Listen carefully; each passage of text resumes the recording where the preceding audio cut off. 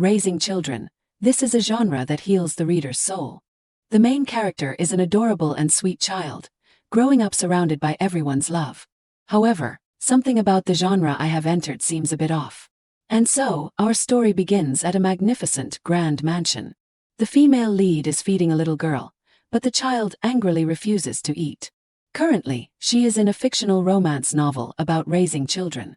The novel's villain is a spoiled child who always gets what she wants, the only daughter of a dark family.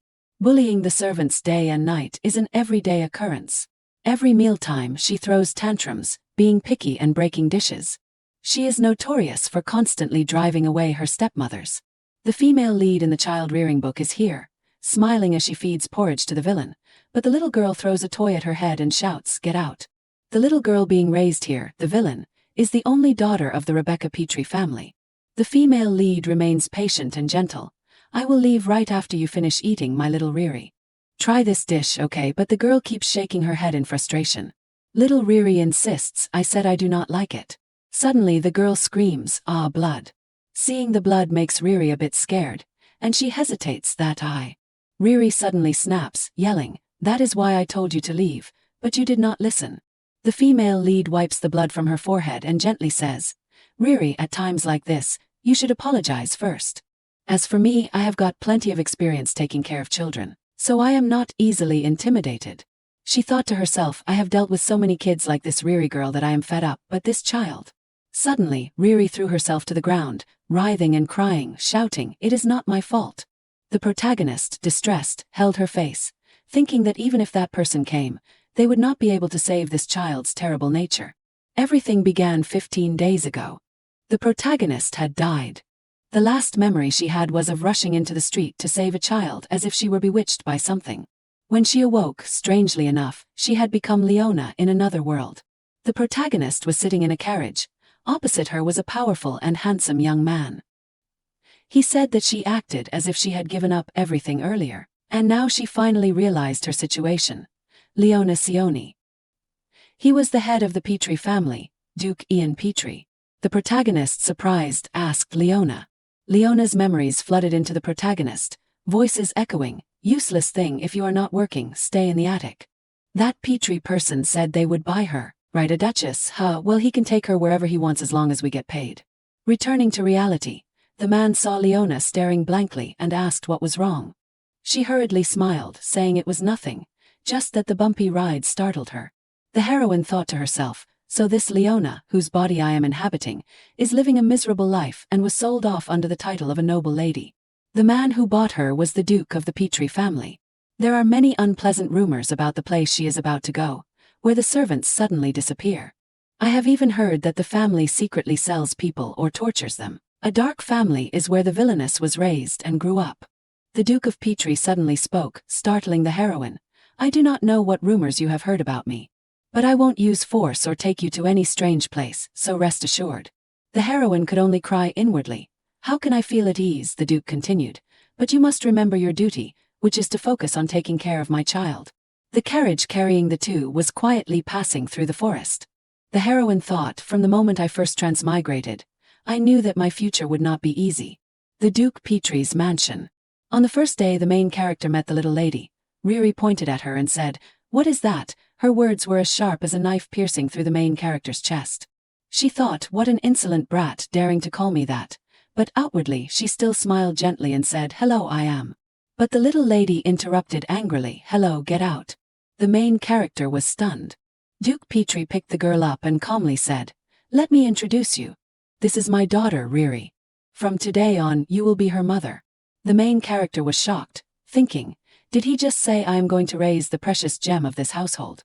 She smiled and asked the Duke, "May I ask, how many mothers has she had before me?" In the original story, the most senseless death was the third mother, who fell down the stairs and died trying to avoid Riri. "If I were in the middle, I could have avoided it," Duke Petrie nonchalantly replied, leaving the female lead stunned. She thought painfully to herself, "Why does it have to be this character?" Meanwhile, Riri said to his father, "What, did you call me just to say that?" The little girl jumped down and shouted angrily, "Another new mother, I am leaving." The Duke affectionately said, "All right, since you have greeted her today, you can go." The little girl stormed off saying, "I am not leaving because you allowed me to. I am leaving because I want to. She slammed the door rudely, making the female lead feel exasperated. Duke Petrie said, come with me. The female lead asked, yes, but where are we going? Don't ask, just follow me. All right. The Duke led her to a room and said, this is your room. It is a bit much to stay in the Duchess's room, so you will stay here instead. He opened the door, revealing a very simple room with basic furniture and dim lighting, which surprised the heroine. The Duke turned to ask the heroine if there was any problem. She quickly flashed a polite smile and said there was not. She thought to herself how unexpected it was that he gave her such an ordinary room. The entire way here, she had not heard a sound from anyone, thinking she would be placed in a dungeon instead. He is probably not the romantic type, huh? Before leaving, the Duke told her to rest well, as she would start taking care of the girl tomorrow. Left alone, she recalled that in the novel, Rebecca had ambitions of becoming queen.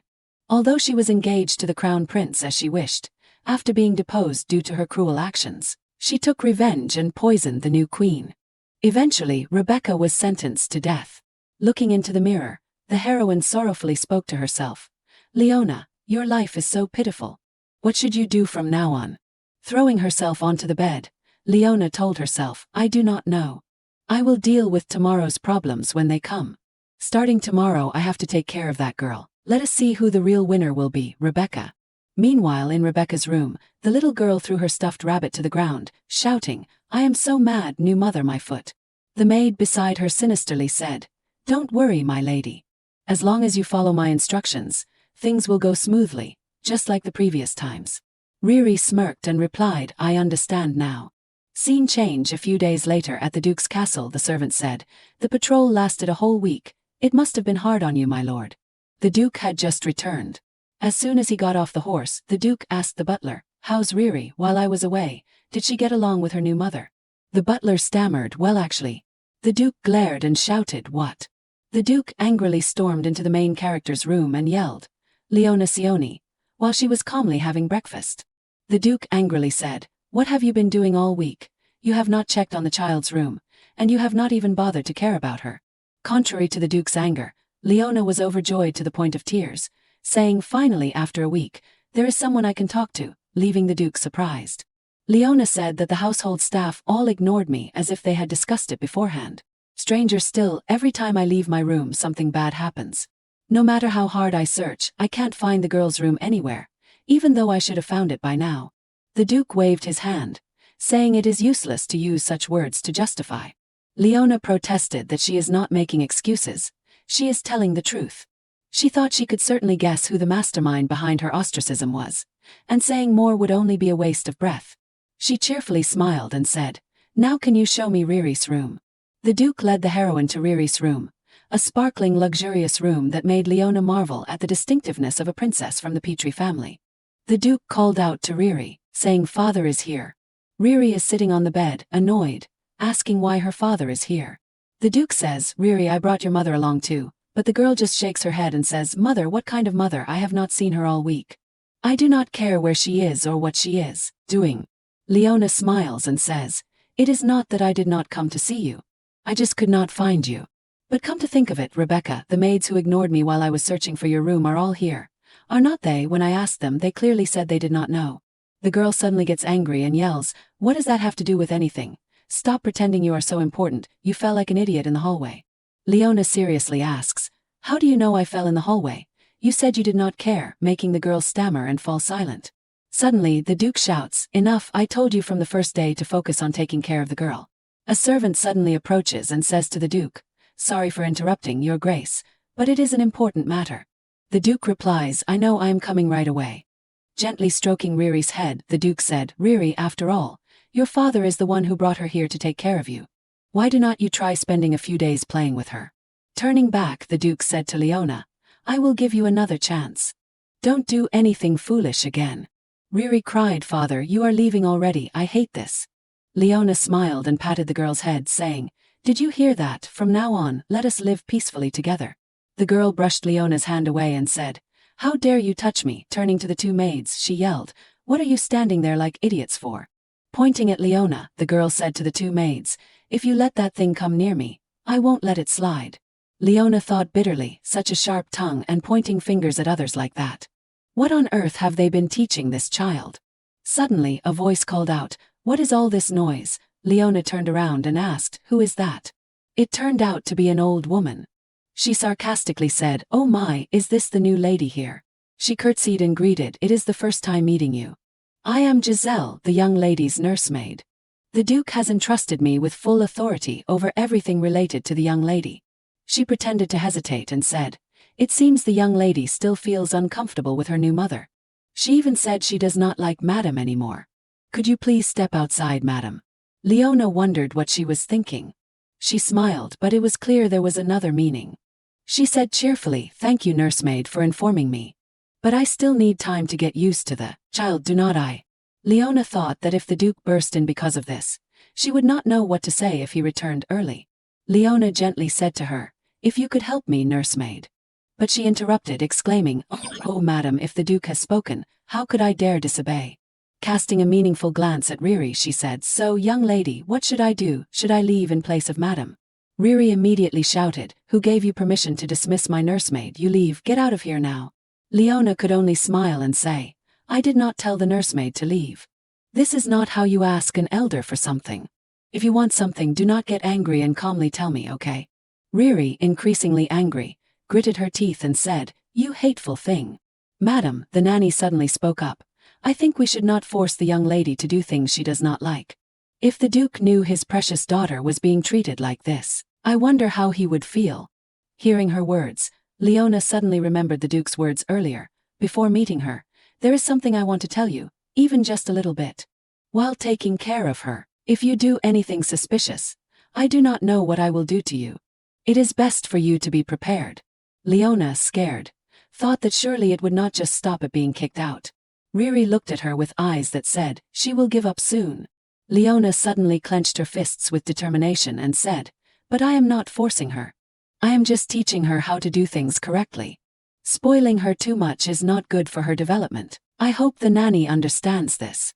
She then smiled gently and said, "Besides, I do not care whether the Duke knows or not, because my job is to take good care of her." The nanny smiled maliciously and said, "I understand, Madam. You are right. I will leave. If you need me, just call." Leona watched the nanny's figure leaving and thought to herself that the woman made her feel uncomfortable. Leona sat down opposite the little mistress and gently said, "Riri, if you do not like looking at my face, you do not have to, but I will visit your room and see you every day. I will always be here with you, so I want to ask you this, why do you hate me? Is it just because you find me unpleasant?" But the little girl remained silent. Leona stood up, thinking that was enough for today. Asking more would be too much for the girl. But why does she have such a twisted personality when she has everything? While I grew up in an orphanage without parents, lacking so much. The little girl suddenly spoke, "Didn't you also leave?" The nanny was not wrong. Everyone is the same. The first mother and the second both ran away, so you're just like them. That is why I told you from the start not to pretend to be close. Leona asked in surprise, "Did the nanny say that?" Hiding behind the door, the nanny heard everything Riri said. Her eyes were extremely fierce. On a stormy night, Riri is having a restless sleep. She breathes heavily, murmuring, "Where is father? Riri is hurting, the girl is having a fever." Suddenly the door opens and someone walks in. Recognizing the person as her nanny, she asks, "Where are father and the new mother? Is no one here?" The wicked nanny says, "Our poor little lady, the Duke is busy with his duties, and your new mother has left because she could not handle it. Everyone has abandoned you, my lady, but you do not need to worry because I am here with you. As long as you listen to me, you won't be lonely anymore." The scene shifts back to the present, and Riri tells Leona, "The nanny was not wrong. Indeed, you are all the same. My first mother and even the second mother, both ran away. You're just like them. That is why I told you from the start not to act close." Leona, surprised, asks, "Did the nanny really say that?" Riri confirms, "Yes, I think the same as the nanny." Realizing the issue, Leona says, "So that is it. You think of me that way, so you told the servants to make it difficult for me to find your room, did not you?" Riri immediately shouted, "It is my fault, why do you keep asking?" I told them it is not the nanny forcing them. Leona wondered if the mastermind behind all of this could be the nanny. A child who does not know anything will do whatever the nanny says, just like a puppet. Two maids entered the room and said, "Lady Leona, it is a pleasure to meet you. We brought food because it is the young lady's mealtime." Leona asked, Is it mealtime already? Then please prepare the meal for her. Turning to the little girl, Leona smiled and said, Rebecca, it is time for you to eat. But the girl remained silent, forcing Leona to call out again, Rebecca. Suddenly the girl shouted loudly, I do not want to eat. Leona was taken aback, while the two maids just smiled and said, as expected, today is the same. The lady must be quite surprised, right? The two maids took turns pleading with Riri, young lady, even so you must eat. If the Duke finds out we will be in trouble. Leona was shocked and did not know what to do. Riri lay on the ground throwing a tantrum, shouting, get out, all of you, I will eat when I want to.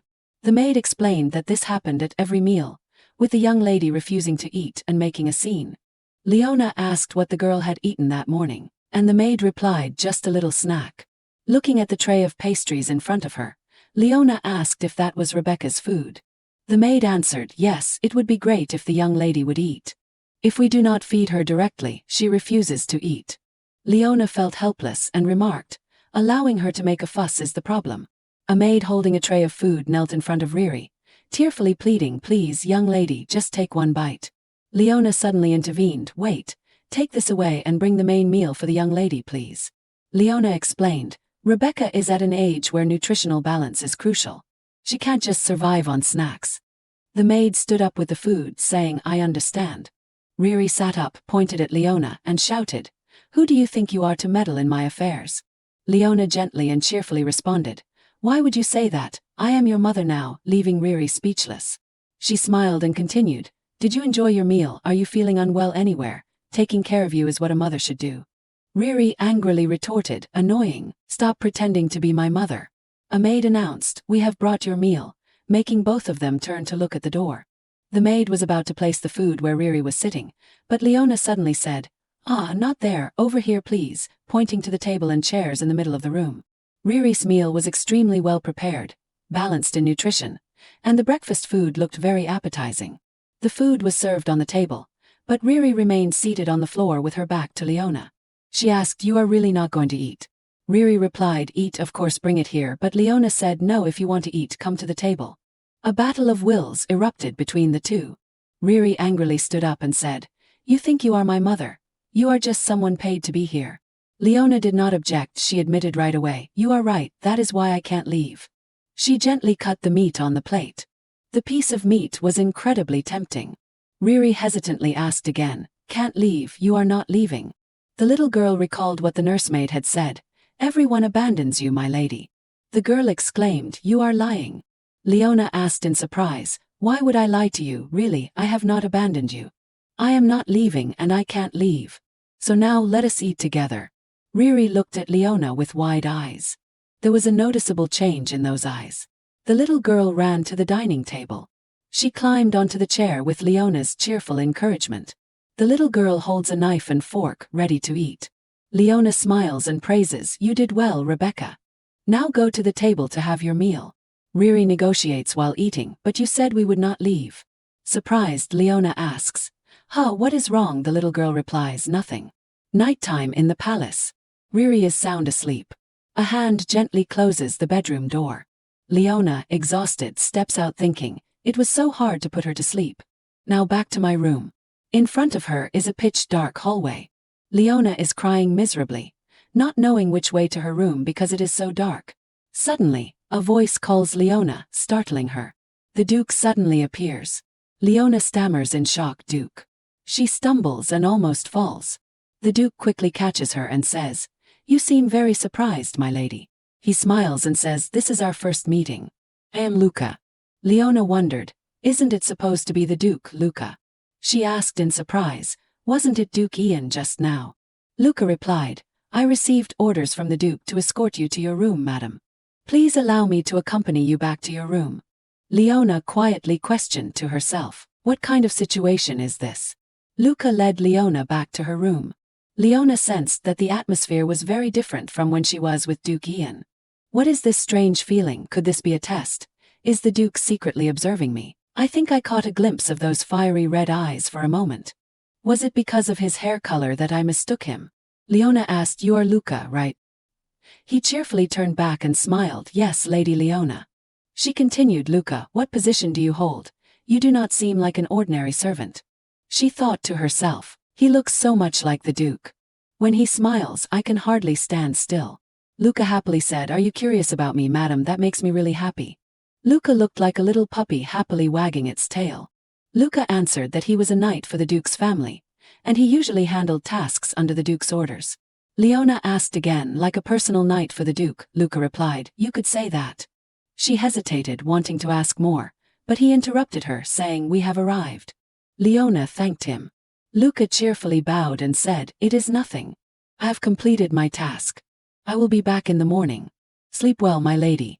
Luca turned and walked away, leaving Leona staring after him, thinking he is gone.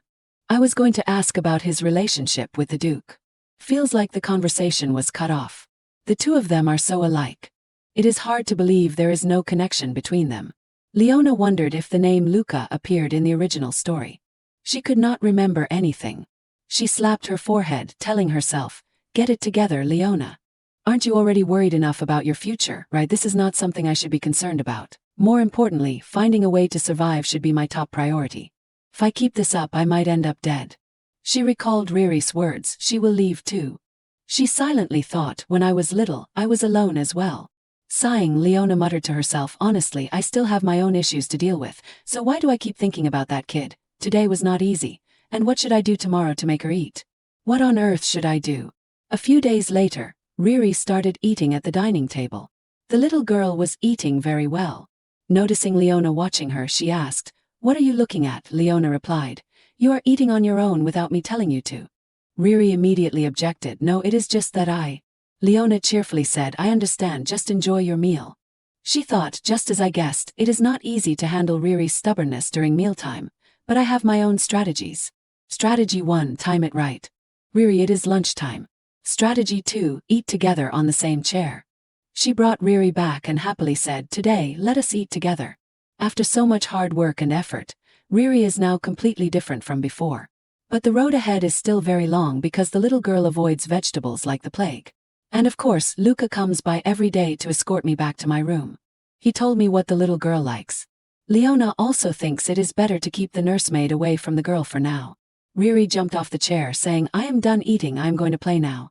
Leona suddenly said, "By the way, Riri, you are 5 years old this year, right?" The girl replied, "That is right, I am 5 years old." Leona thought to herself, worried that at this age the girl was not eating properly. She said, "You are not small at all." Riri asked back in surprise, "I am not small." Leona confirmed, "Yes, you are developing very well for your age." Riri smiled brightly, saying, "So I am not small." Leona was stunned by Riri's angelic smile, thinking to herself, "This seems to be the first time Riri has smiled. I did not expect she could smile like that." That thought made her smile. Maybe the girl is starting to open up to her a little. Riri suddenly said, "But why do not you go outside? I have eaten everything already." Leona, surprised, asked, "I can go outside?" Riri replied, "No, it is just that, I am only letting you stay here today." Leona cheerfully responded, Okay, I will listen to you." Riri suddenly asked, "But do you know my father, when will he come?" Leona was taken aback. The Duke is currently absent due to another patrol. If only he could spend some time with the little girl before going away, it would be so much better. Riri really needs a father's affection. Leona hurriedly replied, "Your father will be back soon." "Riri, do you miss him a lot? Don't be like that, dear. Let us go play in the garden, shall we?" The little girl replied, "I will play by the fountain." Standing hidden behind the door outside, the nursemaid had seen and witnessed everything. She silently plotted again. At the fountain, Riri was playing with the goldfish. Sitting nearby and watching, Leona thought, it has been a long time since Riri went outside to play. She looks so happy. That burning gaze I have been feeling since earlier. Suddenly the maid said, "Madam, I have prepared some snacks. Many beautiful pastries have appeared." Leona happily thanked her. "You are May, right?" The maid cheerfully replied, "Yes."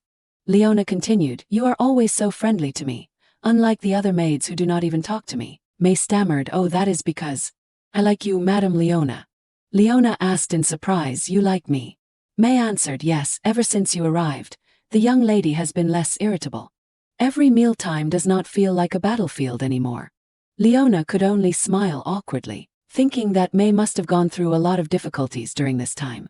The maid continued, "The other maids do not talk to you, probably because of the nanny. Those who have worked here for a long time are on her side. It is not good to be disliked, so we have to be very careful. Leona asked in surprise. Why do we need to be cautious of her? May replied, from what I have heard, she is a very capable nanny appointed by the royal family. She is also trusted by the Duke. It seems that when she arrived, the former nanny had to give way, as she was forced to become a maid, which is practically the same as being dismissed. Leona thought, since she was appointed by the royal family, the Duke had no choice but to trust her. May happily continued, that is why you do not know how relieved I am that you are directly confronting the nanny. Leona pondered, because the Duke is often absent, it is not too difficult for her to seize power in the household.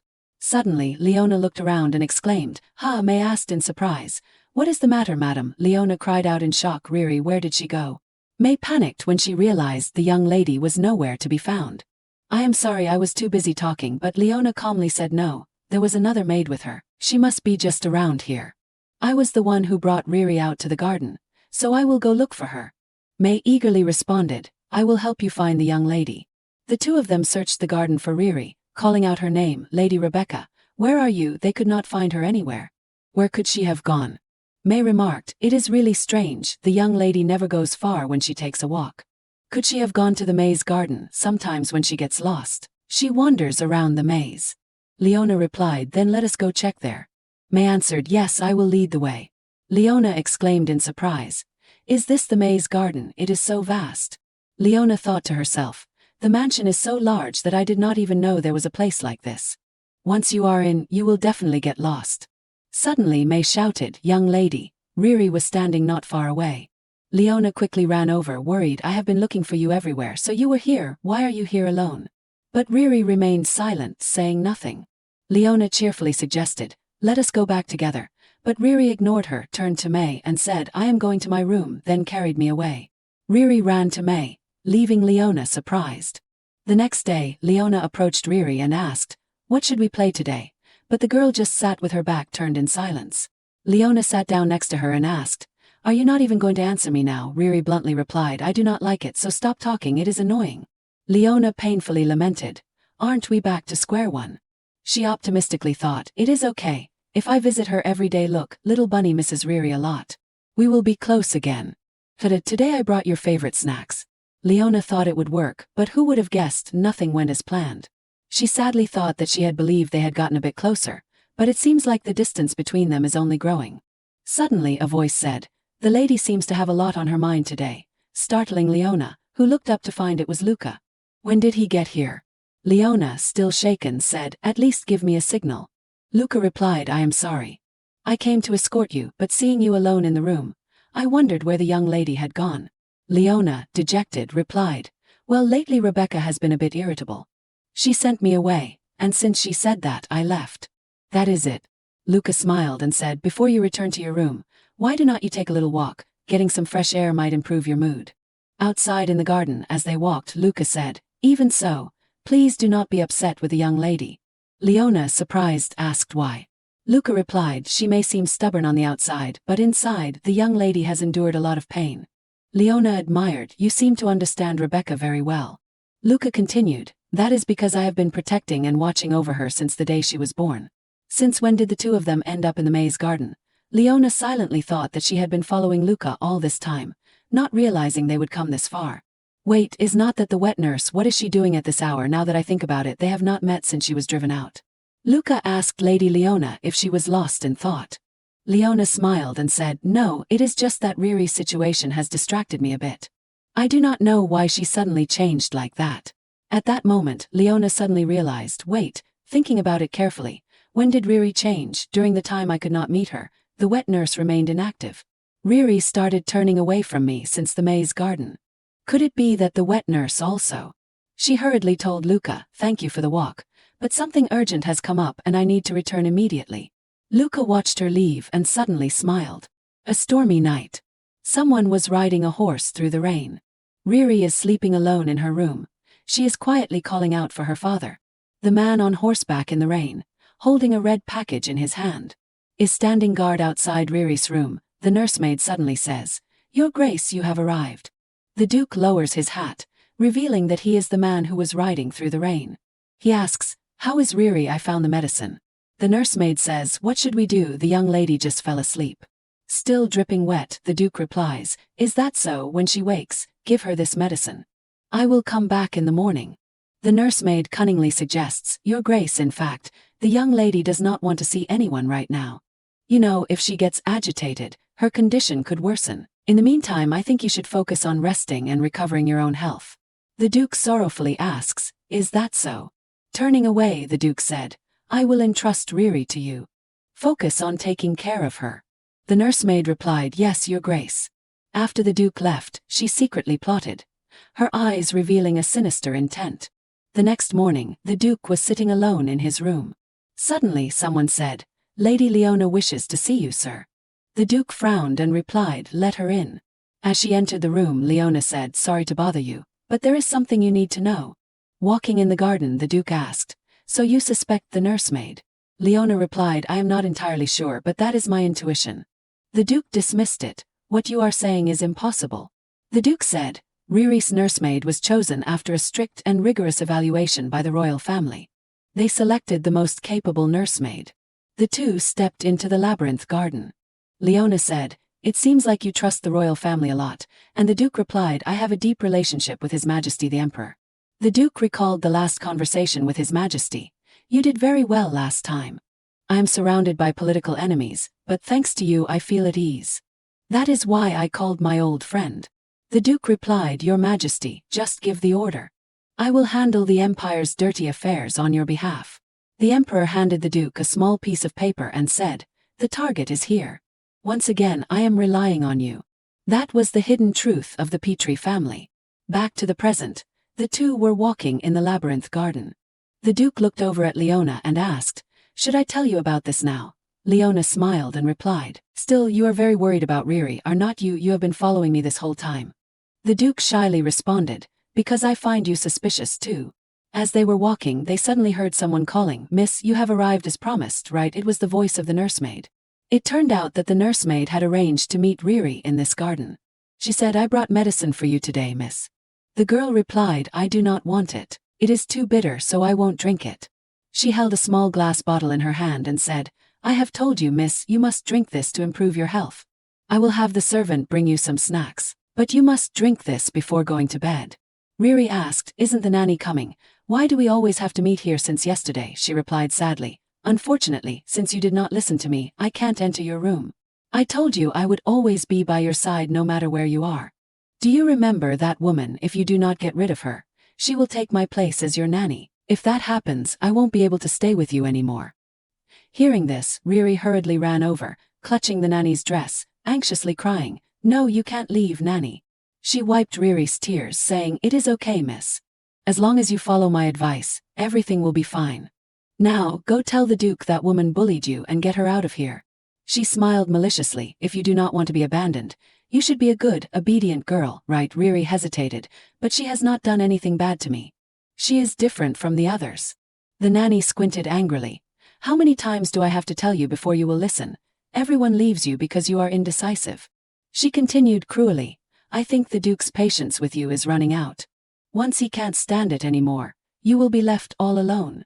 Riri burst into tears. "No, father won't do that." This entire scene was witnessed by Leona and the Duke. She thought, so it is true, the nanny's been scheming all along. I had hoped I was wrong, but she is the one manipulating the girl. The nanny is everything to Riri. Other than obeying the nanny, the girl has no other choice. Taking advantage of the heart of a child who has no one to rely on, Leona also once did not want to be kicked out of the orphanage, so she understands this feeling very well. Standing next to Leona, the Duke is clenching his trembling hands. He is extremely angry. Riri is hesitant, "But the nanny, she said she would not leave me. Maybe she really won't leave." The nanny, angry, says, "When did the young lady become such a bad child? Bad children need to be punished, right?" She raises her hand, intending to hit Riri. Suddenly, the Duke rushes forward, grabs her hand and shouts, "What the hell are you doing?" She startles and says, "Duke." She stammers, "I was just..." Then Riri calls out, "Father, father, the woman you brought back bullied me." The Duke is surprised. "Oh really?" Riri confirms, "Yes. I could not even see the nanny, and I was not allowed to eat." The nanny, emboldened, chimes in, "That is right, I was just fulfilling my duties as the young lady's nanny. It was that woman who caused the chaos." The Duke frowned angrily as he listened to her, An insignificant noblewoman without status, who does not know how to raise a child, and yet you could leave the young lady in her care. The Duke angrily said, "Do you think I am blind and deaf? I just witnessed you yelling and brainwashing the girl. Explain this to me now." She calmly replied, "It is discipline. To properly raise a child, discipline is necessary." The Duke angrily grabbed her hand. "So that is your answer?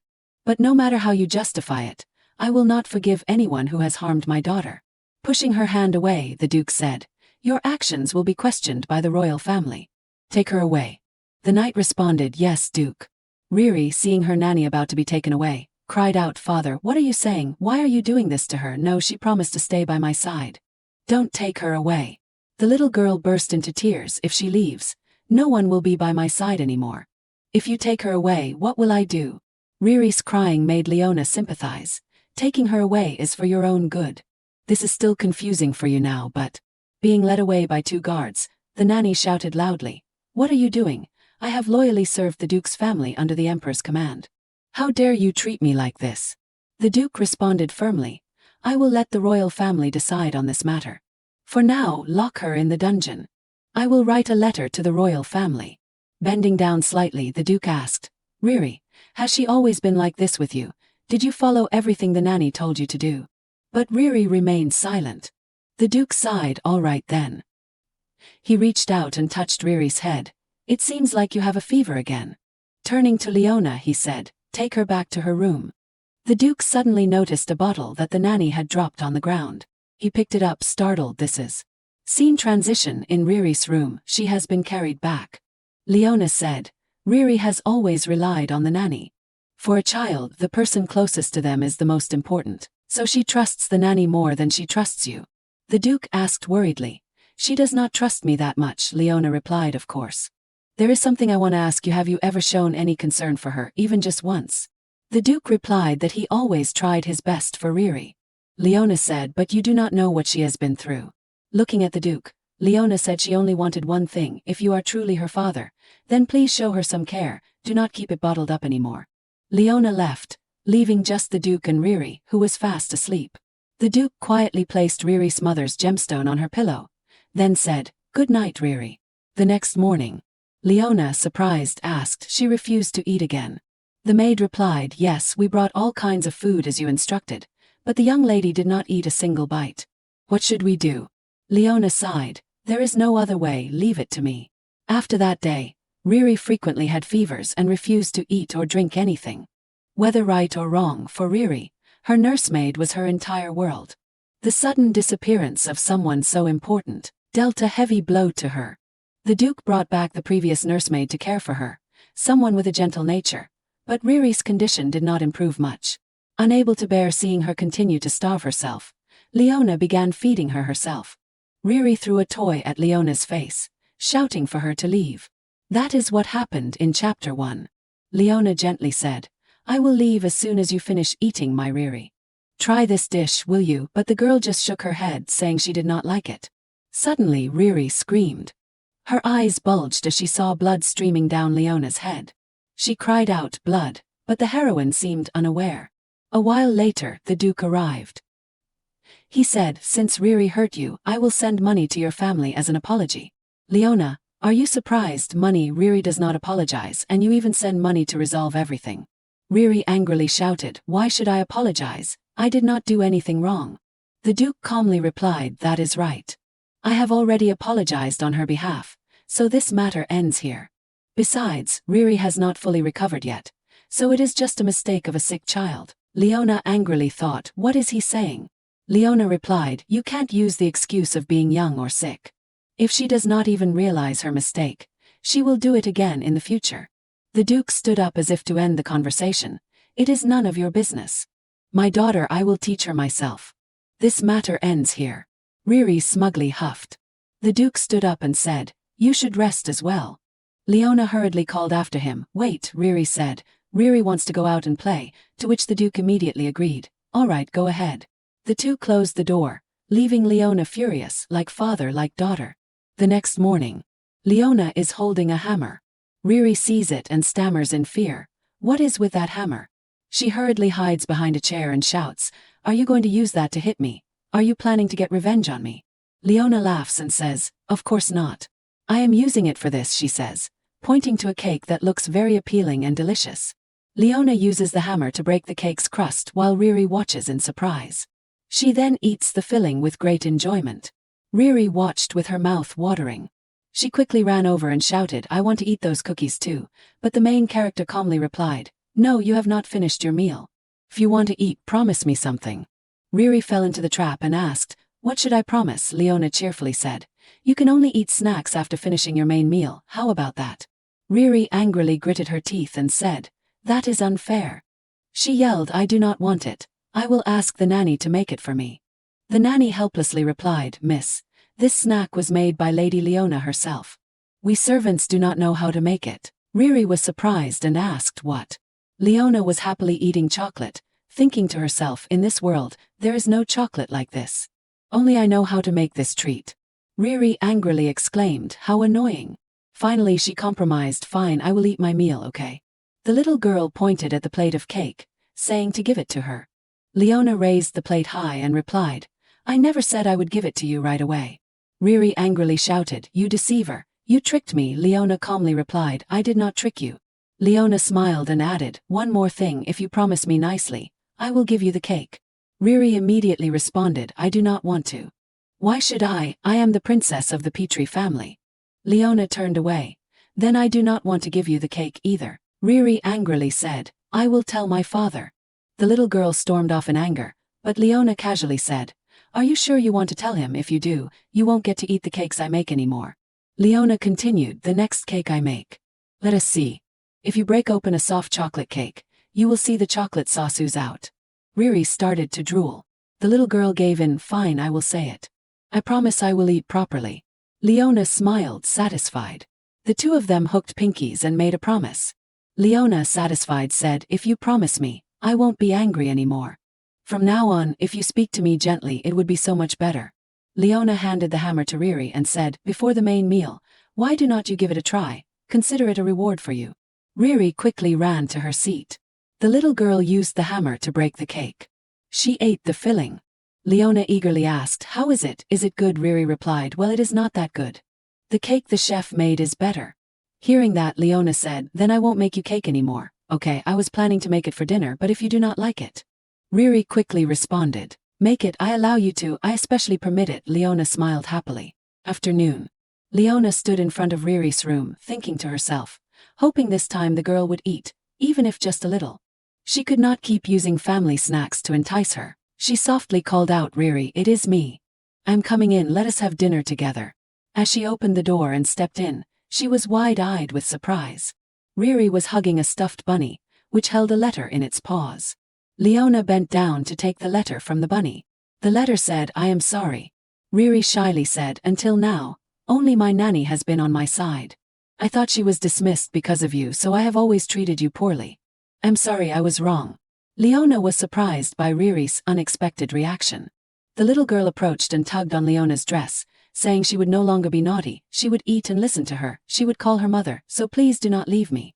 The main character was surprised by what Riri said. She smiled happily. Gently hugging Riri, she said, I understand, Riri. I won't leave you. I will be your mother. My dear Riri, thank you for your apology. Riri smiled joyfully and said, that is great. Suddenly the little girl fainted, causing Leona to shout in panic, Riri, wake up, Riri.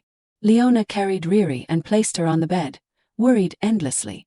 Riri was unconscious, and while in a coma, she kept calling mommy. Sitting by the bedside, Leona thought that Riri was not a bad child, she just wanted to be loved. Just like when I was young with no one by my side, an abandoned child at an orphanage without even a birth certificate. Gently stroking Riri's head, Leona silently wondered if maybe she could help change the girl. Resting her head on Riri's, Leona whispered to herself that she would change the girl's future. Suddenly, the Duke burst in, calling out loudly for Riri. Startled, Leona quickly stood up and addressed the Duke. The Duke anxiously asked about Riri's condition. Leona replied that she had given the girl medicine, but the fever had not subsided. It seemed they would have to watch over her throughout the night.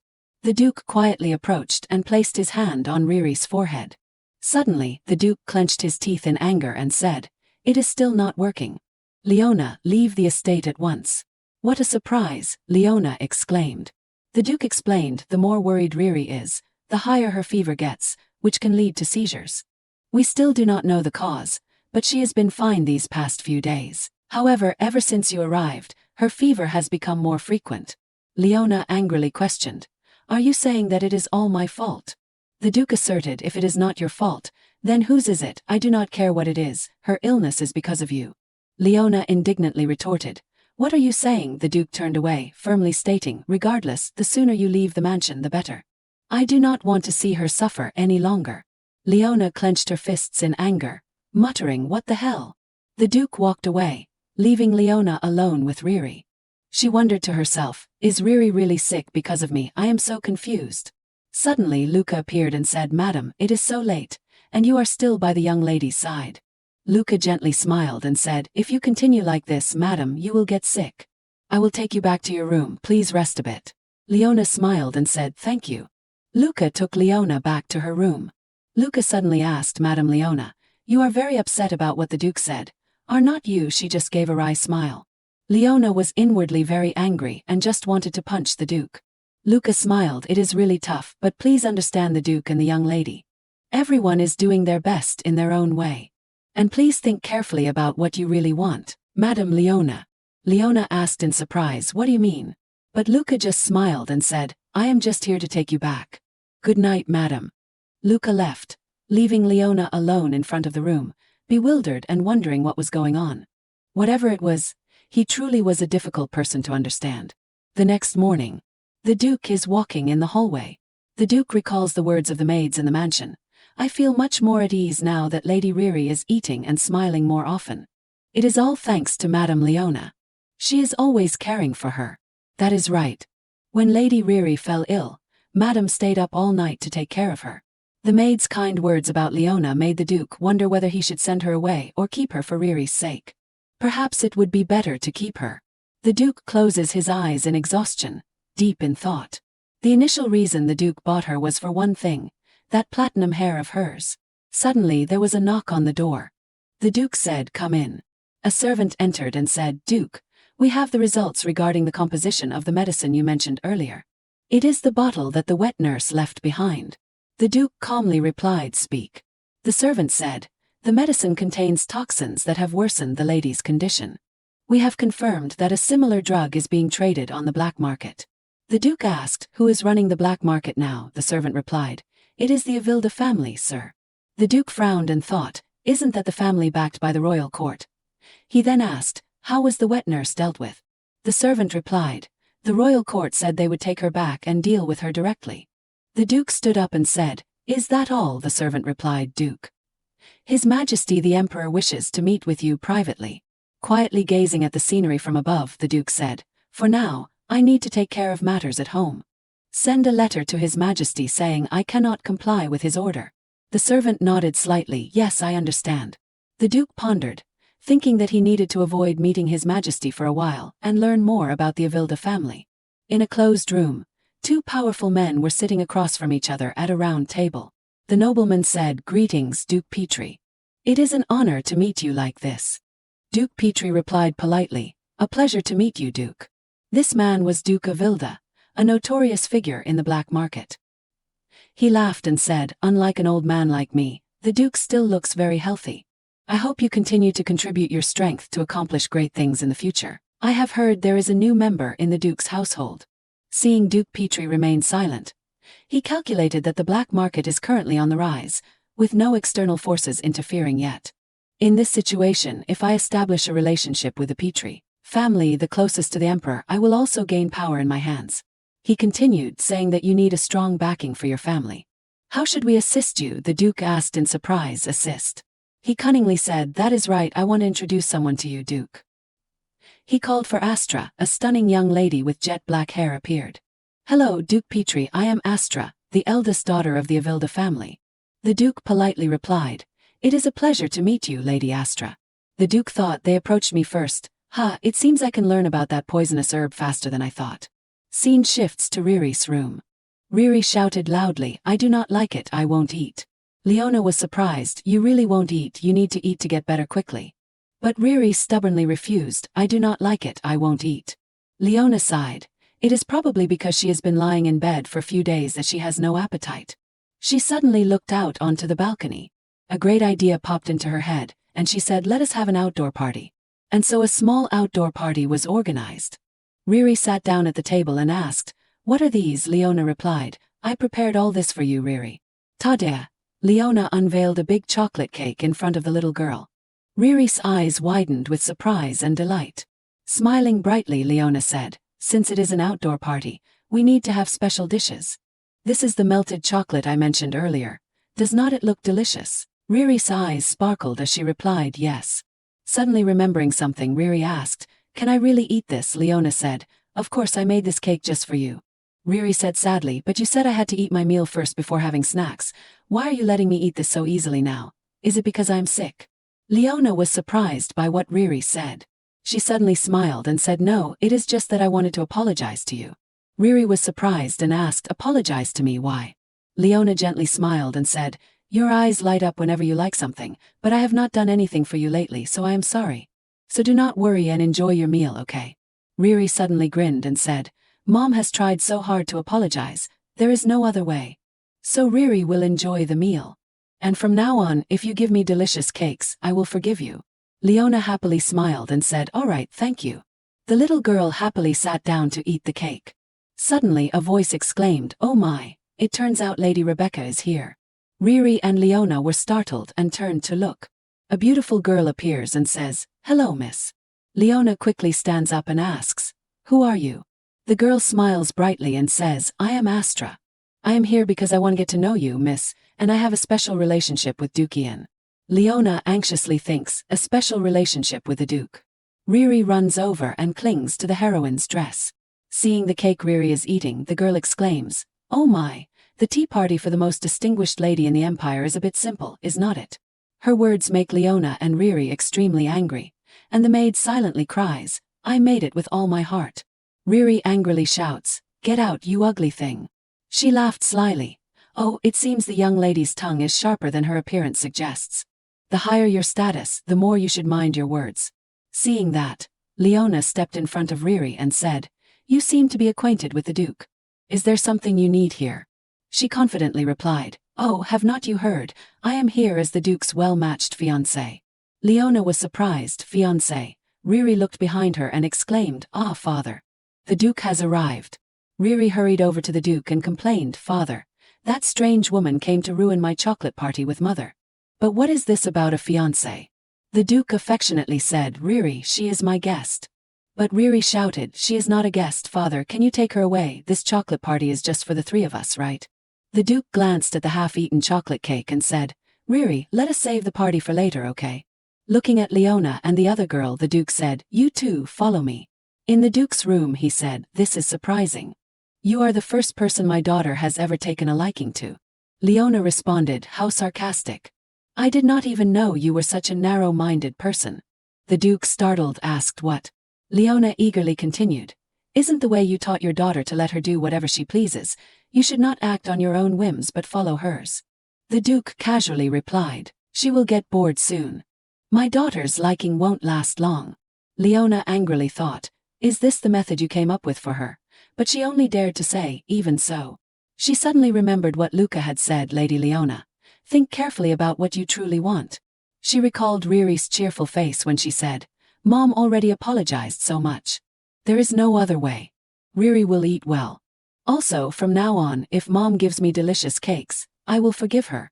This made her determined as she said, I am not going anywhere because I have promised to become Riri's mother. The Duke quietly looked at her, said it was up to her, but she would regret it. Standing behind, Lady Astra witnessed everything and was scheming something. Suddenly, a servant shouted, Lady Riri, you can't just run in like that. Startling everyone, they turned to look. Lady Riri, you are not allowed in. Riri angrily stormed into the room, shouting, don't bully my mother. Everyone was surprised and exclaimed, Riri. Riri angrily said, if father bullies mother, I will throw a tantrum right here. The Duke helplessly asked, Riri, what on earth are you doing? Riri shouted, mother has to stay with me, I do not care about some fiancé. Sitting down gently across from his daughter, the Duke asked, Is that woman really so good? Riri honestly replied, yes, I like mother. Standing right behind, Leona was so moved she could not say a word. Riri.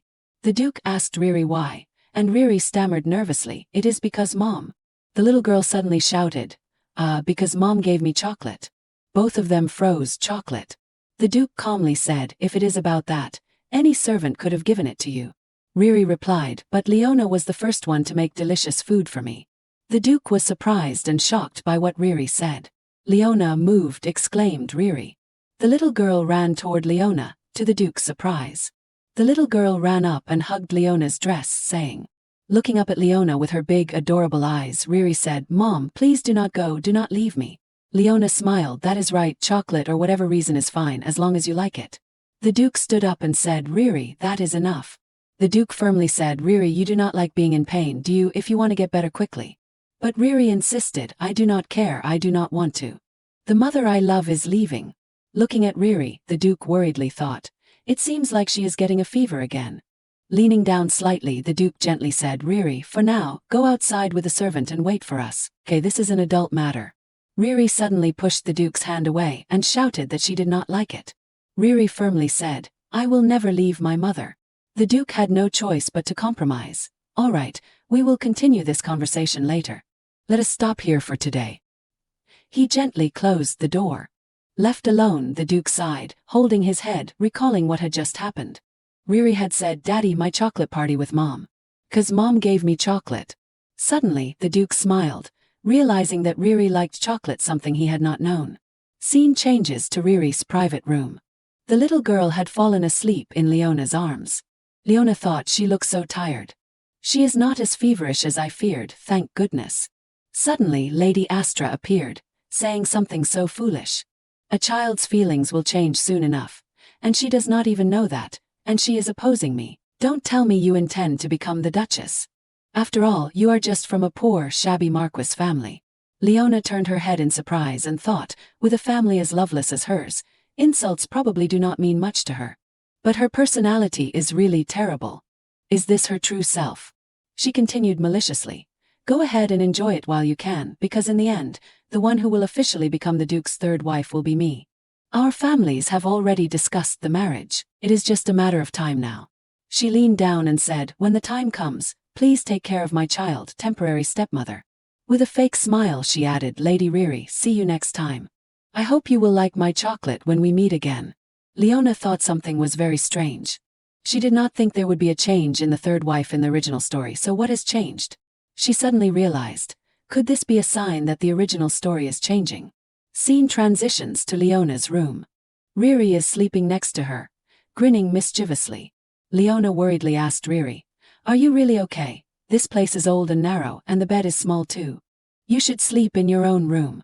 But Riri firmly replied, I'm fine. This room is old, it smells, and the bed is tiny. But the girl suddenly smiled brightly and said, but I like being next to you, Mom. Leona happily hugged Riri and said, my dear Riri, even the way you talk is so cute. Riri mischievously smiled, I have always been cute. There is no child in the world as cute as me. Leona cheerfully agreed, that is right, my Riri is the cutest and most beautiful in the world. Riri held up a stuffed bunny and said, Bunny says he loves being complimented. Leona asked in surprise, really, but what is this bunny's name? Riri replied, are you curious? Then let me tell you, his name is Ugly. Leona asked in shock, Ugly? Riri looked at the bunny thoughtfully and said, he is not pretty. Because he does not have much stuffing, when you hug him his body gets smaller. So he is not pretty at all. Riri continued, this Ugly was made for me by the mother who gave birth to me. Leona was stunned by what she had just heard. Riri looked at the rabbit sadly and said, Mom, please do not make these things for me. Just being with me is enough. You keep making useless things, she always makes things that are pointless. Seeing Riri sad, Leona worriedly called out Riri, but the girl replied, I already told you I am fine. The girl suddenly smiled and said, because I have you by my side, and you are not leaving anymore, so Riri will be fine. Leona was moved and hugged the girl, Riri is right, you will be fine because I am here with you. Riri buried her face in the heroine's chest. The girl suddenly said, Mom, do you know what, Dad is quite silly. This ugly little thing is the only thing I love, but Dad thought I liked rabbits, so last time he bought me 100 rabbits. Leona suddenly understood. No wonder there are so many stuffed rabbits in Riri's room. So, you did not want those animals? Riri replied, yes, Dad does not know what I really need. He does not even ask for my opinion, just does what he wants. He was not like this before, but lately he has been acting like a fool. Riri suddenly looked up and said loudly, but Mom was different. Leona gently asked, is that what you think? Then what would you do if I were like other mothers or became as silly as your father? Riri suddenly smiled brightly and said, then I would love a mom like that. I would not dislike you just because you changed. What Riri just expressed left Leona very surprised. Feeling shy, Riri quickly hid her face behind the bunny and said, don't misunderstand, I did not say I love you. The bunny said it. The ugly bunny said it. Leona chuckled, is that so? She leaned down and said to the plush bunny, thank you. Riri smiled happily. She quickly drifted off to sleep. In her dream, the little girl smiled very happily. Watching Riri sleep peacefully, Leona thought she wanted to help the girl become better. A life determined by a few strokes of the pen, she wanted to change it so the girl would not end her life. The girl would turn 6, then 20. When the girl grows up and ages, she wants to protect the girl's pure heart. Thinking back, something feels very strange. Previously, the entire original story was clear in her mind, but recently, Leona can't remember it well anymore. Then she too gradually fell asleep. The next morning, the two were sleeping soundly, embracing each other. Suddenly, there was a voice calling Madam, which startled Leona awake. She realized it was the voice of her nanny, who was standing outside the door saying the Duke was looking for the young lady, and Madam, and that he seemed very urgent. The Duke is waiting in Riri's room. Leona took Riri back to her room, and as they walked, Riri complained about what was happening, saying she was sleepy. The Duke glanced at Leona and Riri holding hands tightly. He bent down and patted Riri's head, asking, did you sleep well? Riri politely replied, yes, father, but why did you call me? The Duke replied, because I wanted to give you a gift. Riri was surprised, a gift. The Duke pulled back the cloth, revealing a table full of gift boxes and chocolate bunnies.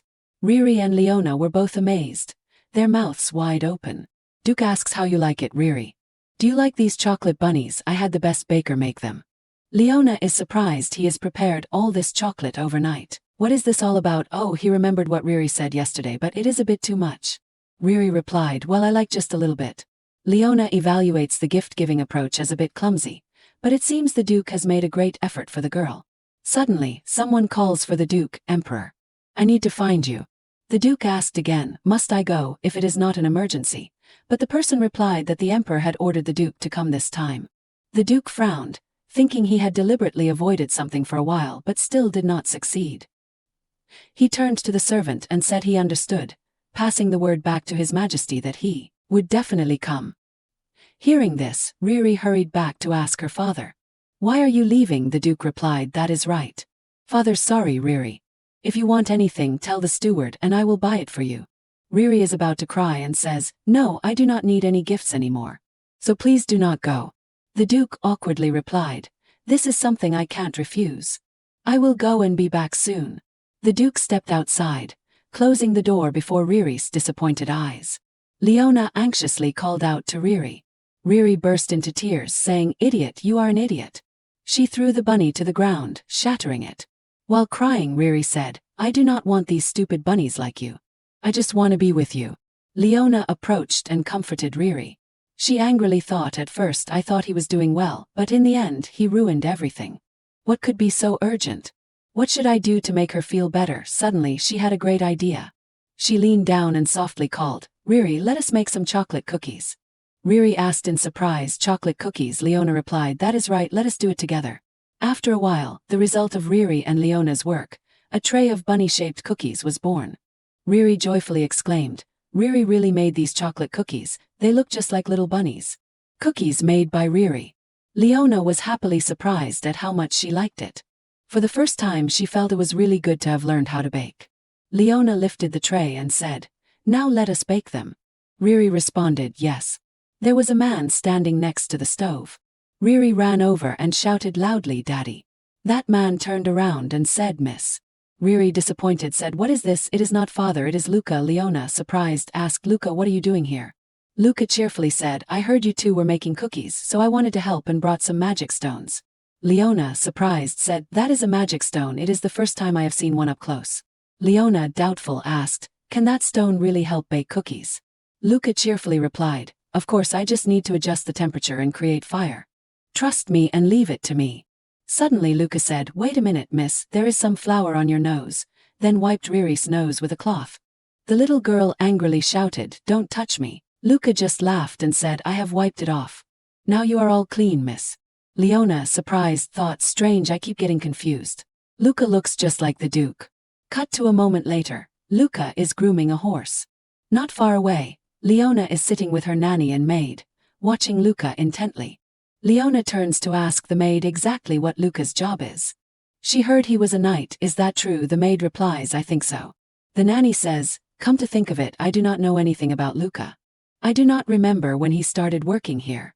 Leona, surprised, asks, "Didn't he just start working here?" The maid replies, "No, he has been here a long time." The nanny says, "Really, as far as I remember, he only started recently."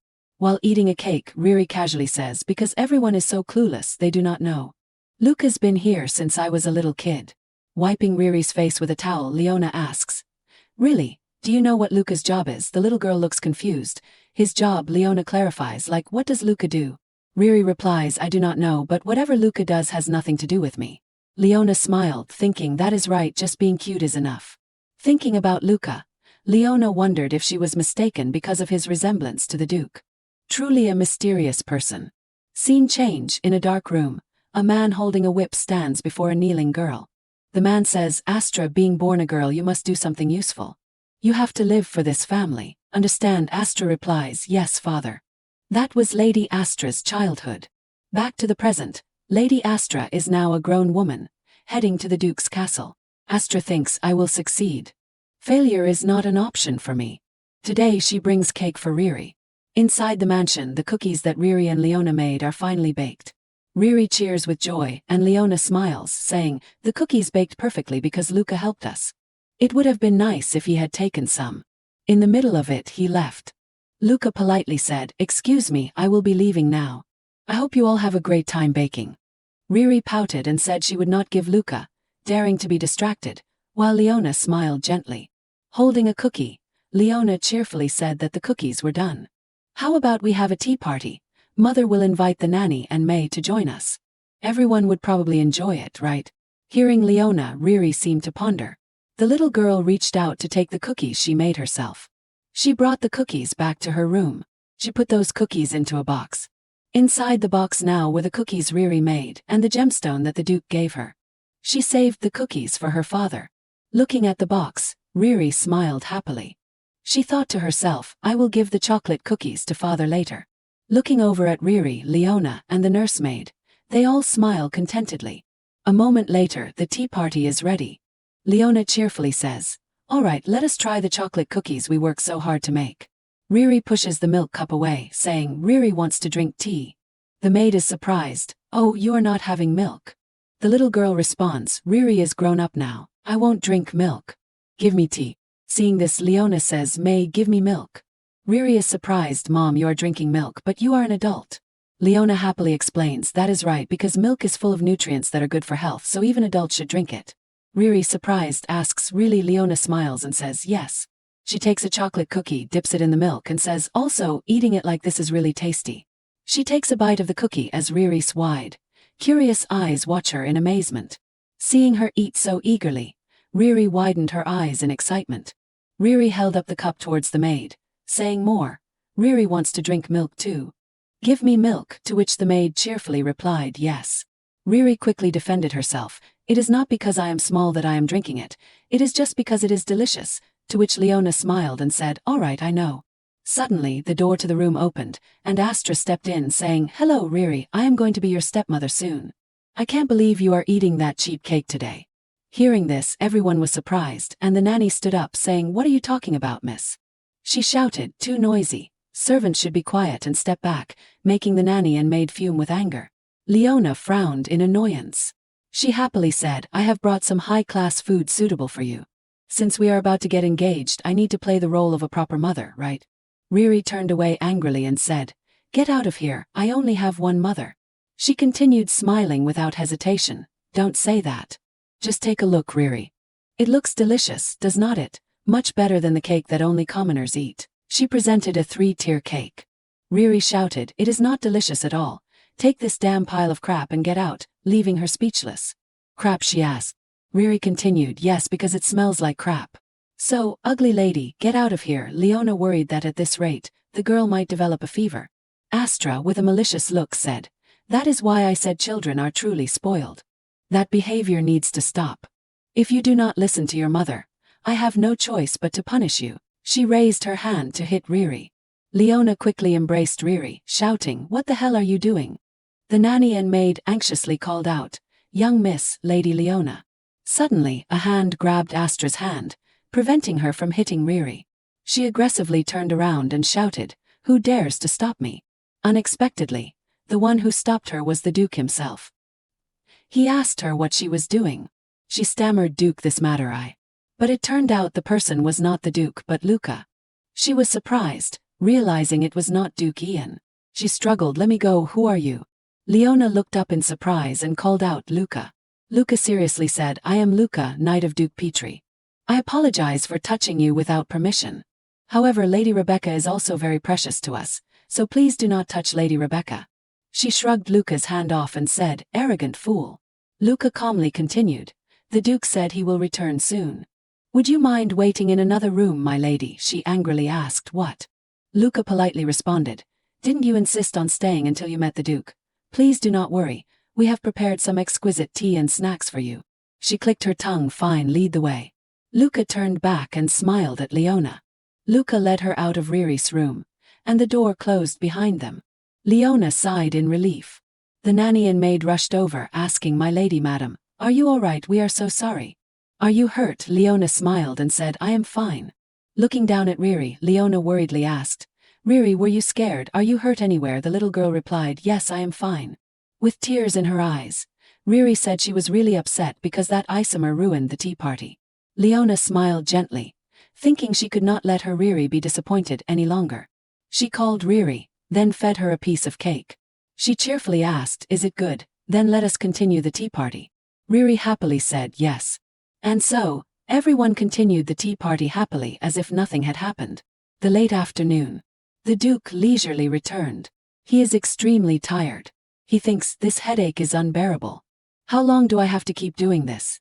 Doing the dirty work for the Emperor?" The Duke recalls what Riri said, "I do not need a gift, so please do not go, father." The Duke enters the room thinking, "I tried to come back as soon as possible, but she must still be upset. What gift should I give to make her happy?" Suddenly, someone calls out to the Duke. It turns out to be a servant. The Duke asks, "What is it?" The servant stammers, "Well, while you were away, Lady Astra came to the estate." The Duke, surprised, asks, "Lady Astra?" The servant continues, "They said Lady Astra tried to harm Lady Riri, but Lady Leona protected her." The Duke calls the two of them into the room to talk. The Duke asks Lady Astra, "I heard from the servant that you intended to harm Riri. Is it true?" Astra calmly replied, "I just wanted to treat Lady Riri to a delicious snack, but her tone was rather unpleasant, so I simply taught her how to behave properly as the future mother." The Duke frowned and asked, "Taught her?" Astra smugly responded, "That is right, she needs to be aware that she is the daughter of a ducal family." The Duke, with a terrifyingly angry voice, said, "Lady Astra, you do not need to do that. Stop doing such foolish things." Astra stubbornly replied, "But I..." The Duke interrupted, "I said you are not to do such foolish things. Do you still not understand?" Astra gritted her teeth in anger. Trying her best to endure, she bowed and said, "I understand. I will be more careful. Now if you will excuse me, I apologize for visiting unannounced." She turned and walked away. "She is gone," the Duke said to Leona. "All right, you protected Riri, did not you?" Leona angrily replied, "If you were her mother, would you just sit idly by and watch your child get hurt? I was only doing what needed to be done." "I do not know who the Duke thinks Riri's mother is." Leona's words made the Duke pause and think. He asked, "I heard you organized a tea party and baked cookies with Riri." Leona responded, "The Duke must know what she did when you were not around, right?" The Duke calmly answered, "Of course, every single action is reported to me. I know everything about Riri." Leona indignantly asked, "Is that so? Then what does Riri like?" The Duke asked back what. Leona firmly asked, "Do you know what her favorite snack is these days? Do you know what she likes to play with?" The Duke awkwardly responded, "Well." Leona resolutely continued, "Do you think that just because the servants report to you, You can know everything about Riri without talking to her. Is there any truth about her that you have witnessed? Yourself. Nearly losing patience, the Duke said. Watch your words. I do not need your advice or anything of that sort. But Leona firmly asked. Then why did you summon me? Aren't you curious and want to know more about Riri? The Duke, confused, replied this matter. Leona continued, it is not too late. Go directly to Riri and listen to her. What does she want and what is she like? She firmly said, isn't that the role of a father? The Duke was stunned by Leona's words, as if she had awakened him. What she said made the Duke recall Riri's biological mother. The Duke suddenly said, I see, now I understand why Riri thinks differently about you. Turning away, he said, all right, you may leave, leaving Leona surprised. Why so suddenly, she asked. He answered, I know what I need to do now. I have finally figured it out. Leaving the Duke's room, Leona was upset, thinking, why did he suddenly kick me out? Did he really understand what I said? Calm down, he is smart, he will understand. Suddenly, Luca appeared, asking Lady Leona how her conversation with the Duke went. Reaching out his hand, Luca said, I am here to escort you back to your room. Leona refused, saying, no need, I have walked back to my room several times already, so I know the way. Luca replied, it is okay, my lady, you can lean on me, I will take you to your room anytime. Suddenly, Leona grabbed Luca's hand and asked, Luca, who exactly are you? Long ago, in this world, there existed something called magic. Most people knew how to use magic. This was considered a time blessed by the gods. And dragons, once only existing in legends, are now soaring high in the sky. The 5 families that founded the empire possessed superior magical power. Except for the Petrie family, the other families waged civil wars to expand their power and were destroyed. Magic, passed down through generations, gradually weakened. Eventually, people forgot about magic, and thus, it no longer exists in this world. Leona thought to herself, only the Petrie family can use a little magic stone. If this is not due to magic, how else can it be explained? She asked Luca, who are you really? Luca said, I am the knight of Duke Ian Petrie. She replied, no, I am asking about your true identity. Who are you really? She continued, every time I am near you, strange things happen. Not only did you suddenly appear out of nowhere, but around you I feel like I am being hypnotized. It is always like this. I can't remember how many times I have walked this path. Besides, no one in the mansion knows who you are or where you came from, yet you naturally get along with everyone. You might say I am being sensitive, but could this all be true? Hearing that, Luca smiled faintly and said, as expected, Lady Leona, you are an extraordinary person. No one has ever tried to understand who I am to this extent. He continued, please do not worry, my lady. I am not a bad person. I just hope everything can harmonize naturally. Luca went on, if you are asking about my identity, and then he snapped his fingers, causing many stars to appear around them. Leona's eyes widened in surprise at what she was seeing. Luca winked and said, you can call me a sorcerer. Leona asked in shock, a sorcerer? Luca replied, yes, but I can only use a little magic. I did not teleport anyone just now. I erased their memories. Sorcerers have long disappeared from this world. There is no way they could still exist. However, what just happened seems entirely plausible. Leona anxiously asked, what do you want from this family, wealth or power? Luca smiled and replied that it was not either. As I said, I just want everything to be in harmony. I swear on everything I have that I have no intention of harming anyone here. Leona hesitated and said, honestly, this is hard to believe. How can I trust you when you can manipulate someone's memories and make them have a favorable view of you? Luca said, I only control memories. I do not interfere with emotions. I can guarantee that. Luca said, I know you do not trust me, but I will try to earn your trust. Please believe me just this once. I swear on my existence that I will make a pact with you. Leona asked, a pact? I, Luca, knight of the Petrie family, swear before Duchess Leona Sioni Petrie.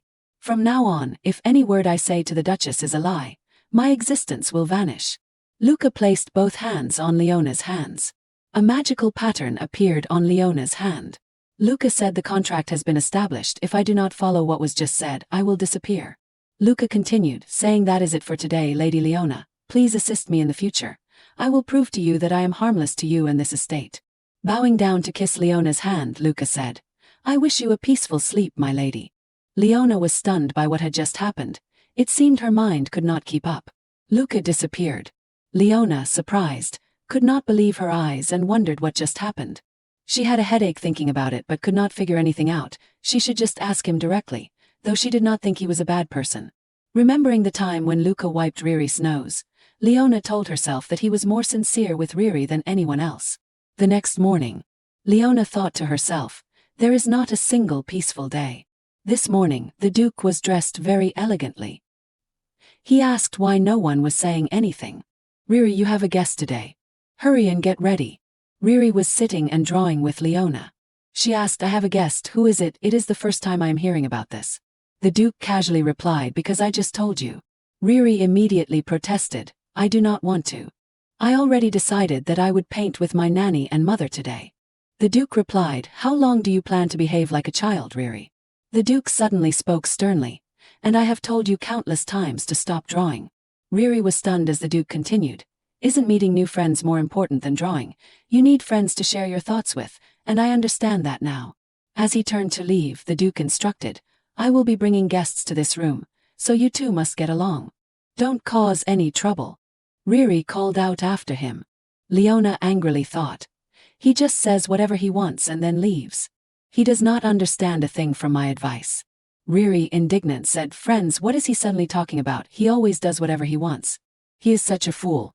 Leona sat down to comfort Riri, saying, since you also have guests coming, let us prepare to welcome them. It seems your father wants you to make more friends. Riri, angry and on the verge of tears, heard Leona gently say, if you do not like talking to the guests, I will find a way to send them away. Okay, how does that sound? Riri threw herself into Leona's arms and said, I understand. Please stay with me, Mom. Leona stroked Riri's head and smiled, yes, I will be right here. Everyone cleans the room, changes clothes, and prepares the tea party to welcome the guests. The door opens. Two beautiful little girls walk into the room. The blonde girl says, hello, Lady Rebecca Petri, I am Lily, daughter of Marquis Cup.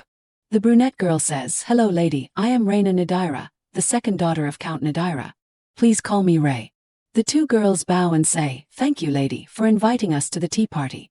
Riri calmly says, come in everyone, please have a seat. At this point, everyone is seated at the tea table. Leona sat next to Riri, quietly cheering, Riri, you can do it, hang in there. Riri calmly said, I am the daughter of the Petri family, Rebecca Petri. Lily smiled and said, thank you again, miss, for inviting us. We did not expect to have a chance to meet you like this. Riri puffed her cheeks and replied, I did not invite you, it was my father. A bit awkward, Lily responded, oh really, well it is true that the Petri family invited us. Looking at the pile of stuffed rabbits stacked like a mountain in the room, Lily said, there really are a lot of stuffed rabbits here, Miss Rebecca. The little girl continued, when I was younger I also loved stuffed animals, but stuffed animals are only for babies, right? Ray, sitting next to her, covered his mouth, giggling. Hearing this, Riri became extremely angry. Lily continued, I was also very surprised when the Duke suddenly wanted to find a friend for you. He even directly mentioned this. Ray said, that is why Lily and I came here especially. The two girls turned to talk to each other, isn't that right, isn't it? Riri angrily wondered why she felt so annoyed. Leona sat beside her, only able to click her tongue in frustration. She suddenly had an idea. She asked the ladies if they wanted something tasty to drink, and the two girls exclaimed, oh my. Leona poured milk into a glass. She kindly said, let us drink some milk, ladies. How does that sound?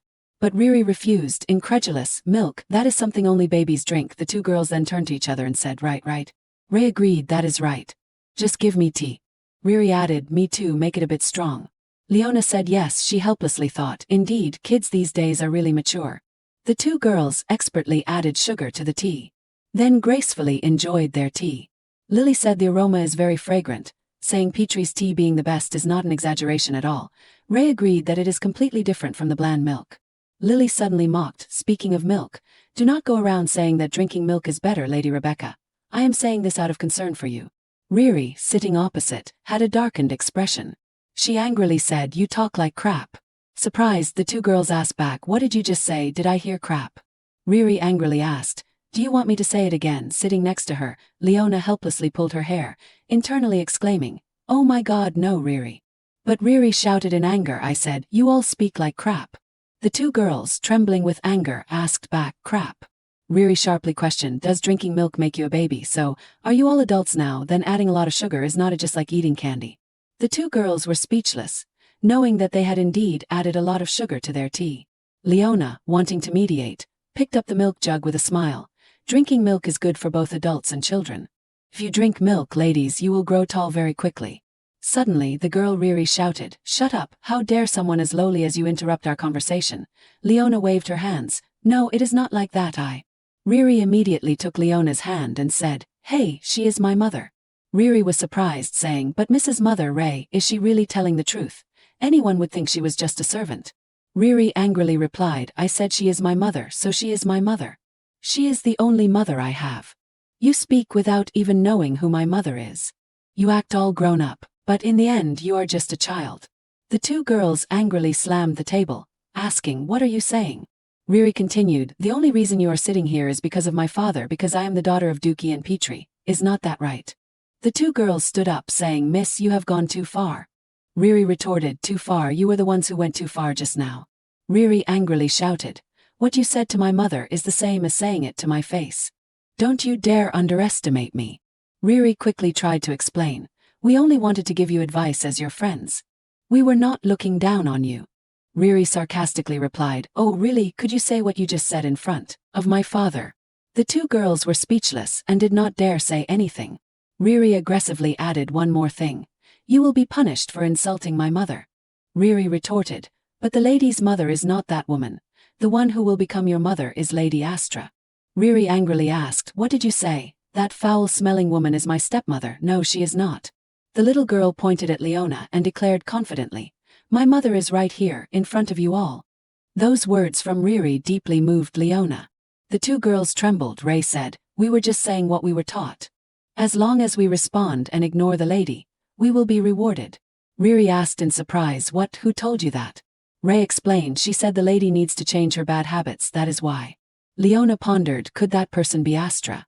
Ray continued, "That is why we ended up like this." Suddenly, Riri grabbed Ray's hand and shouted, "Shut up." Ray was still hesitant, wanting to continue speaking, but just that much Riri could already guess. It was indeed related to that woman because of that stench, that Azura woman or whatever. She is nothing at all. She has been lying the whole time. You have been deceived. You two girls are in a tough spot.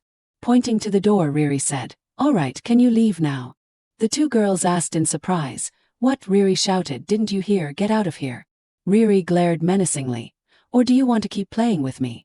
The two girls trembled in fear when they saw that look, and quickly asked to leave.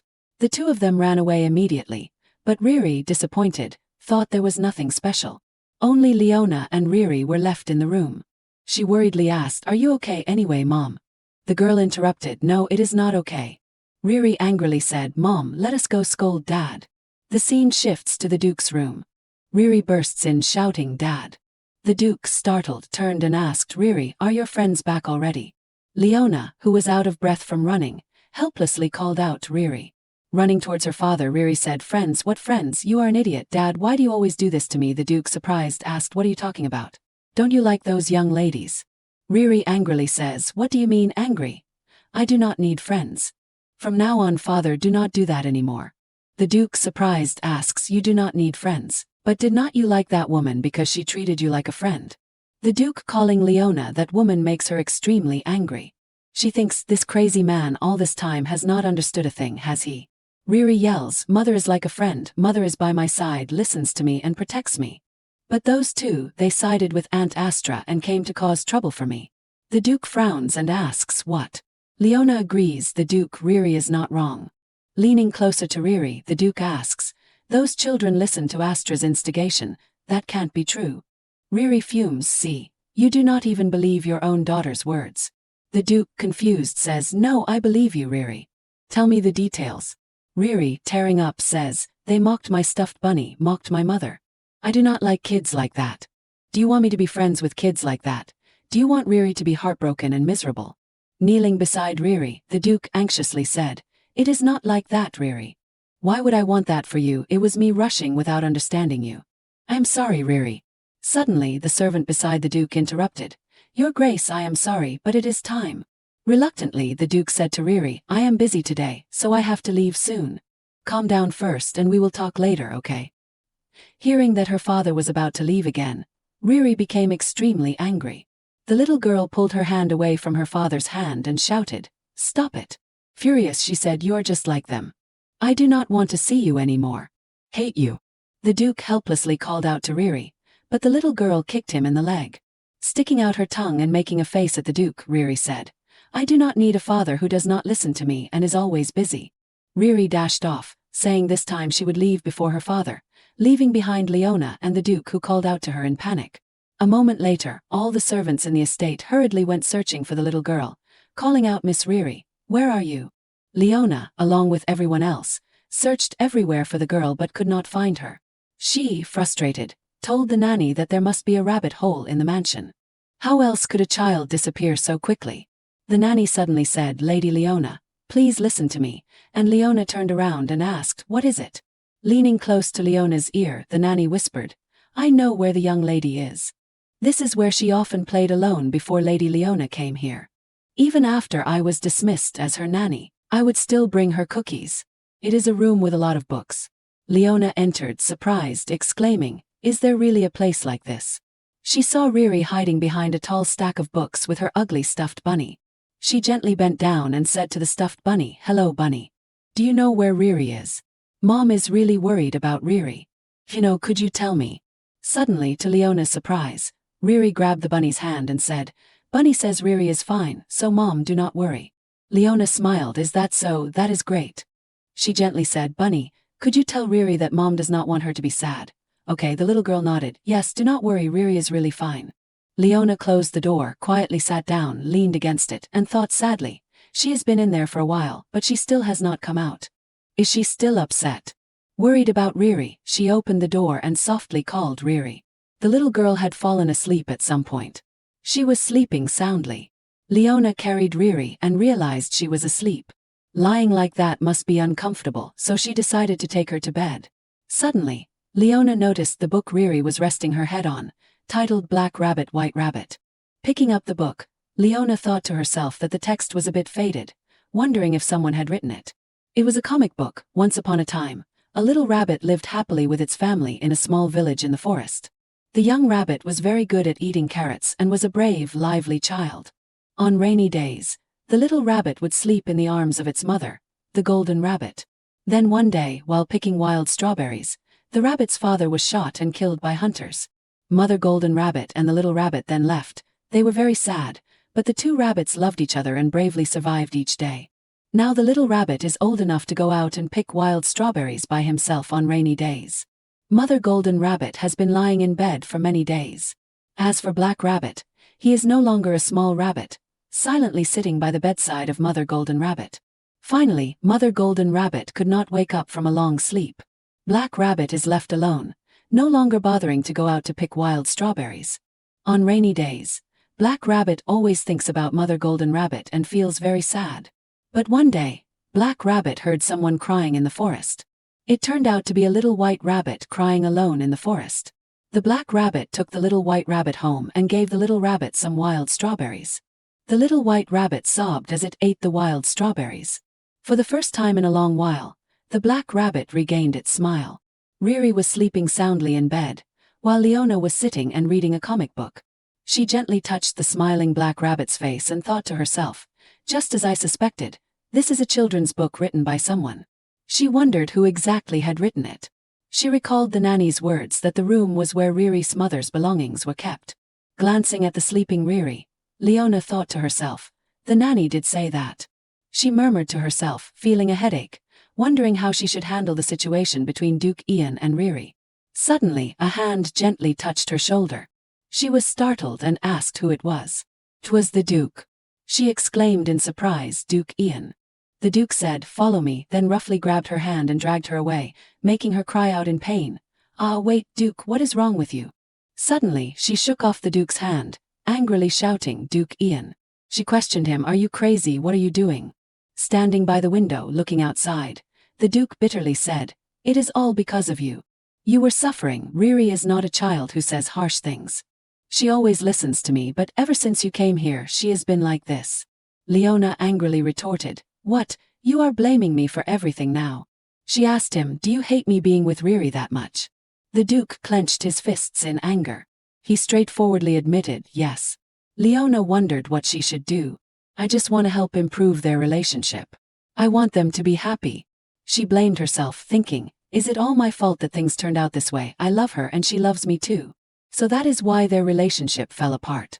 Strange, in the novel, the Duke is not someone easily influenced by others, but now he seems very uneasy. Leona has a headache. She wonders if, after everything that happened, there has been a change inside the Duke. She asks Duke Ian if he knows what is inside Riri's precious box. The Duke asks back, what is it? She replies that inside the box are things the girl cherishes, like a red gemstone brooch, and clumsily made rabbit-shaped cookies by Riri. Who are all those things for? The Duke painfully asked again what she was trying to say. What did I do wrong? Feeling cornered, he justified himself. I am just trying to protect Riri. But Leona turned away, disapproving. The Duke suddenly said, indeed, I should not have brought her back, even if she has platinum hair. Leona was surprised. What is he mumbling about? The Duke suddenly asserted, Riri is more important to me than my own life. But if you are here, Riri will never look at me again. So please leave. As long as you leave, we can go back to how things were. I am begging you, I will give you whatever you want, just please leave. Leona was shocked, frowning in displeasure at what the Duke said. She clenched her fist, thinking that if he had just been out playing around or acting like a madman, she would have resisted and not left. But his gaze and actions made me feel like I was just a stranger intruding between the two of them. Leona sadly said, I understand, I will go. The Duke happily asked, really? She thought perhaps her existence was an obstacle that should not have been there. She said, instead you said you would grant me what I want, right? Then do me a favor. The Duke immediately asked, what favor? Leona replied, what I have always asked of you, please be with her, even if just once. She calmly said, this might be your last chance because her heart is gradually closing. Don't avoid her just because you are busy or because of your pride.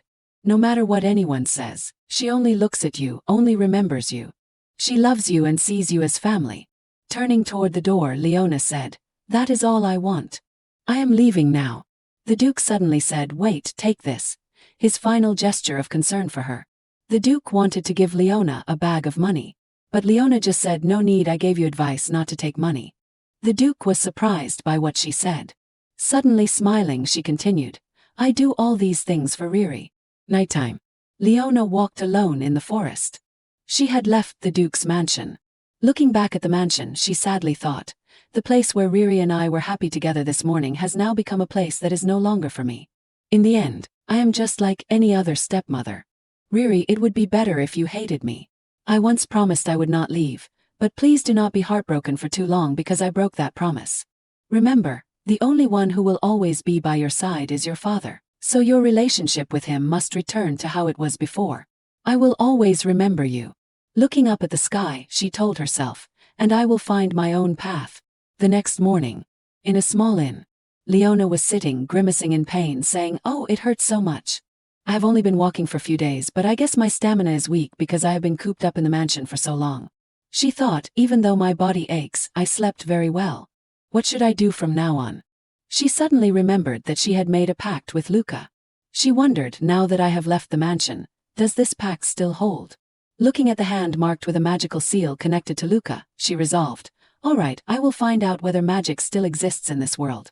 She searched through the books and exclaimed, Luca was not lying.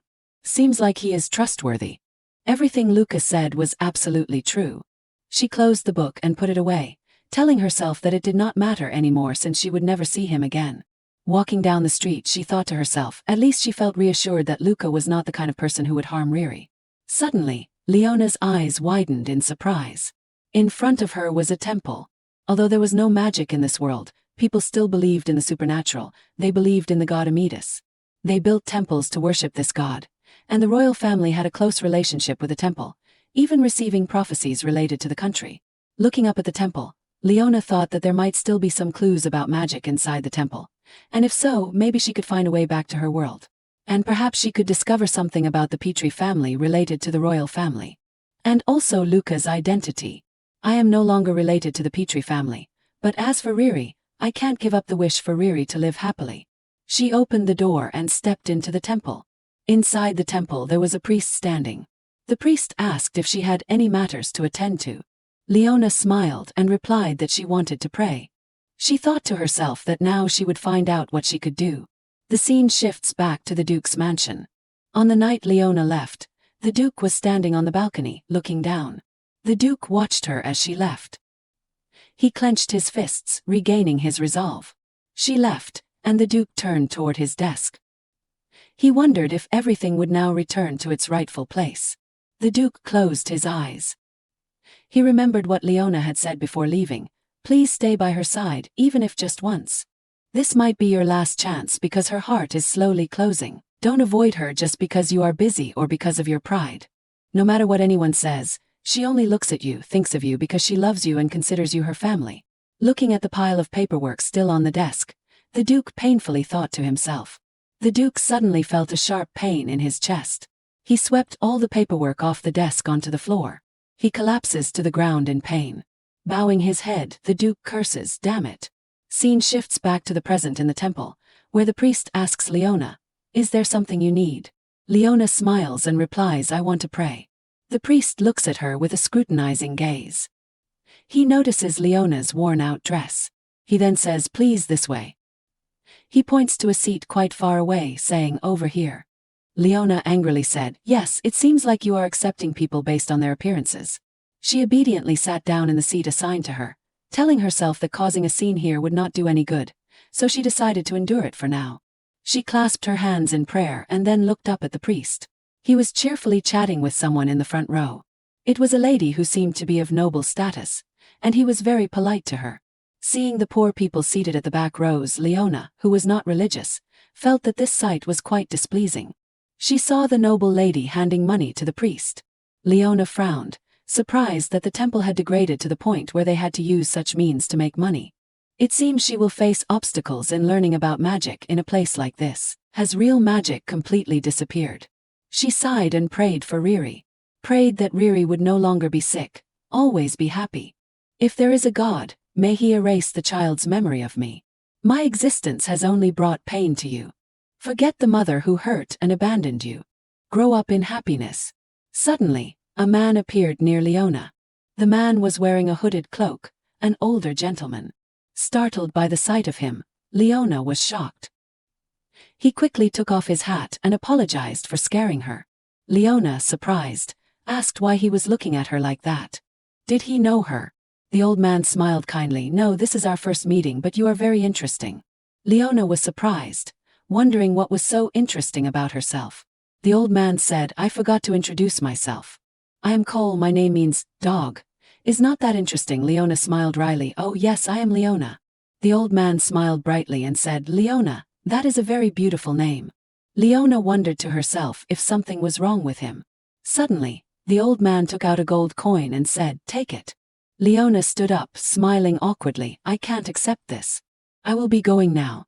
The old man, feeling regretful, said, "You are leaving already." Leona, feeling uneasy, replied, "I have things to do so." The old man reluctantly said, "I see, I understand." He suddenly said, "What you desire will come true. The God Amida will help you. Live with faith in the God." Leona, still confused, said, "Yes, you too." "Well, I am off now." Leona turns around and walks away, leaving the old man with a sad and contemplative look. The old man looks down at the gold coin he was about to give to Leona. Suddenly a voice says, "So you are here." 3 high priests appear saying, "We have been looking for you, sir." High Priest Kohler Benedict Samu. One of the priests asks, "Are you wandering around in that guise again?" He calmly replies, "Sometimes it helps to hear people's stories." Another priest says, "There is a notice that His Majesty the Emperor will arrive soon. There is an important place you need to be, so please prepare." He responds, "I sense the signs of something." The high priest suddenly says, "Listen here, priests." The priests respond, "Yes, what are you saying?" The high priest asks, "Do you think we, as priests, can fully understand the will of the gods? We can, when the time is right." Looking towards the door where Leona just left, the high priest says cheerfully, "Anyway, we will meet again, Leona." Scene changed to Leona walking down the street. She is nearly exhausted from fatigue. She thinks to herself in distress, wasted a gold coin, but did not find any trace of magic. Where do I go now? Come to think of it, there is a port nearby, and there are ships that go to other countries. Leona cheerfully tells herself, "That is right, I will leave here by ship." Suddenly, Leona bumps into someone and she cries out in pain, "I am sorry, I was not paying attention to what is in front of me." The person she bumped into turned out to be Luca. Leona exclaimed in surprise, "Luca, why are you here?" Luca replied, "Because I am worried about you, Leona." Leona frowned and turned away. What, does he think I won't leave her side? No need to worry, I will get on the ship and go far away from here. Luca smiled. We have not seen each other for 3 days. And you are still as strong as ever. She snapped, what are you talking about? We have not met in 3 days. And if you are here on the Duke's orders then.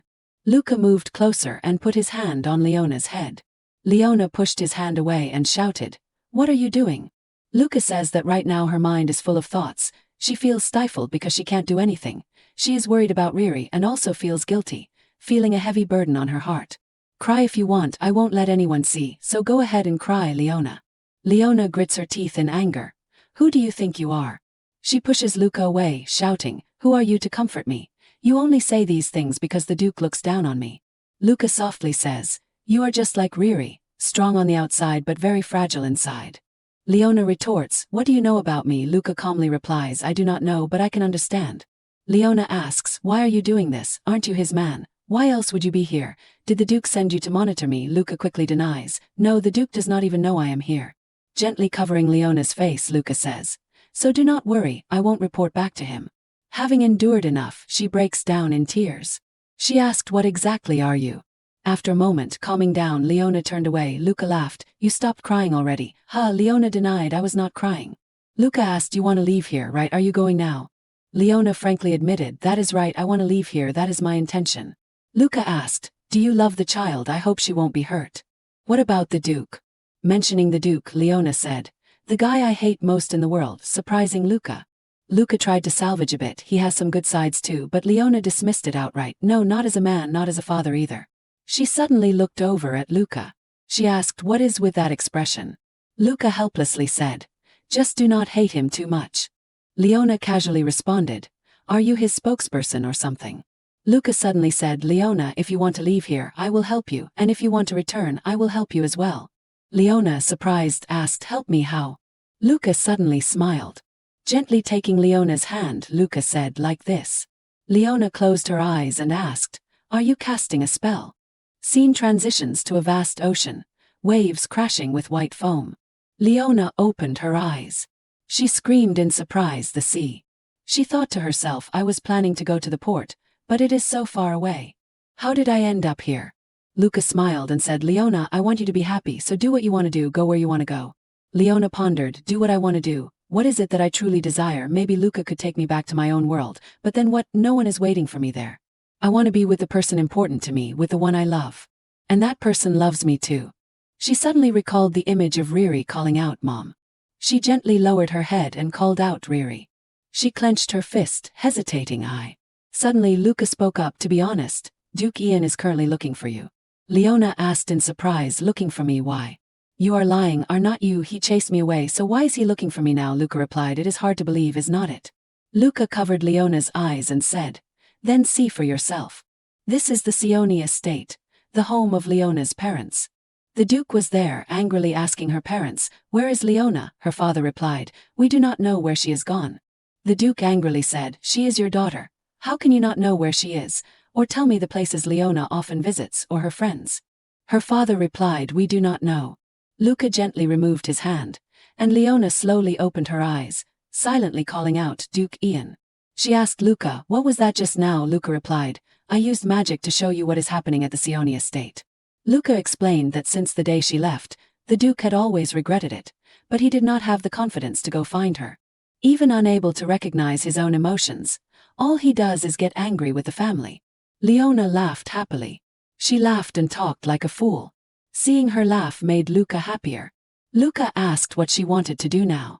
Leona said, I do not know, but thinking about the Duke makes me upset, I miss Riri so. She cheerfully said, I want to return to her. She continued, Luca, take me back to the old place. There is somewhere I want to go, I do not know if I can return myself, but... Holding her hand, Luca said, it is okay. Even if everyone says no, I will still come for you. 'Cause I miss you too, Leona. Let us meet again at the mansion. I will be waiting for your return. After saying that, Luca disappeared. Leona returned to the street where Luca had just appeared. Leona silently vowed, yes, I will definitely return. Looking up at the temple in front of her, she told herself to stay strong. She returned to her house, and upon reaching the door, she wondered why it was damaged. She heard someone shouting, find it right away. She saw the Duke yelling at her parents. And they still call this her family, she thought. She entered, sarcastically saying, "You really have the nerve to say those things." Everyone turned around, shocked, exclaiming, "Leona." She sharply continued, "Anyone looking at you would think you are searching for someone you miss dearly, while you were the one who drove me away." The Duke stammered, "That was just a misunderstanding." Leona dismissed it, "Misunderstanding? I only came here because it was too noisy over there." "What do you mean by acting so rudely after coming all this way?" The Duke, flustered, responded, "It was not rude at all. No, you are right, I was rude. I had no other way to find you, so I came by here several times, thinking you might return." Looking at the broken door, Leona remarked, "Breaking in is not exactly the polite behavior of a duke." The Duke, dejected, said, "How embarrassing." Leona glanced at her parents, seeing only money in their eyes. They signaled to her, "He broke down the door, so ask him for compensation." Leona thought to herself in frustration, "This family has not changed at all." The Duke suddenly said, "Come back with me. I have so much to tell you." Leona quickly turned away and replied, "Thanks to whom did I have to walk along the mountain road all night?" The Duke was speechless, but Leona walked to the door and said, "Stop standing there talking nonsense, let us go. If you want to say something, say it while we walk." Suddenly, her father rushed over, grabbed her hand and said, "Leona, you have to listen to your father.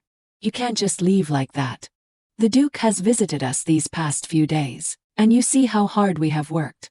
Don't you think it is better to talk directly with the Duke?" Leona said wearily. "You are going to ask for compensation for the door again, are not you?" The Duke calmly responded, "I will do as Leona wishes." Leona tiredly said, "It has been a long time since I have seen my daughter." "Is that what you say to her? Shouldn't you ask about her health first?" Her father was left speechless. "Oh right, it has been a long time since we have met. Since you seem well, I did not think to ask." Leona suspiciously asked, "Is that so? Speaking of the door, the compensation money you received last time for my head injury was not enough. You spent all of it already." Leona looked at the expensive outfits and the dazzling jewelry they were wearing. Leona sharply said, "I did not know you spent it all. You seem to be enjoying life quite a bit thanks to your injured daughter." Her mother exclaimed, "Leona, how can you talk like that? We only used it because it was important. Yes, everything we did was for our family." Leona angrily told them to watch their words. "There is no me in this family." She continued, "Don't think you can use my name to get more money, stop expecting it." Her mother, disappointed, called out, "Leona, what is wrong with you? Why have you changed so much?" She turned back and replied, "Of course I had to change. Why should I sacrifice my life for this family? That might as well not exist." She went on, "From now on I will live for myself. I am no longer part of your family. Do not contact me," leaving them speechless. Suddenly, Leona smirked and said sarcastically, "Ah, but we have not been in contact from the start, why should I worry?" She turned to leave, saying, "Stay well," while her mother desperately called after her, "Leona," and her father yelled, "Are you crazy, Leona? Stop right there." But she calmly walked away with the Duke. The Duke took her back to the manor, the two riding together on one horse.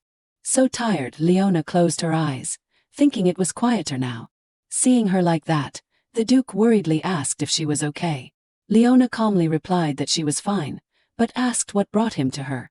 The Duke confessed that after sending her away, he had not had a single day of peace, and Leona thought to herself, "Serves you right." He continued, "You were right. After you left, I followed your last piece of advice and listened to Riri's feelings. When you disappeared, she kept crying and finally, for the first time, she opened up to me." The scene shifts to a few days earlier, as the Duke recalls when Leona had just left. In Riri's room, the girl threw a toy at the Duke's face, shouting that she did not want to see him and telling him to go away. Sitting down gently, the Duke said, "Riri, she left because she wanted what is best for you." The girl, saddened, asked, "What is best for Riri?" The Duke replied, "Yes, you won't be sick anymore." Riri clenched her fists and said, "But it is so strange." The Duke worriedly asked what was wrong, and the little girl replied that without her mother by her side, she felt even more pain. The little girl burst into tears, asking why it had to be this way. Father, hastily hugging his daughter, the Duke could only say, "Riri." The little girl, still crying, said, "You do not know anything, father. I have never once celebrated my birthday with you, not even once. In books they say a birthday is a happy day, but I am always alone. You have never said you love me or that I am good at anything, not even once." The Duke could only say, "I am sorry, Riri." The little girl continued, "I would rather play with mother than receive gifts from you. So now I feel so sad, father." The Duke understood, saying, "Father will bring her back to you, Riri." Scene transitions back to the present. The two are riding horses through the mountains, and the Duke expresses, I feel as though the tangled thread has been unraveled and realized how foolish I have been. Because of that, my heart is no longer burdened. I assumed we would be fine without you, driven by my arrogance, which led me to make such a foolish mistake. It is all my fault. Fearing I would lose my daughter, I wronged you. It is okay if you do not forgive me. As long as you can be Riri's mother again, that is all that matters. My daughter and I understand each other better because of you. Clenching her hand, Leona thought to herself that if he had told her how he felt after coming back, her heart would not have wavered so much. The Duke generously said, whatever you want, I can give it to you. Leona nonchalantly replied, what if I say I want the magic quarry? Unexpectedly, the Duke's response was, sure, leaving Leona stunned with her mouth agape in surprise. Upon arriving at the mansion, the Duke dismounted his horse, helped Leona down, and said, whatever you want, I will give it to you. I'm serious. Leona thought the magical mine was something the Emperor desired, yet he said he would just give it away like it was nothing. She asked, why are you going to such lengths? Don't you have a fiancée? She is probably Riri's mother by now, right? The Duke smiled and replied, I have taken care of that, so do not worry. That position is yours now.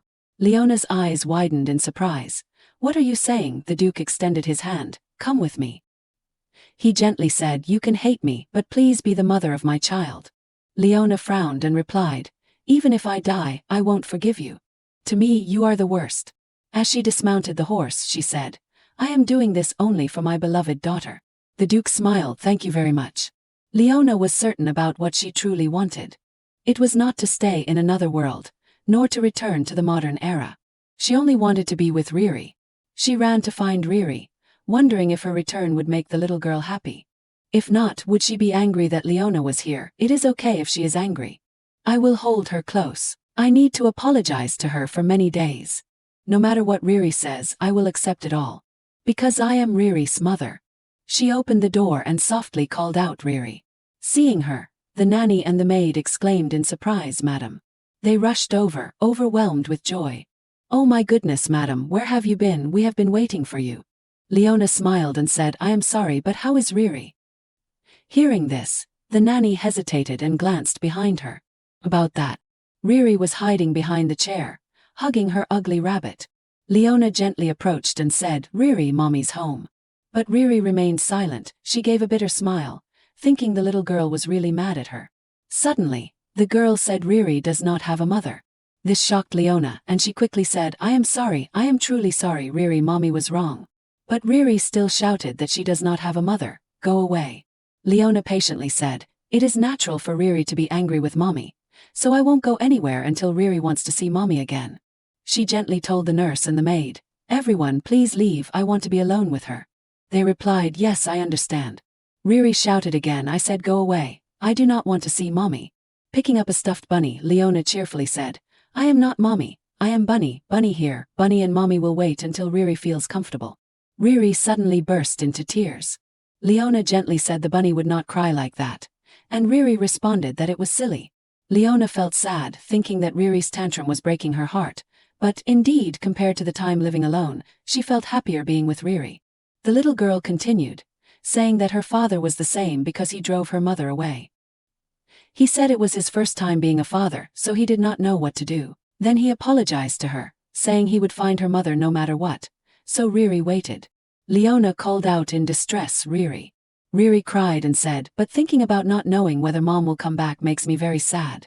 I got a fever and cough too. I kept dreaming that Mom would not come back, no matter how much I called for her. But Mom did not even look back and left me all alone. Leona said sorrowfully, from now on, Mom will definitely never leave you again. But the little girl did not believe her, saying, you are lying. Leona patiently said, Mom is telling the truth, I promise. I will always be by your side until you trust me. Riri put down the teddy bear and said, you are silly, Mom, you are so silly, you do not listen to me, you are stubborn, and now you come back and say I am beautiful or something. Leona smiled, wiping Riri's tears, thinking, even so, you still call me Mom. She said, I missed you so much, just a few days and my Riri has already lost weight. Riri shouted, whose fault is that? Leona hurriedly hugged Riri tightly. I am sorry, it is all my fault. From now on we will eat lots of delicious food and live together, okay, we will enjoy our meals, play together and stay healthy, alright? In her mother's arms, Riri responded, whatever, just like that. The little girl smiled happily. Nighttime. Leona is sitting and taking care of Riri, who is sleeping, when a voice says, "Is the little girl asleep?" Turns out it is the Duke. Leona replies, "Yes." Riri is sleeping very well. Looking at Riri, the Duke affectionately says, "It has been a while since she slept so peacefully." Leona suddenly responds, "You should say that when she wakes up. You should directly say those words to her." The Duke, surprised, replies, "I will do that, of course, to Riri, and to you as well." Leona angrily says, "No need, I refuse." She silently thinks, "Saying that to me will only cause more trouble." She angrily turns away, and the Duke has to make peace. "All right, I understand." Looking at Leona, the Duke gently asked if we could have a little talk. The two moved to another room. After sitting down, Leona asks, "So, what do you want to talk to me about?" The Duke replied, "I mentioned before that the position of Riri's mother is yours. Do you remember?" Leona answered, "Yes, I remember." The Duke continued, "Actually, a few days ago, the engagement between me and Evilda was annulled, and I have also informed the Evilda family about this," which surprised Leona. She asked, "What? Why so suddenly?" The Duke responded, "From the start I used this marriage to investigate the black market." Leona, surprised, asked again, "The black market?" The Duke asked, "Do you know anything about the Evilda family?" Leona replied, "No, I do not." Illegal transactions are taking place in the black market. This place specializes in selling and trading unauthorized, unidentified drugs, often used in criminal activities. The family behind running the black market and profiting from it is the Evilda clan. Since it is a legal business, I am concerned it might hinder the transactions of the merchants out there, so I need to investigate them and protect the people in the area. By chance, when we arrested the wet nurse earlier, she dropped a vial of medicine, the very medicine she tricked Riri into taking, which made the girl's condition worse. When I looked into the origin of this medicine, it turned out it came from the black market. While we were investigating the person who made it, we discovered that both the person and related items had disappeared. It seems like someone is trying to obstruct our investigation. My approach to the Evilda clan, accepting the engagement, was originally to gather information about the black market, but now, honestly, I do not want Riri to be with someone who could harm her. The person she needs is right in front of me. I misjudged you. I'm sorry. Leona gently said, "That is enough. No matter what you say, I came back because of Riri." She worriedly said, "But about the black market?" Leona thought, "The black market? Is this mentioned in the original story?" "No, even if I try to recall the original, I can't remember anything halfway through. Everything's blurry." This was not in the original story. I feel like everything's unfolding differently from what I imagined. There is no other way but to reason it out. Scene transitions to Duke Evilda's house. The Duke angrily shouted, "Damn it, are you pretending there is no engagement? How did it end up like this?" Astra, trembling, knelt on the ground. The Duke continued angrily, "Even though there were already rumors about becoming one family with the Petrie family." Throwing the candlestick towards Astra, the Duke yelled, "If you had done it properly, I would not have suffered this humiliation. What exactly did you do?" Astra screamed, "Ah." The candlestick struck her hand, causing it to bleed. She cunningly said, "Father, do not worry. I definitely won't disappoint you." The next morning, Riri woke up and cheerfully asked her mother, "Did you sleep well?" Leona said, "Good morning, Riri. Did you sleep well?" The little girl answered, "Yes." Gently stroking the girl's cheek, Leona thought to herself, "It has been 10 days since I returned to the mansion. After I came back, Riri fell ill for a few days, but now she is fully recovered. Every day, Riri clings to me like a shadow. She is probably afraid I will leave again, but she does not need to worry because I will stay by her side now and never leave." Hugging the little girl, Leona said, "My Riri is so warm and soft." Riri happily replied, "You are warm too, Mom." Suddenly, Riri jumped up and said, "Oh right, this is not the time for this." Leona, surprised, called out Riri. The girl pulled Leona up and said, "It is probably done now, Mom. Let us go see it." Leona was surprised. "See what?" The girl replied, "Your room," surprising Leona. They both entered the room, and Leona's eyes widened in surprise. Riri proudly said, "Dad has been redecorating this room for a while now. Looks pretty good." Riri continued, "Now it is your room, Mom." Leona exclaimed in shock, "What?" Leona asked, "But I already have my own room." Riri frowned, "Are you talking about that dark and cramped room? How could you stay in a place like that?" Looking back, Riri asked, "Isn't that right, Dad?" The Duke appeared behind Leona, answering, "That is right," startling her as she called out to the Duke. He continued, "This is the Duchess's room. It has been vacant for a long time. Now that you are Riri's mother, it is naturally yours." Leona hesitated, but the Duke asked, or do you still feel it is not enough? If you want anything, even something precious, I am ready. The pressure was overwhelming, so Leona quickly replied, no, I feel it is enough. Leona still had not adjusted to the situation. Looking at the father and daughter, she smiled and thought, but if Riri is happy, then I guess it is not so bad. Suddenly, the Duke asked if everyone had eaten yet. Leona answered, not yet. Shyly, the Duke said, me neither. If that is the case, how about you join us? I will prepare breakfast.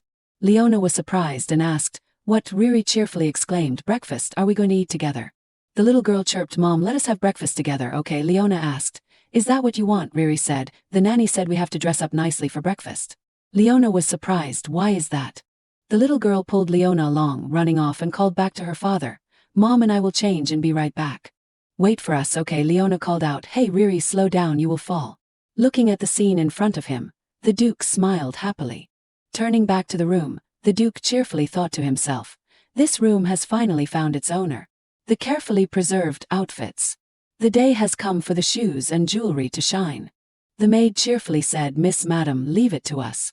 We will do our best for your first breakfast together. Leona shyly waved her hand, but it is just breakfast, no need to go overboard. But Riri eagerly agreed, yes, everyone has to make Mom and me look dazzling. Yes, madam, the two maids replied. Leona thought in surprise, why all this fuss, while Riri happily picked out jewelry, wondering which would match best. The maid cheerfully remarked, look how excited Miss is. Riri handed a necklace to Leona and said, Mom, wear this necklace. Leona happily responded, all right, I will listen to you.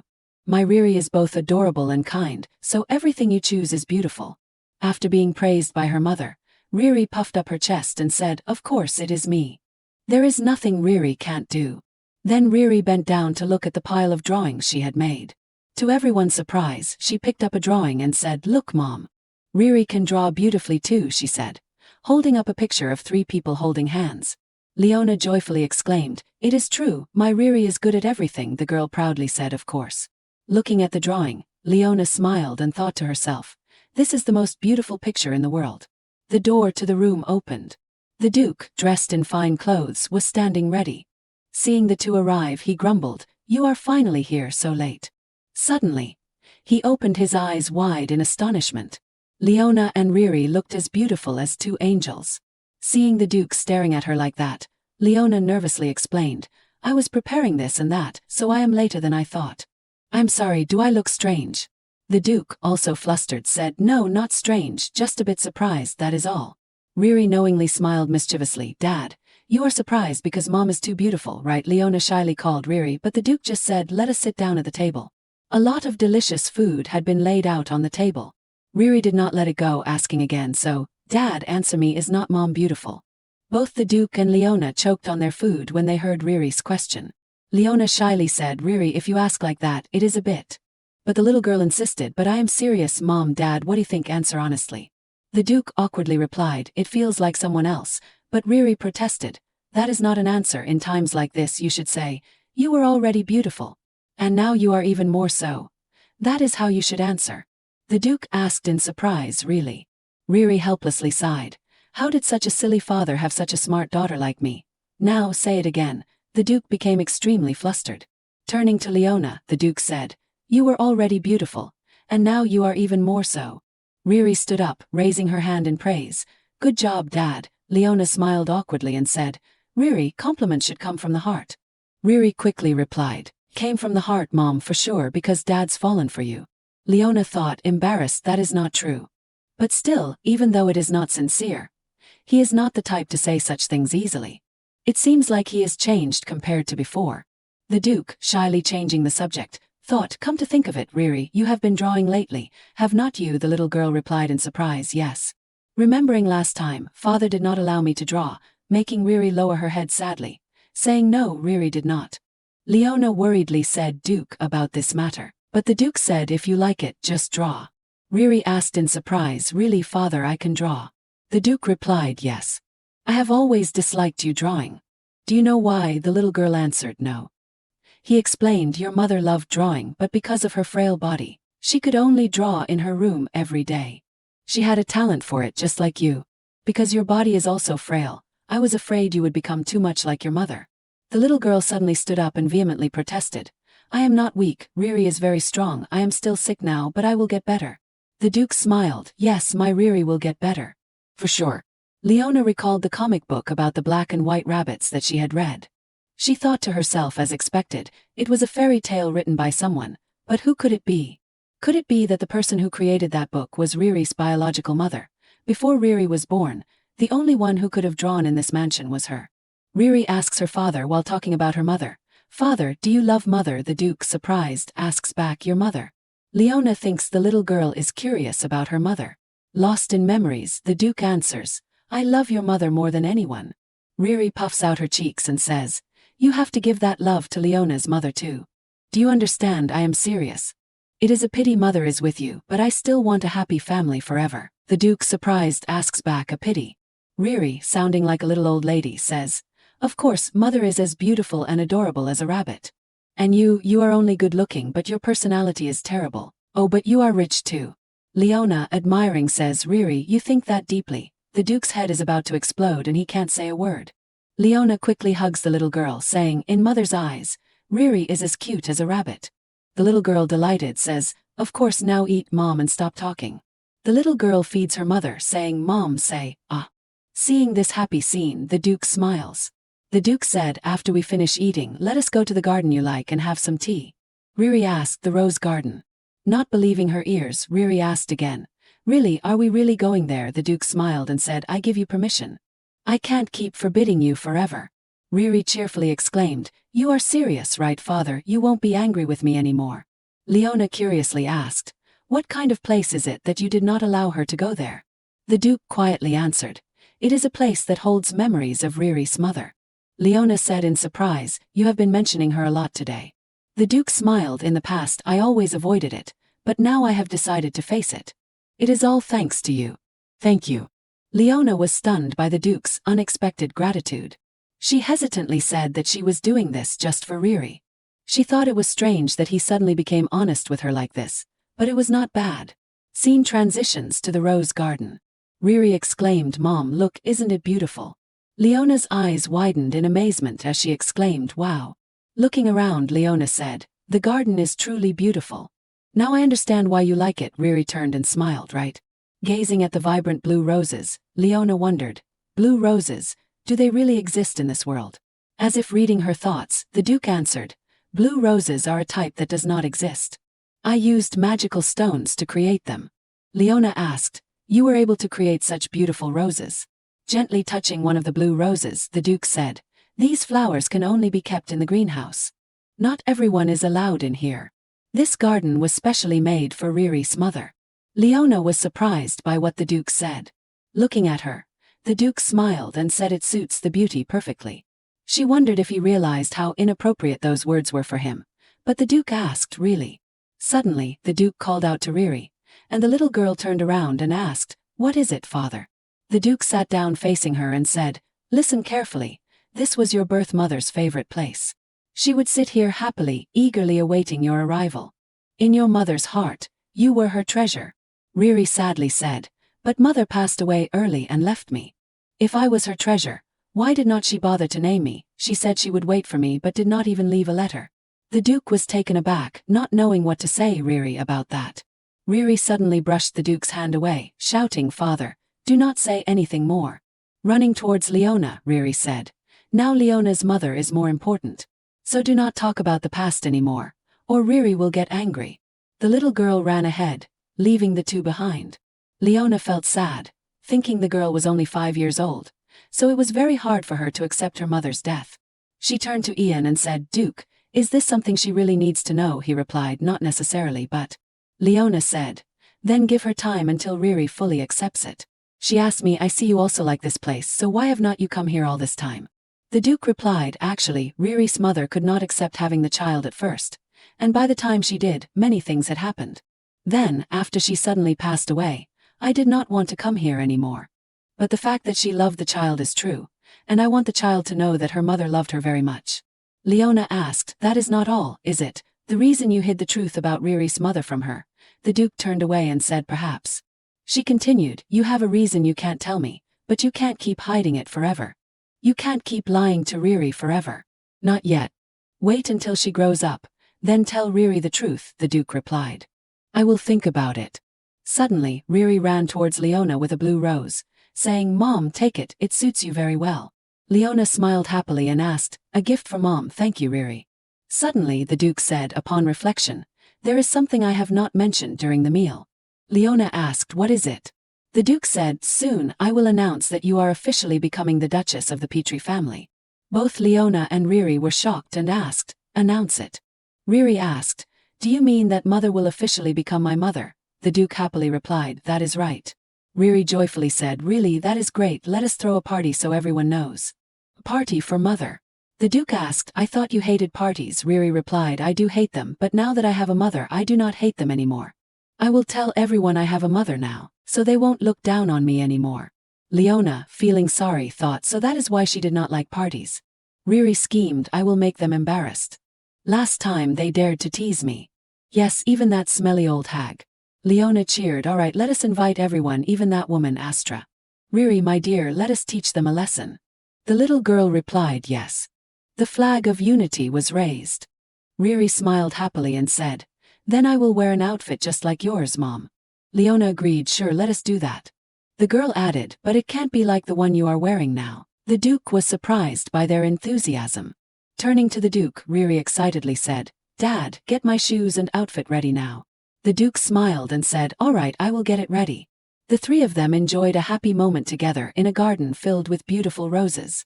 A few days later, Riri fell asleep while drawing. Leona smiled lovingly and said, my dear Riri, you are sleeping so soundly. Suddenly, from outside, there was a voice saying, sorry for disturbing, madam. Leona asked, what is the matter, May? The maid replied, there is a guest, madam. Leona asked again in surprise, a guest? The maid said, Miss Astra said she wants to see you, madam. Leona was surprised and thought, Astra wants to see me. She wondered why Astra suddenly wanted to see her and told the maid to bring Astra to her balcony room. She would try to listen to what Astra had to say.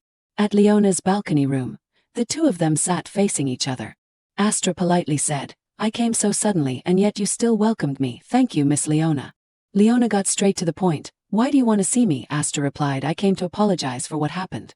Showing remorse, Astra said, I acted hastily because I wanted to treat the girl well. At that time I did not know I was wrong. Thanks to Miss Leona, I realized my mistake. I want to apologize to Miss Rebecca. So where is she? Leona replied that the girl was taking a nap, and Astra said, I see.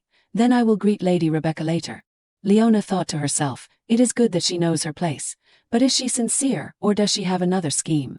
Astra said, actually not long ago, Duke Ian sent word that the engagement was off. You know about this, do not you? Leona replied, I know. Astra smiled and said, it seems Duke Ian has told you. Soon you will officially become the Duchess. After all, Lady Rebecca is very obedient, but will you really be okay? Leona cautiously asked, what do you mean by that? Astra maliciously continued, because the vassals and the lords who follow the Duke are not pleased at all. This is not your fault, Lady Leona, but is not your background somewhat unworthy? Leona firmly replied, they can think what they want about my background. I do not care. This is something Duke Ian has decided, and they will have to follow it. She sneered, is that so? Astra asked again. She stood up and said, although I came here out of concern to offer advice, seeing that you are better, I think my sudden visit has surprised you, so I will take my leave. She turned to the servant and said, bring me my coat. Leona suddenly widened her eyes in surprise. On Astra's coat was a blue rose. She smiled wickedly and said, ah, this brooch, blue roses are indeed beautiful, are not they? It was a gift from Duke Ian. I do not know if you know this, but blue roses are only found at this estate. Not everyone can have them. So I mistakenly believed I had the Duke's true affection.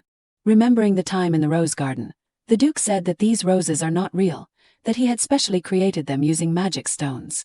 At that time you even asked if such beautiful roses could really be created. These flowers can only be grown in a greenhouse. Not everyone can easily enter this place. The Duke also said that this type of flower is only for beautiful people. Leona sadly thought to herself that he had indeed said that. Astra whispered to herself, what gift, it took me so much effort to find it, but outwardly she maliciously said, oh my, what is wrong, miss, could it be that you are upset because of this brooch? She deceitfully pretended to care, asking, are you okay, Miss Leona? Leaning close to Leona's ear, she wickedly continued, "Doesn't Lady Rebecca treat you like her own mother? That is why the Duke made you the Duchess. Why would he drive you away?" Leona, surprised, asked what. Suddenly the nursemaid appeared behind the door. The nurse hesitantly apologized for interrupting. "My lady, do you have a moment? Lady Riri woke up and has been looking for you." Atra feigned cheerfulness and exclaimed, "Oh dear, if that is the case, I must hurry back then." She continued, "It was a pleasure talking to you, Lady Leona.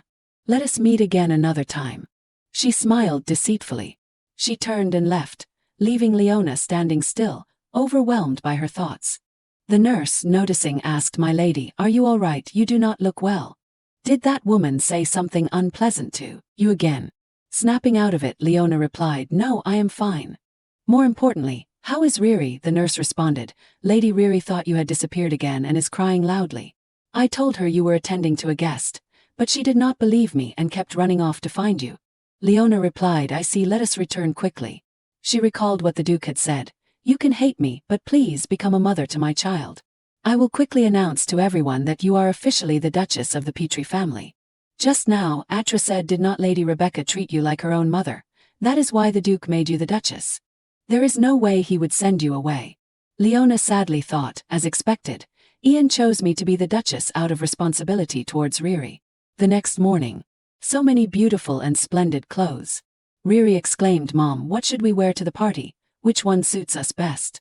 Leona smiled and replied, "All of these are for you to choose, Riri. No matter what I wear, I will look beautiful." She suddenly thought, "But if I did not have to wear a corset, it would be great because wearing one makes it hard to breathe."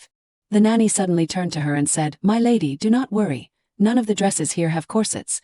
Leona was surprised and asked, "Really?" The nanny continued, "While picking out dresses, Luca was also there. And he even gave me advice that my lady would prefer these kinds of things." Luca said, "How about this style? I think it suits you very well, Lady Leona. It is also very comfortable to wear." Riri then replied, "Good, let us take it." Leona smiled and said, "Luca is so thoughtful." Suddenly, Riri ran over holding some necklaces and called out, "Mom, I think these match you very well. Why do not you try them all on?" Leona gently smiled and said, "Really, should I try them as you said?" Riri continued, "Because you have to look really radiant at the party, so this one suits you and so does that one." By evening, Leona exclaimed, "Oh my goodness, I am exhausted." Remembering earlier, Riri had dragged her along. "Mom, next is that one. Try it on," she painfully asked. "Again, we have already tried on 10 outfits. The preparation for the party is no joke. My body is aching all over." Looking over at Riri, who was sound asleep, she thought to herself, "Even so, today was really fun." Looking at the clock, she thought she could not sleep, so she decided to take a walk. In the garden at night, Leona was walking when suddenly someone asked, "Can't you sleep?" Surprised, she said, "Luca." The person who had just appeared was Luca. Luca smiled and said, "I am very happy to see you at the mansion again." Leona replied, "I promised I would see you again, did not I?" Luca asked, "Lady Leona, your feelings for the Duke have not changed, have they?" Leona replied, "I suppose not. Lately, I have been worried about whether I can stand by the Duke's side." She thought to herself that recently, she had felt their relationship had improved a little.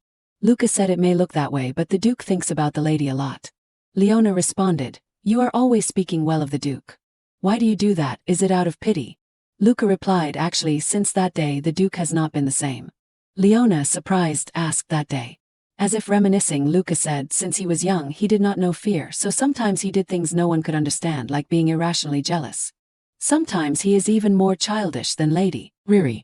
I do not know how the Duke appears in your eyes, Lady Leona, but still I feel like you are the only one who can change him, Lady Leona." Scene change. In the Duke's room, he is sound asleep. He is dreaming and he utters, "No, do not go." In the dream, the Duke is still a boy. The Duke's father says, "Ian, remember, you must never fall. The family is only left with you. Don't hand it over to." Then the father turns and walks away. Ian, terrified, calls out, "Father, mother, do not go, please do not leave me." Ian reached out, but his parents gradually disappeared. Suddenly, a girl pulled Ian back. That girl called Ian. He could not clearly remember her face. At this point, the Duke woke up startled, shouting, "Ah!" He held his head and cursed, "Damn it, it is that dream again." He wondered, who were those people? My father, mother, and someone else. My childhood memories are all jumbled up. He thought, lately I have been feeling dizzy, even experiencing unexplained pain. What is happening to me? Clenching his fist, He reassured himself, stay calm, think about the people you need to protect. The person who matters to me the most right now is Riri and this family.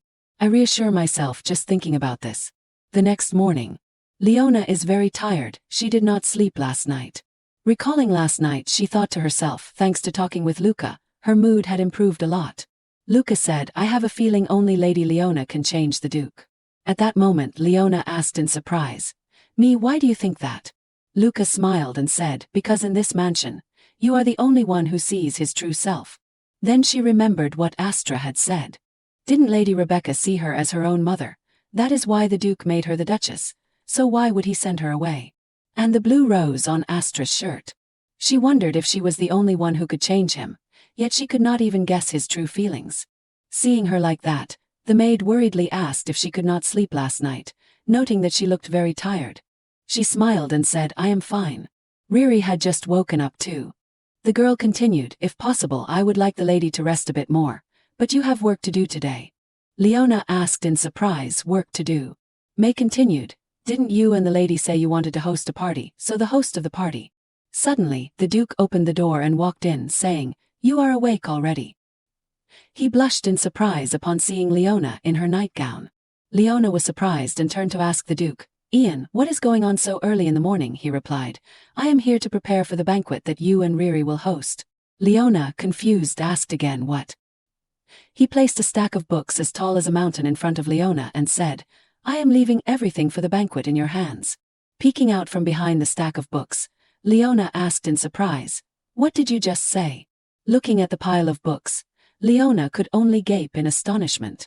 Riri came closer and asked, is Mother handling everything related to the banquet? The Duke cheerfully replied, exactly. He continued, your mother will be in charge of everything, from the wine to be served to the guests, to the dress code, the types and quantities of dishes, even the color of the chandeliers, curtains, and the floor. Leona picked up a book in distress, thinking, why on earth? The Duke cheerfully added, the organization of the Petrie family events has always been the responsibility of the Duchess. This position has been vacant for a while, and it has been a long time since we have held a banquet like this. But it would be very meaningful if you prepared it yourself, because this is an opportunity to show everyone that you are the Duchess. The nanny joyfully said, indeed, the Duke cares deeply for the Duchess. If he did not, he would not have entrusted all these tasks to her. Leona, in distress, said, entrusting tasks is caring, isn't he just bullying me? Seeing this, the Duke cheerfully said, don't worry too much, you have everyone to help you. Looking at the Duke's hand resting on her shoulder, Leona wondered what was happening. The Duke suddenly noticed his hand on Leona's shoulder. Startled, he quickly withdrew his hand.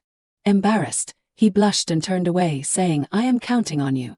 Buried in a towering pile of books, Leona lamented, oh my God, why are there so many decisions to make? My head is about to explode.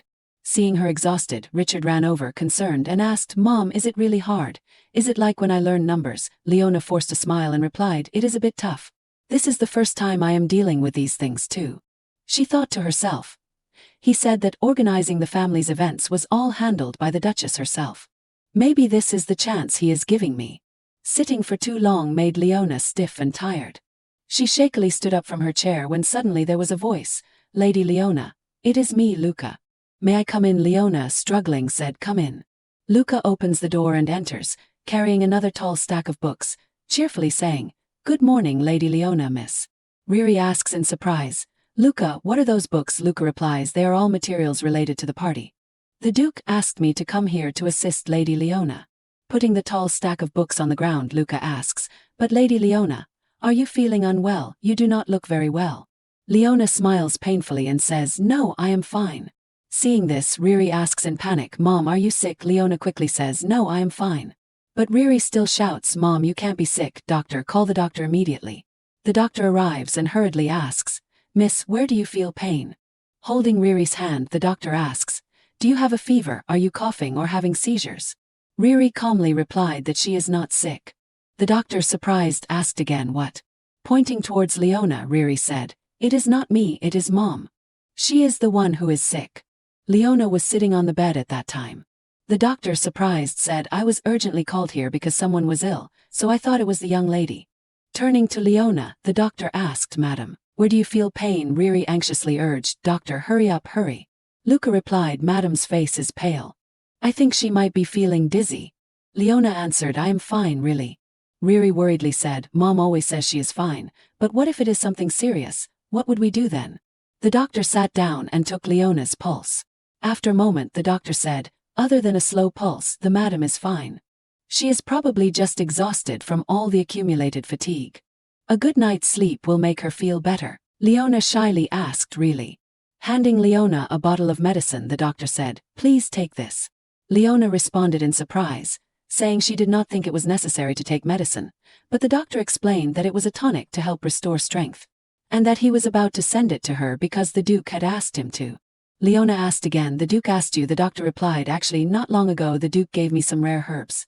He asked me to make a tonic beneficial to your health, so that bottle is one of the medicines I made. The rest will be sent to you later. Leona was suspicious, thinking, for me, could it be poison? Riri smiled smugly, saying, finally, father has come to his senses, knowing how to take care of mother properly now. Leona smiled wryly, asking, really? Looking at the doctor, Luca asked, and what about the lady's illness? You still have not found a solution, the doctor replied nervously. Yes, the lady's condition is very difficult to diagnose. However, I have noticed that she has improved recently, even without taking any special medication. It is really strange, the doctor continued, while Riri thought in surprise, improved. The doctor added, this is just my speculation, but somehow Lady Leona seems to have cured her. Leona was surprised by what the doctor said. After the examination, the doctor stood up and said, well then, I shall take my leave. Looking at the doctor, Leona smiled softly. She was feeling better now. She recalled what the doctor had just said.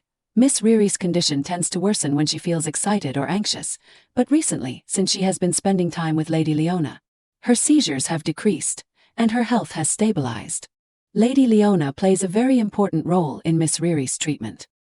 Hearing this, Riri asked in surprise, Doctor, are you saying that my mother is like medicine to me? Leona smiled brightly. No dear, the doctor means that the key to your recovery seems to lie in stabilizing your emotions. Riri asked again in surprise, stabilizing my emotions, Leona replied. That is right, as long as you are happy, your illness will heal faster. The little girl exclaimed, really? Standing nearby all this time, Luca suddenly spoke up. I do not think it is that simple, but one thing's for sure, Miss Riri's condition has improved since Lady Leona returned. Who knows, thanks to Lady Leona, we might find the key to curing Miss Riri's chronic illness. Hearing this, Leona joyfully asked, really? She eagerly said, it seems like hearing the news that your illness can be cured has made me feel completely better now. Riri exclaimed, Mother, really, since I have said it. You must also be cheerful, Luca said, me too, let us be happy. Leona thought to herself, it is a relief that it is good news. If things keep going like this and she recovers completely, that would be wonderful. Getting out of bed, she said, all right, let us get back to work. Riri protested, no, you can't, you need more rest. Leona smiled, I took some medicine, so I am feeling much better now, dear. Suddenly, Luca placed his hand on Leona's shoulder and said, Madam, I also want you to rest well, but the day of the party is approaching, so you might need to handle some things first. I will show you a few names. You can choose one. You can even make your choice while lying down. Riri exclaimed, oh Luca, that sounds perfect. Leona was surprised. She suddenly burst out laughing joyfully. She said, all right, I will leave it to you, Luca. Everyone is eagerly working. Time flies like the wind. It is already the day of the party. Early in the morning, the maid and the nanny enter and say, good morning, madam. Leona and Riri are still not awake. Seeing Leona already up, everyone happily says, you are awake, it is finally the day of the party. Leona, surprised, asks the nanny, really? Everyone gathers around to lift Leona out of bed, saying, Madam, leave it to us. We will make you look stunning. Leona can only exclaim, huh? The maids take Leona to bathe, saying, we have used a more fragrant essence than usual, madam. After that, everyone gives Leona a facial mask and massages her. The maids kindly ask, Madam, are you feeling comfortable? Leona responds, yes. After finishing her facial care, Leona was stunned when she looked in the mirror. She exclaimed, wow. Leona turned around and asked, almost forgetting, where's Riri? My answered, Madam, do not worry. The nanny has gone to wake her up. Just as she said that, Leona heard Riri shouting, I do not like it. I said no. Leona quickly stood up and called out, Riri. Riri suddenly burst through the door, crying and calling out loudly, Mom. Leona anxiously asked, "Riri, what is wrong?" The little girl threw herself into her mother's arms and asked, "Mom, why are you here?" Riri clung to Leona's dress, crying as she said, "I woke up and could not find you anywhere. I thought you had left me again so." Leona, heartbroken, realized that Riri was afraid she had left. The child's emotions were still unstable. She thought, "I have been too careless." She bent down and gently said, "Riri, I am sorry. It is my fault." She picked up Riri, and the little girl said, "Mom, do not go. Without you, I do not even like parties anymore." She gently reassured her, "All right, Mom won't go anywhere." The little girl cried and said, "When I sleep, when I wake up, I have to hold Riri's hand." She softly kissed Riri's forehead. Leona promised, "I will definitely hold your hand tightly." Suddenly Riri opened her eyes and asked, "But Mom, what are you doing here?" Leona gently said, "I am preparing for the party. Now you should get ready for the party too." The little girl replied, "I will prepare with you, Mom." Leona said, "All right, I will listen to you." A little while later, Riri had bathed and finished her face mask. Everyone cheered, "The young lady's face is shining so brightly. How adorable." Everyone was very happy and Riri said, "I am so excited." May started brushing Leona's hair. May suddenly exclaimed in surprise, seeing the large scar on Leona's back. Leona turned around and asked, "What is wrong, May?" May wondered if it would be rude to ask about the scar, so she smiled and said, "It is nothing, madam." Holding Leona's hair, May said, "Whenever I look at it, I always find your hair to be magically beautiful." Leona asked in surprise, "Magically?" May replied, "Because platinum hair is rare. I have never seen anyone with platinum hair. Oh, now that I think about it. I once worked at the royal palace for a while and saw someone with similar hair. That person seemed to be a noble lady of high status." May thought to herself, "Now that I think about it, I feel that person's aura is very similar to yours." She then said, "Besides that person, you are the first one, madam." Leona replied, "Is that so?" She thought to herself, "It is true that platinum hair is not common in this world. Among the Coni family, no one has platinum hair. Is this just a meaningless coincidence?" May suddenly commented, "But Our Lady's platinum hair is both beautiful and radiant." The wet nurse and Riri also agreed yes, which made Leona laugh happily. "Thank you, everyone." A moment later May said, "Madam, young lady, everything is ready." The mother and daughter wore matching blue dresses, both beautifully adorned like two fairies. Leona bent down, extending her hand to Riri cheerfully. "My beautiful daughter, let us go to the party." The little girl smiled brightly, "Yes, my beautiful mother." Leona took Riri's hand, and the two went to the party together. The scene shifts to a luxurious room, where a man sits in a very prominent position holding a glass of wine.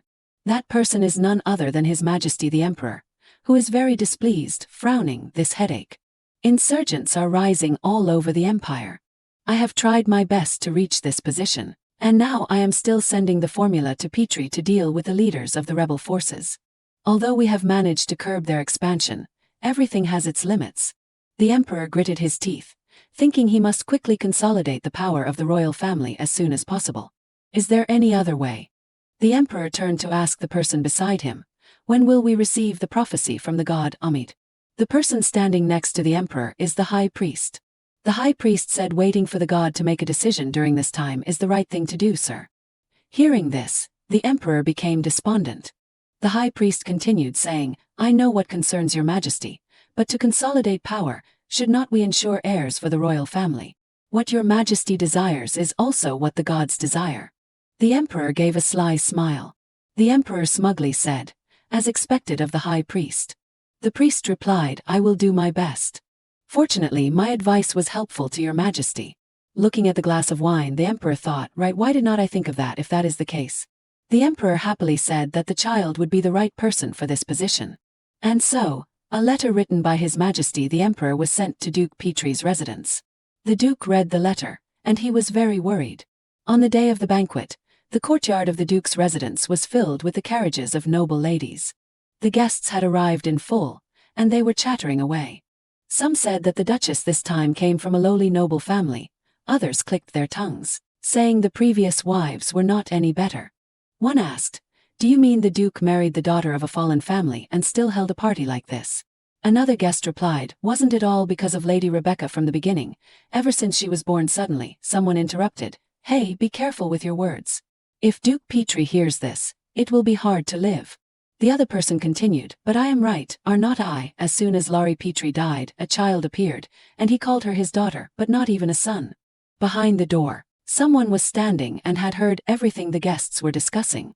The guest continued, unbelievable, if only the Duke of Avilda's daughter had become the Duchess. How wonderful it would have been. Outside in the hallway, Duke Petrie is looking at the letter the Emperor just sent him when suddenly a servant rushes over to call the Duke. He turns around, his face full of contemplation. The servant whispers in the Duke's ear, recounting what the guests are discussing in the banquet hall. The Duke frowns angrily upon hearing it. Sighing softly he says, I know. At that moment, a blue dress appears. Leona and Riri have arrived.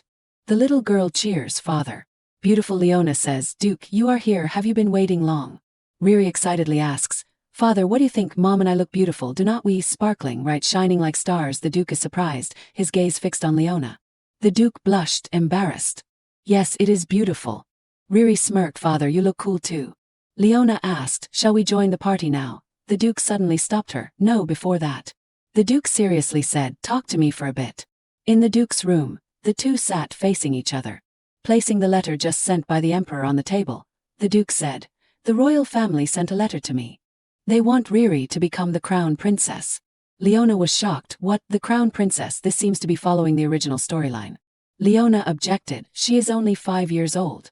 Why rush it? Does Riri know about this? The Duke, saddened, replied, not yet, but it is definitely good for Riri, and it is also for her safety. The Duke pondered. Maintaining a friendly relationship with the Emperor until now has been to quash the noble rumors about Riri's birth, to prepare a position for her that no one could challenge. And now that time has come. If she becomes the crown princess, no one will be able to harm her anymore. Leona thinks it has been so hard for father and daughter to reconcile, and now this. Does this mean we can't avoid the original plot? Leona suddenly becomes resolute, but I do not think so. The Duke is surprised, why? Becoming the crown princess is every lady's wish. Moreover, once she is in that position, no one would dare harm Riri anymore. Leona asked, so you want Riri to become the crown princess? The Duke replies, I did not mean that, but... Leona continues, becoming the crown princess does not guarantee her safety. Besides, you always act on your own. Have you forgotten the uproar that happened before? Leona firmly states, even if Riri wants it, I will still oppose it. Because marriage to the crown prince is the reason for Riri's death. Although everything is very different from the original plot now, there is no need to step into the tragedy we already know. We must eliminate all factors that could lead to disaster. Leona is so upset that she stands up abruptly. The Duke, surprised, thinks, honestly I thought she would agree, but I did not expect such strong opposition. Thinking for a moment, the Duke stood up, all right, I understand. There must be a reason why you did not agree to this. I will think about it more. Leona sighed in relief, phew, what a load off my mind. At least we both agree that Riri's happiness is the most important thing. She said, all right. Suddenly, there was a call from outside the door. Your Grace, the lords and vassals wish to greet you. The Duke replied, all right, let them in. The guests entered the room, bowed with their hands over their chests, and said, it is an honor to meet you, Duke Ian Petrie. The Duke said, you must all already know why I have called you here. He gestured toward Leona, introducing, this is Leona Petrie, who will become my Duchess. Leona bowed in greeting, it is a pleasure to meet you all. I am Leona. The guests feigned surprise, so that is how it is. It is truly an honor to meet the madam. One guest said it is just that the Duke had never introduced his wife, so we were quite surprised. Another said that Lady Leona would be the new Duchess, which is something to celebrate. Finally, we can put the worry about the next generation to rest. Isn't this a good thing? The Duke frowned, recalling the whispers of the guest earlier. The guests chatted noisily. One said, come to think of it, it has been a long time since we last met. Another replied, that is right, thanks to the banquet. This is the first feast since Lady Lareth passed away. Suddenly, the Duke shouted, enough. Stop these meaningless words at once. You are not here to reminisce about the past. Leona muttered, Lareth Petrie, she must be Riri's biological mother, the one who left this world. The guest responded calmly, since it has been a long time since we have had a chance to meet, I inadvertently brought up these matters. Please, Duke, calm your anger. Looking at Leona with a sneer, he said, however. I wonder which family the Duchess hails from. I heard she comes from the Avilda family, but it seems I was mistaken. Those words made Leona uneasy, stammering I. The Duke suddenly said, does that even matter? This left the guests stunned. What but to become part of the Petrie family? The Duke coldly responded. The Duchess does not need support from her birth parents. What, I thought you would like this. Why do not you bite back now? The guest retorted. Duke, how could you say that? We only do this for you, for the glory of this family. Taking Leona's hand, the Duke said. Enjoying glory twice will destroy an entire family. The Duke bent down to kiss Leona's hand. Looking at Leona with affection, the Duke said, now that the greetings are over, let us go to the banquet hall. Taking Leona's hand, he walked away, leaving the guests behind. The Duke tossed back a few words. This is a party for the Duchess, make yourselves at home.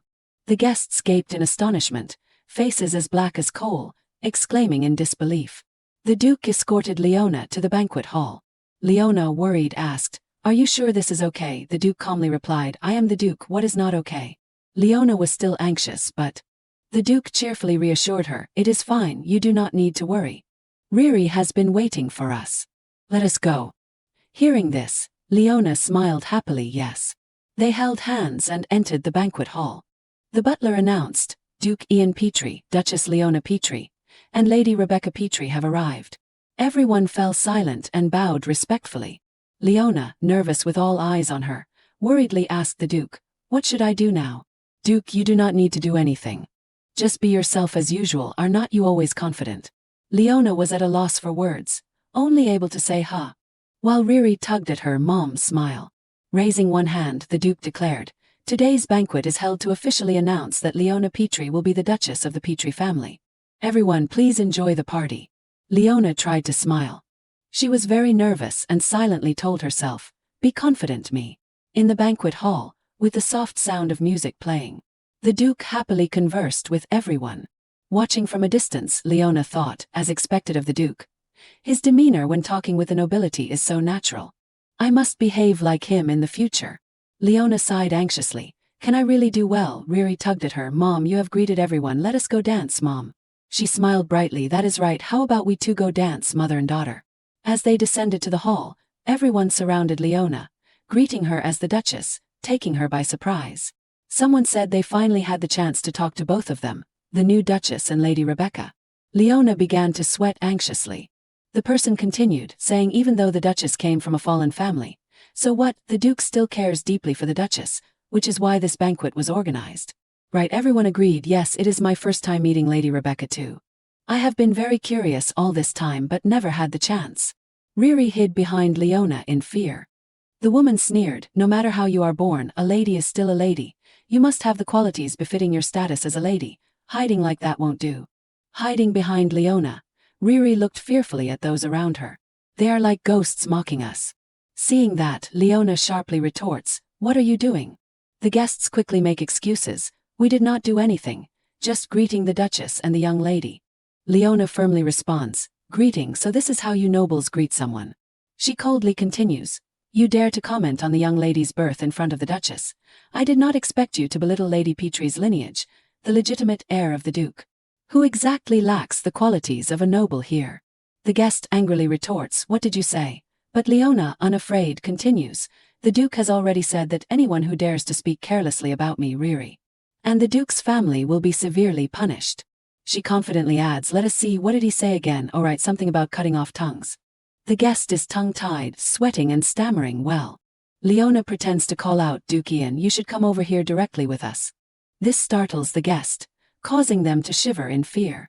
The guests quickly say, Duchess, Lady Rebecca, our apologies, we will be leaving now, and then they all quickly flee. Leona angrily thought, Let that be a lesson. How dare they speak so carelessly, with their rubbish greetings? Riri tugged at her hand and called, Mom. The little girl smiled brightly, Of course, Mom, you are the best, you are so cool. Leona bent down and picked up Riri, asking, Really? The little girl replied, Yes, but it is such a shame. I was planning to get revenge for you. Leona gently said, Then next time you can get revenge for me, okay? The little girl agreed, Yes, leave it to Riri.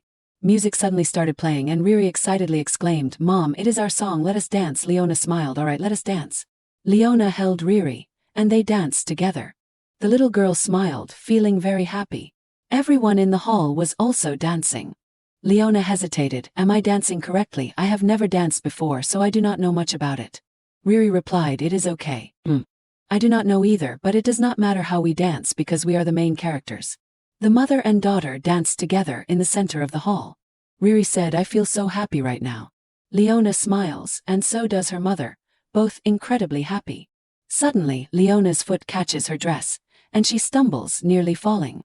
The Duke appears just in time to catch both mother and daughter. He clicks his tongue. "Really now?" The Duke gently says, "My lady, it is good to be happy, but you should be more careful." Riri exclaims, "Father, you came to dance with mother and me too, right?" The Duke responds, "Dance together, you say, then let us all enjoy ourselves." Leona shyly says, "Wait a minute." Riri happily says, "Come on, let us smile, the three of us dancing together is so joyful." Leona looks at the Duke, flustered. She suddenly burst into joyful laughter. She thought she was not good at dancing, but at this moment she felt truly happy to be together like this. There were so many beautiful and delicious cakes. Riri was happy, exclaiming how delicious they were, and Leona agreed, saying, "That is right, eating right after dancing is perfect."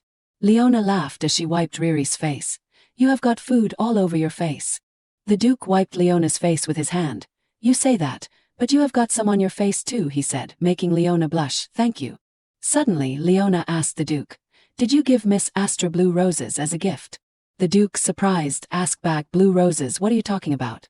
Lowering her head, Leona felt sad. If the Duke loved someone else. Suddenly, someone called out to Duke Ian. Lady Astra arrived. She said, "Congratulations on your new family, Your Grace. I am here on behalf of the Avilda family to present you with a gift." Riri pointed at her and shouted, "Oh, the dung beetle lady is actually here," making Leona burst into laughter. Astra was extremely angry. "Dung beetle, ha." Suppressing her anger, Astra said, "Along with this congratulatory gift, I bring my father's message to Duke Petrie. We still maintain a friendly relationship with you, unchanged." Putting down his wine glass, the Duke asked, "A friendly relationship? Well, before sending a gift, should not the Avilda family have done something first?" Astra, surprised, asked back, "What do you mean?" The Duke coldly replied, "Didn't you intend to harm our Riri before? Have you already forgotten? You should apologize directly to my daughter, should not you?" Astra stammered in fear. The Duke coldly said, "Apologize to her right here and now. We will talk about the rest later." Riri aggressively added, "That is right. You also ordered Lily and Reina to insult my mother. Apologize now. Mother Leona has officially become the Duchess. You should apologize and sincerely admit your mistake in front of everyone. Astra is in an awkward situation." Astra denies, "Why would I tell the children to do that? What are you talking about, my lady?" She curses under her breath. "Damn it, if this keeps up, things will get complicated." She is still stubborn. I do not know where Lady Rebecca heard that rumor, but Suddenly, Leona notices a blue rose on Astra's chest. The Duke, who had been watching Leona, wonders what she is looking at. He is shocked as if struck by lightning, his eyes widening in surprise. He sees the blue rose. He realizes, so that is it. He walks towards Astra, leaving her confused. She asks, "Duke Ian." He snatches the blue rose from her chest. The Duke, angry, says, "Not long ago, I was told a small rat had entered the garden. So the rat is here." Astra, terrified, opens her mouth but can't say a word. Leona was stunned, so she was the one who stole the blue rose. It was not Duke Ian who gave it to her. The weight in her heart was now lifted. Suddenly realizing the change in her heart, Leona was surprised. "What is this? Why do I feel so relieved?" Astra cursed under her breath, "Damn it, I did not come here to be treated like this." Throwing a hateful glance at Leona, Astra calculated, "At the very least, I can't bear this humiliation alone." At this moment, the servant brought out the hot pot, the water boiling furiously, passing by Leona. Astra maliciously thought, right now. Having been watching her all this time, noticing her evil intent, the Duke suddenly called out to Leona, "Riri, it is dangerous, come here." The Duke hugged Leona and Riri tightly in his arms. Astra's action almost caused the servant to spill the hot pot on Leona. Unexpectedly, the hot pot spilled all over Astra, making her cry out in pain. The servant and everyone were trembling, unable to speak. Riri casually remarked, "It is turned into a pile of poop." Astra was drenched, it was hot chocolate. She angrily gritted her teeth. "How dare you humiliate me in front of everyone?" Suddenly, Astra's father, Duke Avila, rushed in. "What is going on here?" Astra suddenly cried out, "Father, the Duke of Ilda said he was worried about leaving his daughter here alone, so he came to check on her, only to witness this shameful scene." "What happened, Duke?" Ian said. "Duke of Ilda, please calm down. I am sorry, Lady Astra, but this was merely a servant's carelessness. I will strictly educate them afterward. Astra's eyes blazed like a madwoman. Carelessness? Was it really carelessness? Didn't the Duchess conspire with the servants to humiliate me? Leona, surprised, said, "What are you talking about?" Riri angrily shouted, "You piece of shit, my mother did not do that." Leona said, "I never did that."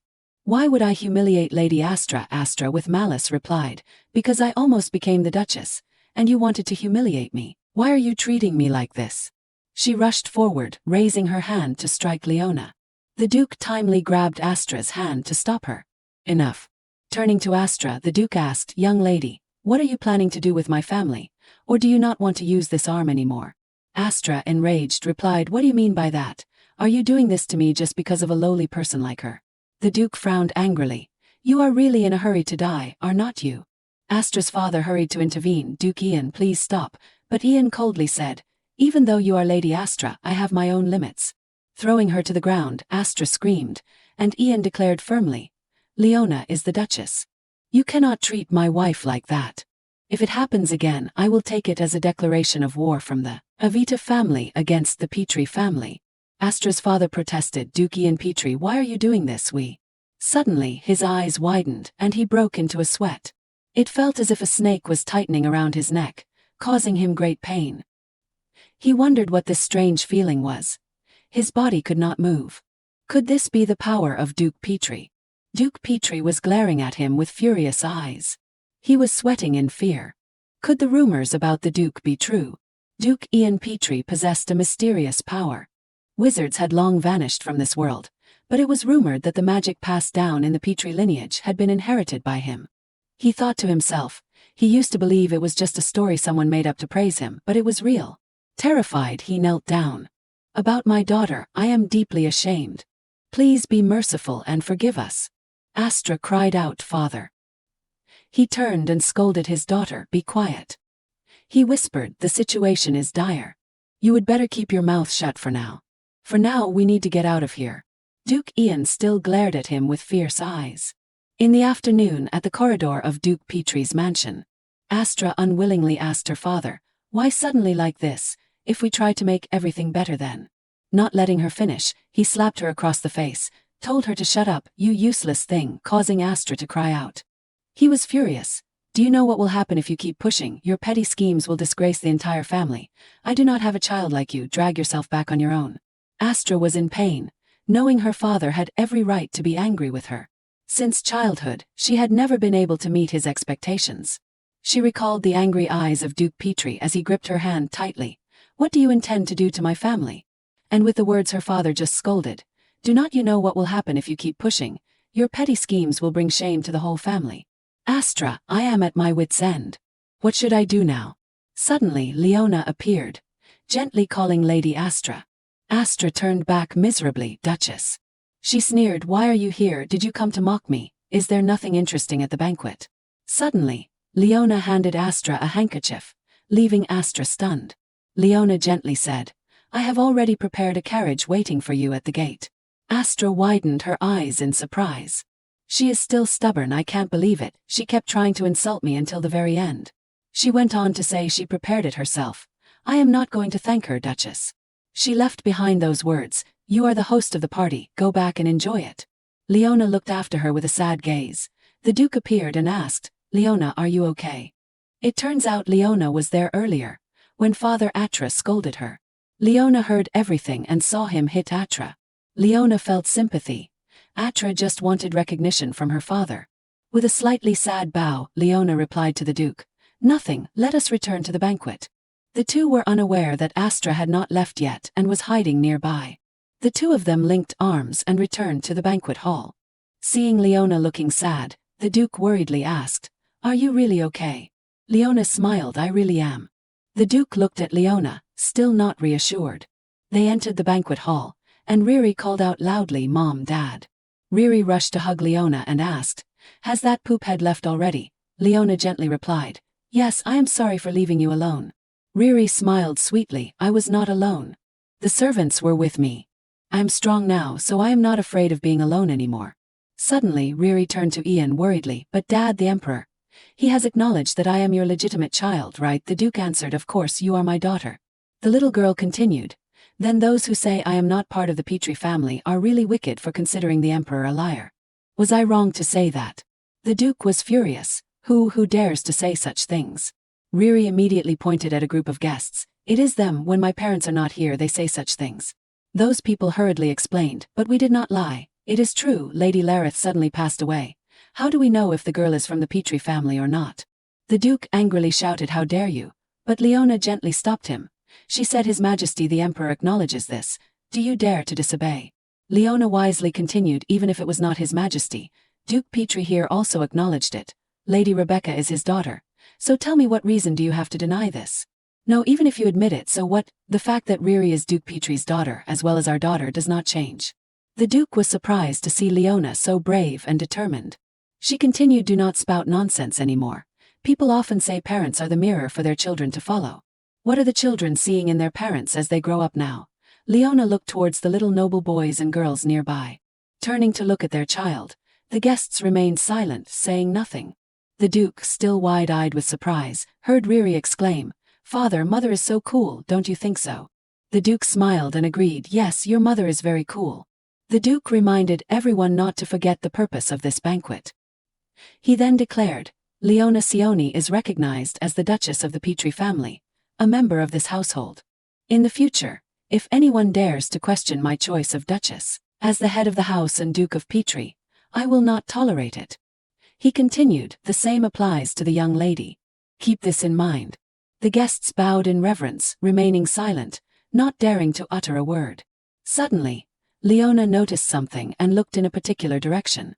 Those are the two children who came to play with Riri last time. The two children looked at each other as if discussing. Then they nodded in agreement.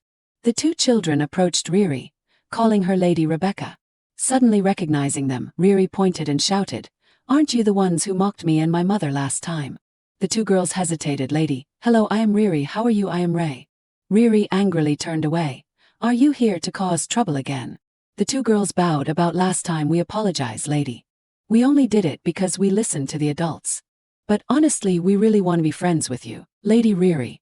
Because we always act superior, thinking we are very capable, it is hard for us to make friends.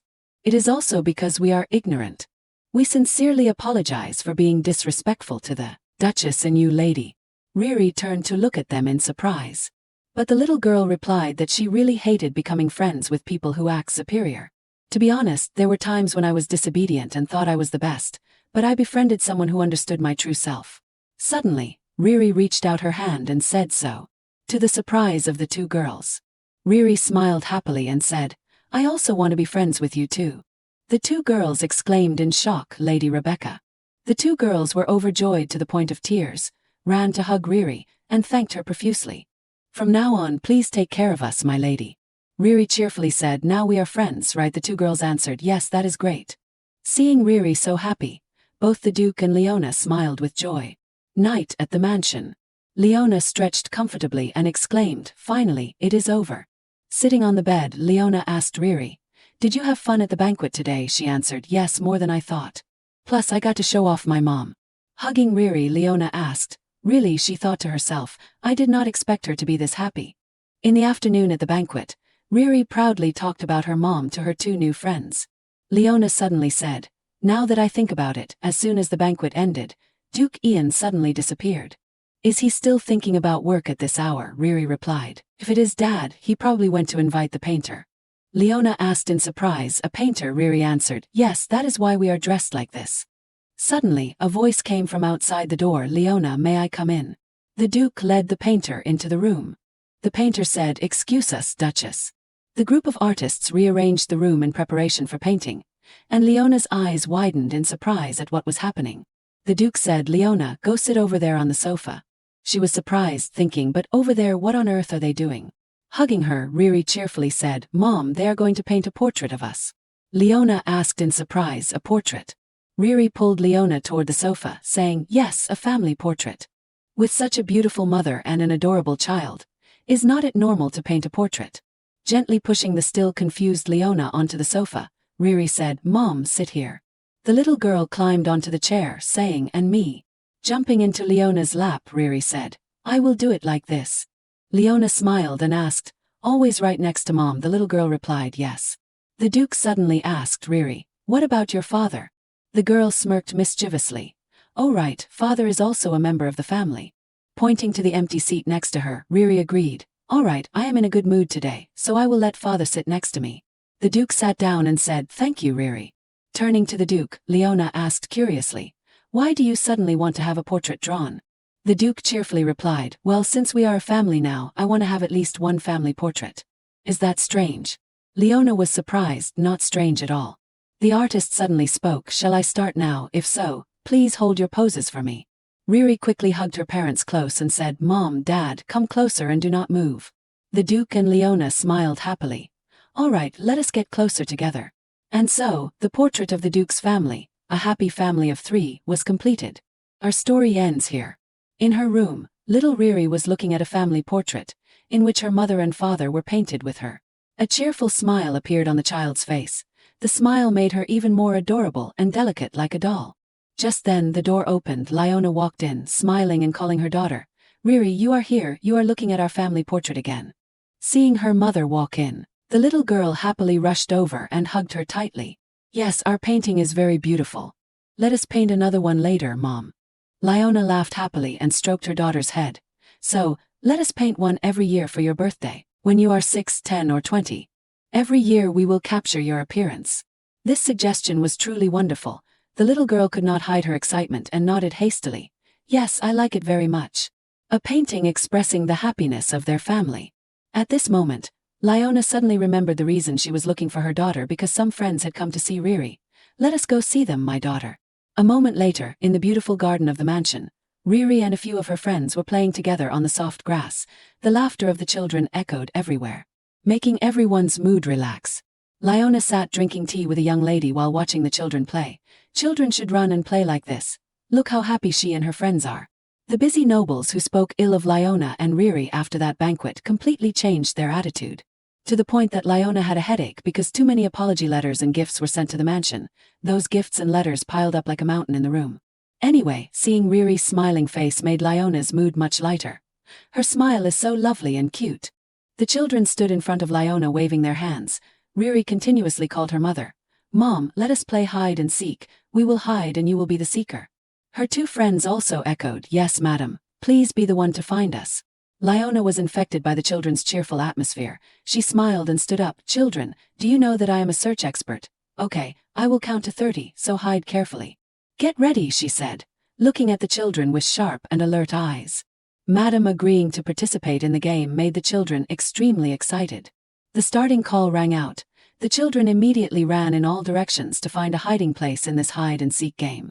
Who would have thought? Just a moment later, Riri pouted and asked dejectedly, why was I the only one found so early? Her appearance made Leona feel like teasing her. She patted her chest proudly and said, it is all thanks to the love for you that I know where you are hiding. Little Riri angrily waved her hands and feet, saying that her mother was cheating. But her frustration came and went quickly when Leona suggested that Riri should help her find Lily and Jaina, so she smiled happily and ran after her mother to find her friends.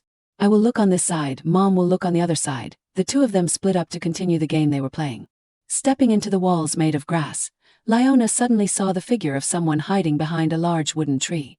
She thought it was a child participating in the hide-and-seek game, so she stepped closer and laughed. Found you, you hid better than I thought. But right after that, the smile on her face froze because in front of her was not a child, but a young man with jet black hair. Leona, of course, recognized him as Luca. But wait, there was something very strange about Luca's body, which startled Leona and made her feel confused. Why is Luca's body so transparent? What is going on? At that moment, Luca's closed eyes slowly opened to reveal pupils the color of a bright orange-red sunset. Suddenly little Riri's cheers rang out, startling Leona. I found you, why did you hide in such an easy place? Dad, you are such a fool. Duke Ian helplessly held his daughter's hand and explained, I was not playing hide and seek. But the little girl insisted that she had found her father, so she had to catch him. The little girl also saw her mother, so she called out, Mom, who did you find? Hearing that, Leona looked back at the father and daughter in a daze, about to tell her daughter that she had found Luca. But in the blink of an eye when she looked back, there was no Luca at the base of the tree, completely empty without anyone. The person who was here just disappeared. Leona stared at the base of the tree in horror while little Riri was also curious. What is wrong, Mom? There is no one here. Leona could only nod in confusion, but he was clearly here just now. Where did he go? And that transparent body too. Before Leona could think too much, the maid hurriedly ran over, interrupting her thoughts. Duchess, I have something to tell you. Your family has come to visit. News that was not good at all made Leona stunned. Then her eyebrows furrowed in annoyance. Are they shameless? They actually came here. Seeing the terrible expression on the woman's face, Duke Ian asked her with concern if she was okay. While Leona felt a headache, they have come all the way here. So I do not think they will easily go back. She sighed and told the Duke that she would go see them, then looked down at her daughter and instructed. Riri, I have something to go out for a bit. Can you help me find your two friends? Once you find them, eat the cake May made together, okay? Little Riri happily nodded in agreement with her mother's request. Yes, Mom, trust me.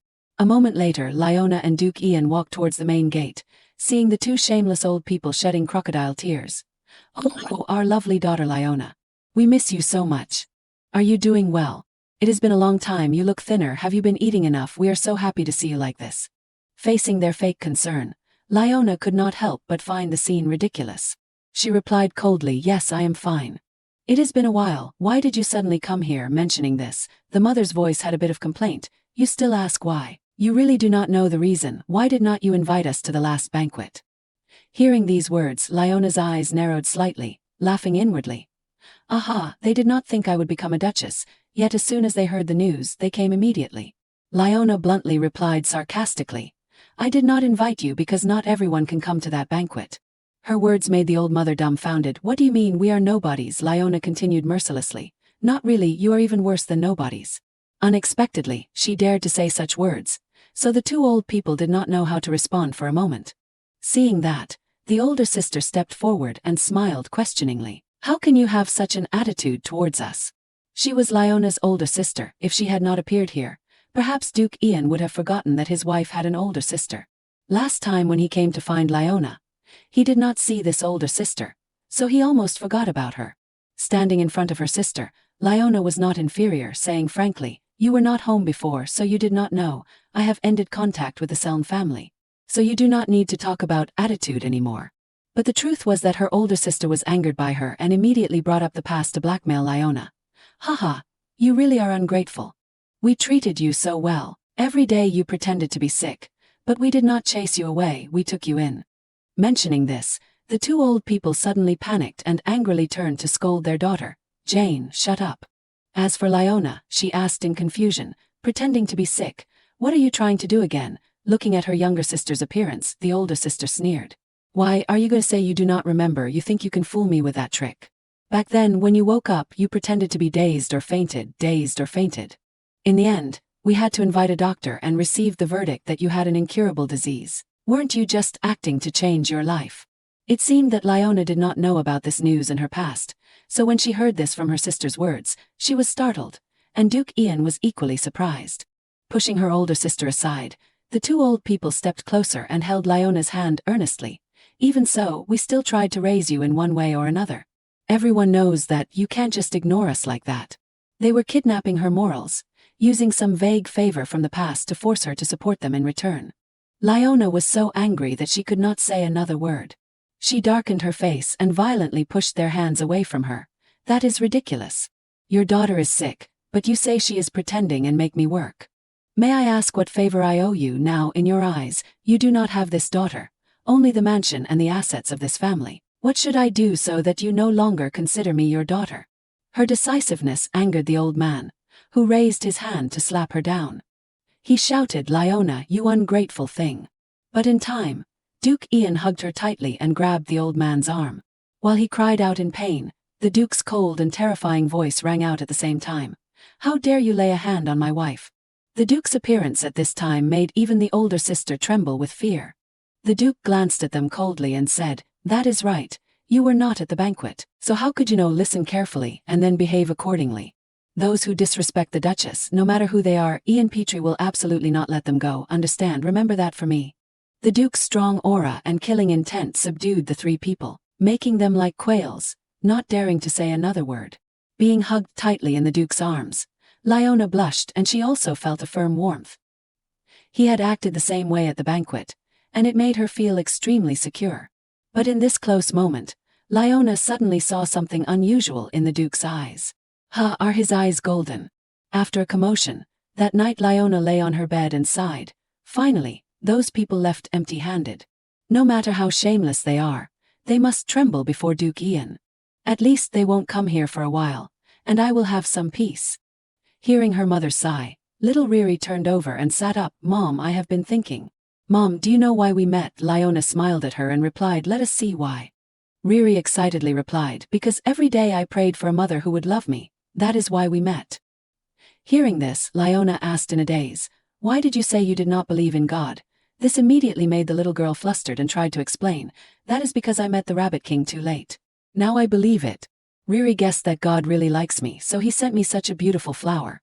Every word was somewhat naive but filled with love from her daughter, making Leona's bad mood somewhat better. So we met all thanks to you. Riri happily reached out to her mother. Now you have me and Dad by your side. You won't be lonely anymore. The little girl's hand touched her mother's platinum blonde hair. This unexpected comfort made Leona's heart melt. She was touched and reached out to hug her daughter. That is right. Thank you so much, Riri. Thanks to you, I do not feel lonely anymore. A moment later, little Riri fell into a sound sleep. Leona lay beside her, watching her daughter's sleeping figure in happiness. This child has such a strangely peaceful and pleasant beauty when she sleeps. Suddenly Leona heard a sound from the balcony. She looked up towards the balcony. What is that sound? Not letting her wait too long, the balcony door suddenly opened. The person who just walked in startled Leona. Is that Luca? Why is he here at this hour? Countless confusions and questions arose in Leona's mind. Until she was called by Luca, she was fully awake. At first, Leona was a bit panicked. Then she remembered the morning when she was playing hide and seek with her daughter. Her eyes narrowed, staring at the young man in front of her, determined to get to the bottom of everything. Leona got out of bed and approached the young man, her voice ringing with a bit of inquiry. Just in time, I have a lot of things I want to ask you about today. More precisely, you knew I noticed it, so you came here at this hour, right? Now tell me about Luca. Looking at the beautiful lady standing in front of him, the young man was silent for a moment. Then a wry smile appeared on his lips. Since I have been discovered, there is no point in hiding. I came here because I do not want Lady Leona to hate me or have any confusion in her heart. His attitude also made Leona somewhat conciliatory. She nodded and continued. All right, I am listening. First, about what happened this morning. She remembered Luca's faint figure by the tree this morning, when she saw his golden pupils. Then, while meeting her family, when the Duke got angry and accidentally revealed his golden pupils, the Duke's eyes at that time were the same as Luca's eyes this morning. So a daring thought arose in Leona's heart, about the connection between Duke Ian and Luca. At this moment she asked bluntly, when playing hide and seek and when my family came, both were Luca, right? Facing the question, Luca did not deny it. He put his hand on his chest and nodded in confirmation. Yes, both were me. To be honest, I thought you would not be able to know about this, but you still noticed, which makes me very touched. Hearing the answer, Leona was not too surprised, but more questions arose in her heart. Not knowing what reason she thought of, surprise and shock appeared on Leona's face. Don't joke around. Who are you, Luca? Are you the Duke's twin brother, abandoned and now back for revenge? What kind of dramatic romance is this? Looking at the lady's panicked appearance, Luca chuckled. Haha, sometimes you say things that are hard to imagine. Unfortunately, that is not the case, my lady. I am not the Duke's twin brother or anything like that. How should I put it simply? You could say I am a part of Duke Ian. Then, to satisfy Leona's curiosity, Luca carefully explained everything. Many years ago, due to some event, Luca was separated from Duke Ian. He did not know how to return to the Duke, so he lived like a ghost. Luca realized that the longer they were separated, the more unstable the situation became. The eyes would change color, the body would become transparent, the soul would change erratically, and Luca began to show unusual signs. Although the Duke did not say it, Luca was sure he was also going through similar things. After saying that, Luca bowed slightly and placed a gentle kiss on Lady Leona's hand. His voice was calm, interspersed with a sigh. I do not know how to make us one again, and there is no solution for the time being, but recently I have found a way. Lady Leona, the one who can do that for the Duke and me, please lend us your strength. Facing his request, Leona was extremely confused and bewildered. I do not know how to make you two one either. This is the first time I have heard of this, so I have no idea. Luca still smiled, holding her hand and shaking his head. No, you can definitely help us. 'Cause you came to this place. He suddenly paused for a moment, then used his golden eyes to look at the beautiful woman in front of him. Because you coming to this place is not a coincidence. After that brief conversation with Luca, or rather with another part of Duke Ian, a night quickly passed, welcoming the warm sunlight through the glass windows of the mansion. Little Riri woke up after a good night's sleep, so she was in a very good mood and greeted her mother. Mom, it is morning, good morning. Good morning, Riri. Hearing Liona's faint voice and sluggish appearance, this morning probably was not very good. Little Riri was also startled by her mother, almost popping her eyes out. Mom, what is wrong, couldn't you sleep? Liona gave a stiff smile, reassuring her daughter. No, I slept very well. In fact, she had lost sleep thinking about what Luca had said last night.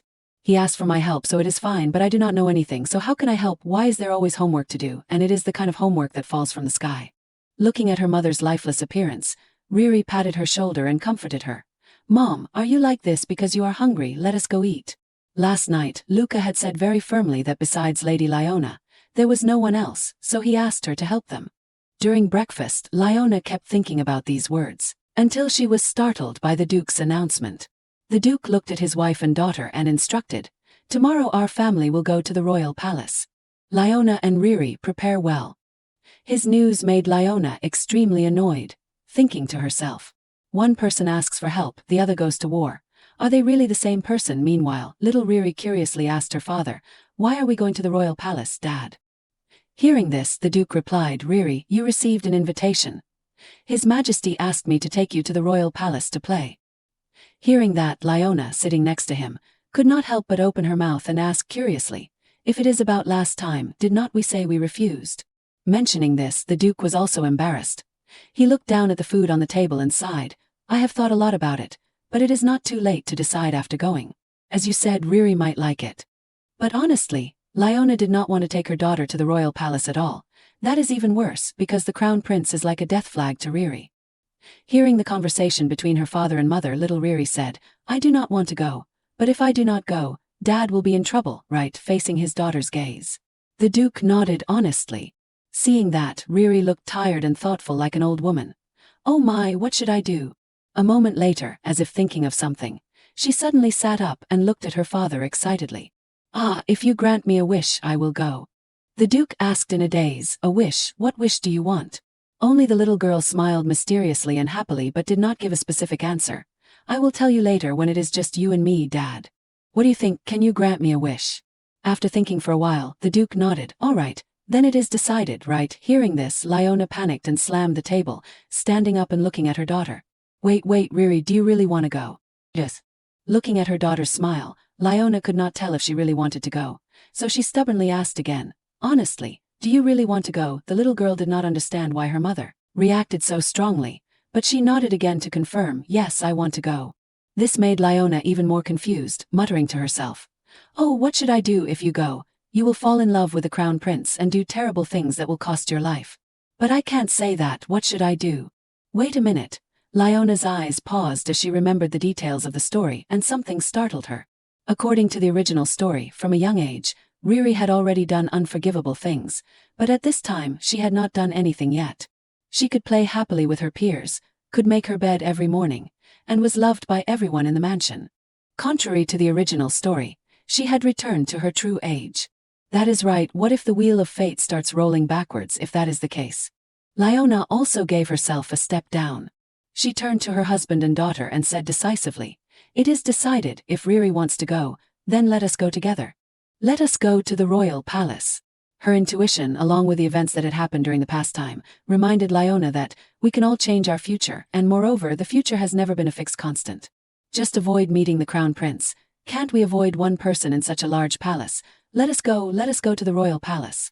Because they had decided, their family did not hesitate too long, sitting in beautiful carriages and heading towards the royal palace. Riri observed the surrounding scenery through the window and kept cheering. Wow, our carriage is really moving. Seeing her daughter so excited, Liona wondered, don't you often ride in carriages, Riri? Facing her mother's question, Riri looked at the scenery outside and replied, no, I have not. Since I got sick, I have not been allowed to ride in carriages because Dad did not allow me to go out. Is that so? But Liona was not much different from her daughter. This was the first time she had ridden in a carriage since becoming the Duchess. Thinking back, Leona looked up at the Duke and softly called, "By the way, Duke, why did you bring me back to the mansion in the first place? With a declining family, we could not afford to treat her. If you are a Duke, you could have chosen someone from a better family." After hearing her question, Duke Ian calmly turned to look at his daughter. He replied that it was very difficult to determine the cause of Riri's illness. "I called countless doctors, but all of them were helpless." Meanwhile, the Emperor had the key to the Holy Temple Library and was allowed to enter and exit. "I heard that there were many rare and hard-to-find books kept inside the Holy Temple, and I found a book. That ancient book recorded a vague piece of information that, although not widely known, was very rare in this country. That people with platinum blonde hair have healing abilities." Hearing the reason, Leona was surprised because she was a girl with platinum blonde hair. Facing her gaze, the Duke continued, "It was not easy for me to discover that the second daughter of the Selm family possessed platinum blonde hair, so I hastily proposed a marriage contract. But to be honest, I regretted the day I brought you back, because you were trembling with anxiety and suddenly lowered your head as if you were sleeping, then suddenly sat up and looked straight at me. Of course, after that I completely changed my attitude towards you because you influenced me a lot." Hearing this, Leona understood what her older sister had said a few days ago. She said that Leona had pretended to faint, woke up, and said she did not remember anything. As a result, they had to call someone for a checkup and received the news that she had an incurable disease. Her older sister thought this was a play she had staged to change her life. So that is it. The reason why the Duke brought Leona back to the mansion was explained. She had always been worried about Leona's real condition before she took over this body, even now. So Leona looked at the Duke and spoke again. "Duke, can you help me with this?" "Help you what with?" the Duke asked. What was Leona asking him to help her with? What was she thinking about? Time gradually passed. Their carriage finally stopped in front of a luxurious and splendid castle. "So this is the royal palace." Leona and little Riri were both stunned by the vastness of the royal palace. The castle was so big and sparklingly amazing. Yes, the palace is really big. However, the beautiful palace in front of her made Leona even more wary in her heart. She told herself to be more careful. Absolutely must not let Riri and the crown prince meet each other here. "We have arrived at the royal palace. Leona, take my hand." The Duke got out of the carriage first and reached out to her, and at the same time little Riri, standing next to her father, also reached out to her mother. "Mom, take my hand." Their invitations to hold hands rang out simultaneously. Then their eyes met, creating sparks for a silent battle. "I will be the one to hold Mom's hand," the Duke retorted. "Riri, your hands are short, so let me do it." "Step back." "They are not short, I can hold Mom's hand." Seeing her father and daughter start to argue, Riri was speechless. What are these two doing? "Well, good." Leona smiled happily and then bent down to take her daughter's hand. "Thank you, Riri." Little Riri cheered happily. "I knew you would choose to hold my hand, Mom." Meanwhile, the Duke, who was ignored, stood frozen. He pretended to cough to hide his embarrassment and then said, all right, let us go in. His Majesty is waiting for us." Looking at the Duke's still outstretched hand, Leona suddenly felt amused, and more than that, a joyful happiness in her heart. She did not hide it but showed that happiness on her beautiful face with a bright smile. "Yes, let us go." Just now she had felt very tense and a little uneasy, but holding their hands, that tension seemed to have disappeared. These two people at some point had become important people and a spiritual support for Leona in this world. Walking straight into the palace, the family of three came to the main hall where His Majesty's throne was placed, bowing their heads in unison. "Greetings, Your Majesty." His Majesty, with his characteristic golden hair, saw their family arrive and stood up happily. Oh, you have arrived. I have been looking forward to seeing you." He walked closer and looked at Leona in greeting. "This is the Duchess, right? Just relax, do not mind the formalities." Leona replied awkwardly, "But you are His Majesty." Hearing this, the Emperor chuckled. "Haha, being like this makes me feel more uncomfortable." Faced with the Emperor's persistence, Leona had to follow suit and bowed again. "If Your Majesty has said so, then thank you." Meanwhile, the Emperor's gaze turned to the beautiful little girl standing behind Leona. The Emperor immediately said excitedly, "Miss Rebecca, have you been well? It seems like it has been a while since we last met." Hearing this, the Duke, standing next to him, reminded him. "Your Majesty saw Riri 3 years ago. Riri has no memory of that time, Your Majesty." The Emperor smiled and nodded. Is that so? Time flies so fast, I think Miss has grown older than her age. The Duke casually replied, is that so? But to me, she is still just a child. As for Riri, she listened to the adults' conversation, understanding some things, not understanding others. The Emperor continued to wonder, right, I heard that the Duke's family recently held a banquet. Before you did not hold a party because Miss did not like it, but why did you hold a banquet now? Mentioning this issue, Riri excitedly raised her hand to answer. Because Riri has a mother now, that is why we held a banquet. Her innocent answer made the Duke remind her, Riri, you have to speak politely. But the Emperor was magnanimous and smiled, waving his hand. Haha, it is okay, let Miss talk to me comfortably. By the way, Miss, if so, from now on, if the royal palace holds a banquet and invites you, will you come? Riri happily held her mother's hand and nodded yes. If you also invite my mother, I will go. These words made the Emperor's eyes narrow with profound meaning. Oh really, then all right. It seems that Miss Rebecca really likes the Duchess. I am sure the Duke is very pleased, right? Facing the Emperor, who always smiled but no one knew what he was really thinking, the Duke did not know how to answer that question for a moment. Oh my, I can't let my distinguished guests stand like this forever. Everyone please sit down, let us sit and talk slowly. Everyone sat down at the prepared tea table. The Duke and His Majesty focused on talking about their work. Because the content of the conversation was not something a child like Riri could understand, she became sleepy and slumped against her mother, Leona. She is sleepy. It is understandable since the conversation is all about the current situation of the country. Even Leona felt a little uncomfortable, so how could a 5-year-old child be interested? His Majesty also happened to see her sleepy appearance and exclaimed, oh dear, did I bore Miss, but I still have something to say to Miss. Seeing her look at him, the Emperor suddenly suggested, right, why does not Miss try going to the royal palace gardens once? There are many places for Miss to see. And I guarantee it won't be boring. Hearing that, little Riri immediately became excited. Really, Riri wants to go, Riri wants to go. But Leona did not feel very good about it. After all, she felt that walking around the royal palace was not good at all. What if we run into the crown prince? But then again, maybe going out is also a way to avoid him. So she suggested, Riri is still young, so I am not at ease letting her go alone, so I would like to go with her. The Emperor, of course, nodded in agreement. The Duchess is right. Just go, the servants will lead you to the garden. I hope you both enjoy it. For some reason, when he said this, a somewhat ambiguous look appeared on the Emperor's face again. Is he plotting something? A moment later, under the guidance of the servants, Leona and Riri strolled along the corridor in the castle. The little girl seemed to enjoy singing while walking. Unexpectedly, she likes it that much. I am glad I did not let her go alone. Riri, be careful not to fall, she said as they walked past a cloaked figure in the hallway. Suddenly Leona froze because a strange feeling arose in her heart. At a glance, the person who just passed by seemed to be wrong. Leona looked back in a daze, muttering that person just now. Seeing her mother suddenly stop, little Riri wondered, what is wrong, Mom? Is that person your acquaintance? They only saw the back of the person walking away, cloaked in a mysterious black cloak. Leona hesitantly replied to her daughter, no, I do not think I know him. But why did she have a familiar feeling in her heart? Was it her imagination? That person was an old man with white hair and a beard the same color as his hair. Later, the two of them finally reached the garden that His Majesty had mentioned. It truly was a beautiful garden full of plants and fragrant flowers. The chirping of birds and the fresh air made people feel relaxed. Oh my God, it is so beautiful, little Riri cheered, her mouth wide open in amazement as she looked at the garden. Not to mention the little girl, even Leona was amazed. Yes, it is really beautiful. The royal palace garden is truly different. The maid standing next to them introduced, if you go deeper into the garden, there will be more beautiful and rare flowers. Hearing that, little Riri happily took her mother's hand and hurriedly pulled her along, running inside. Mom, it is more beautiful over there, let us go see it.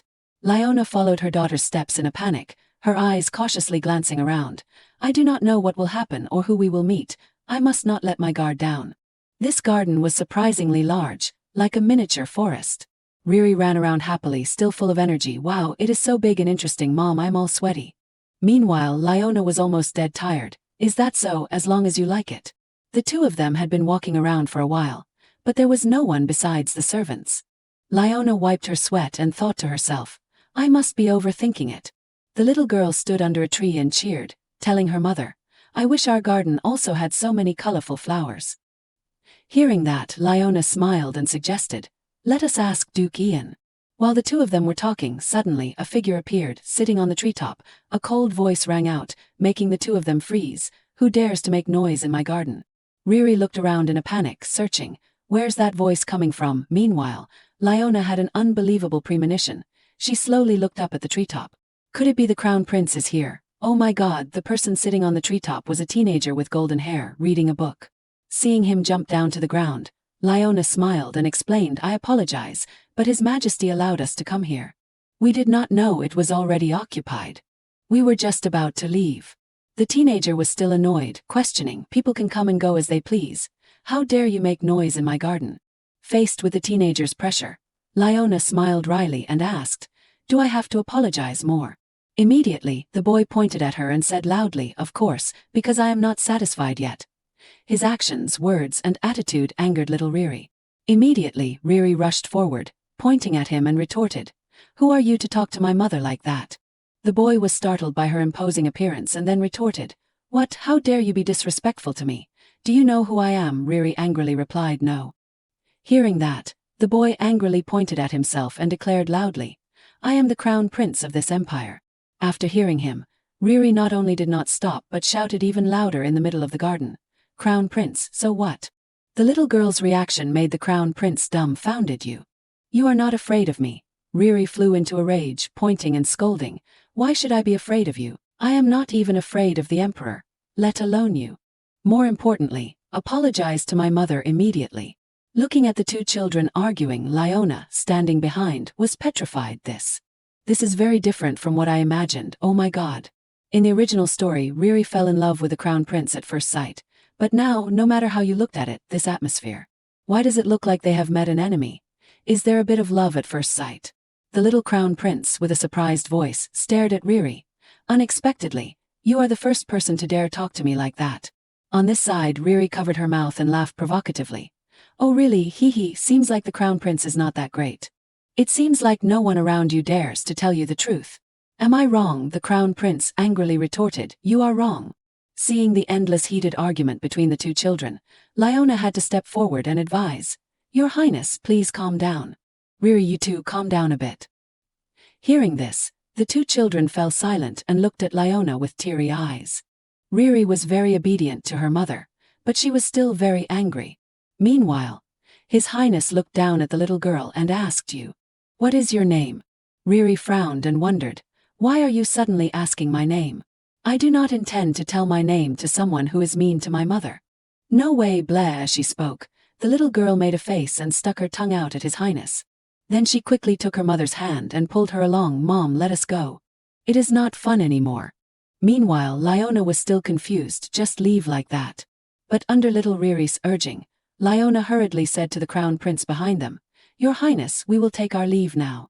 Watching the two of them leave, the Crown Prince's face became pensive, wondering what he was thinking. A moment later, by the lake in the garden, as she walked, Liona could not help but ask, Riri, you met His Highness directly, what do you think of him? Is he so handsome that you want to see him again? Before her mother could finish her sentence, the little girl interrupted angrily, Never, Mom, that guy dared to badmouth you, so I hate him. He is really hateful, so what if he has a handsome face? Her words made Liona so happy that she had to ask again, do you really think so? If she really thought so, things were very different from the original story. Liona did not expect her meeting with His Highness to turn out like this. So that means the future can also be changed. So, then that is great. Suddenly Riri said something, Mom, you have changed your preferences.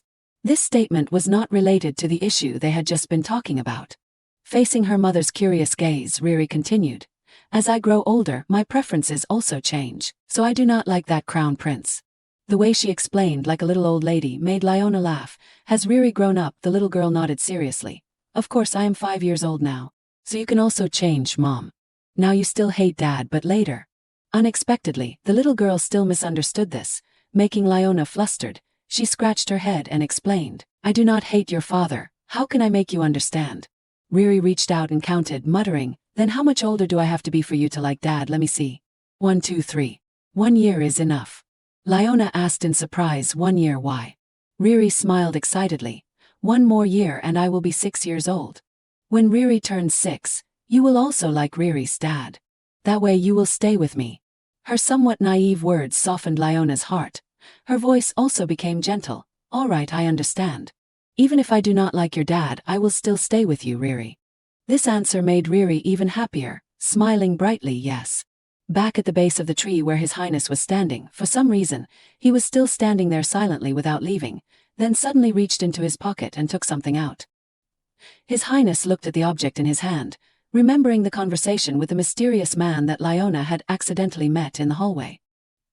He had given this to the Crown Prince. At that time the Crown Prince wondered, "Why are you giving this to me?" The man replied, "Sometimes your Highness needs a secret to win someone's heart. I am telling you this because you are the Crown Prince. I hope it will be helpful to your Highness." What he gave His Highness was a sparkling piece of jewelry, a beautiful pale purple gem. Clenching his hand, the Crown Prince muttered in frustration, as expected, "Having this is also useless. He is teasing me again," so annoying as he spoke, the boy turned and left. He did not notice that the jewelry he was holding suddenly emitted a light dark purple smoke. At the same time at the tea table, His Majesty inquired of the Duke, "Have you thought about my proposal, I mean about making your daughter the Crown Princess?" Mentioning this issue, the Duke slowly shook his head about that. "I sincerely apologize, Your Majesty, but I would like to decline." As expected, the answer puzzled the Emperor. Why, every noble wants their daughter to become Empress. Hearing this, the Duke continued, "That is true, but it seems my daughter does not want that position. To be honest, I want my daughter Rebecca. I want her to have a free and carefree life." His Majesty took a sip of hot tea and exclaimed, "Is that so? So this is your answer? Duke Ian Petrie, I respect your opinion." His Majesty's words made the Duke slightly happy, but before he could smile, he was doused with cold water by the next sentence. "But I am a little worried about you. Lazais. Have you forgotten about her?" A name uttered by His Majesty made Duke Ian freeze. The Duke's expression became bewildered and somewhat distraught as he remembered a part of the past. His Majesty continued, "Her health was not good, but what if she were in a higher position, the position of Empress? Clearly, not only me, but all my subjects prayed for her speedy recovery and tried to treat her, but she was the one who refused it. And now your adopted daughter's health is also like that." As he spoke, the Emperor glanced at the person sitting next to him, his voice carrying a bit of a threat. "Do you want to relive that nightmare again, Duke?" Stunned by the Emperor's words, the Duke's expression was extremely unpleasant, while his hands clenched into fists. Is there some secret hidden in these words? The Emperor stepped closer and patted the Duke's shoulder. "Of course, freedom is important. I understand better than anyone how much you care about Miss Rebecca, so Duke, think carefully again about what is truly the right choice." A moment later, the maid led Riri and her mother back. "Your Majesty, Duchess Petrie and Miss Rebecca have returned." Seeing that, the Emperor's expression returned to his usual smile. "Oh, you have already returned. What do you think, miss? Did you like the garden?" Riri immediately cheered. "Yes, the garden is so big and beautiful. Thank you, Your Majesty, for letting me and my mother admire the beautiful scenery." Leona added, "I apologize, Your Majesty, for picking a few flowers on the way here. May I take them back because she wants to make a flower crown?" The Emperor smiled generously. "It is good that you two like it. I can give you as many flowers as you want. But now anyway, the Duke and I have finished talking. Everyone rest a bit and then we will have a meal together." Leona was a bit awkward but tactfully declined the Emperor. "Thank you, Your Majesty, but we would like to take our leave now. It has been a while since Riri went out, so she is tired now." The Emperor nodded in understanding and then glanced at the Duke. "It is a pity, but there is no other way. Then you can go back. I hope Duke Ian will think carefully about what I said." Meanwhile, the Duke remained silent and pensive. His eyes narrowed, he replied helplessly, "Yes, Your Majesty." After they left, His Majesty coldly asked the maid behind him, "Did you take them to the right place as I instructed?" The maid nodded, "Yes, Your Majesty." Hearing this, His Majesty smiled with satisfaction and muttered, "Humph, Duke Petrie, do you think you can escape my grasp?" Meanwhile, on the carriage back to the Duke's mansion, Duke Ian sat in the carriage, lost in his own thoughts. Leona noticed this keenly. It seems like his mood has not been very good since talking to His Majesty. What did they talk about? Meanwhile, little Riri kept telling her father about her visit to the garden, and at the same time, asked for his opinion on planting many beautiful flowers when they returned to the mansion. Ian regained his composure and smiled at his daughter. "Oh my, look how much you like it." Riri nodded enthusiastically. "Yes, I really like it, but it would be more perfect without that guy." Her words made the Duke puzzled. "That guy who?"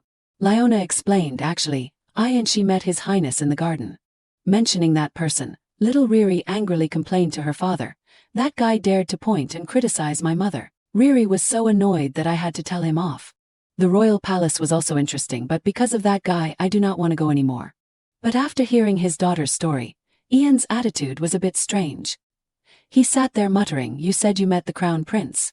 Suddenly Ian came closer, took his daughter's hand and hurriedly suggested, "But Riri, you only met him once, how can you understand him clearly? Meet the crown prince one more time, okay?"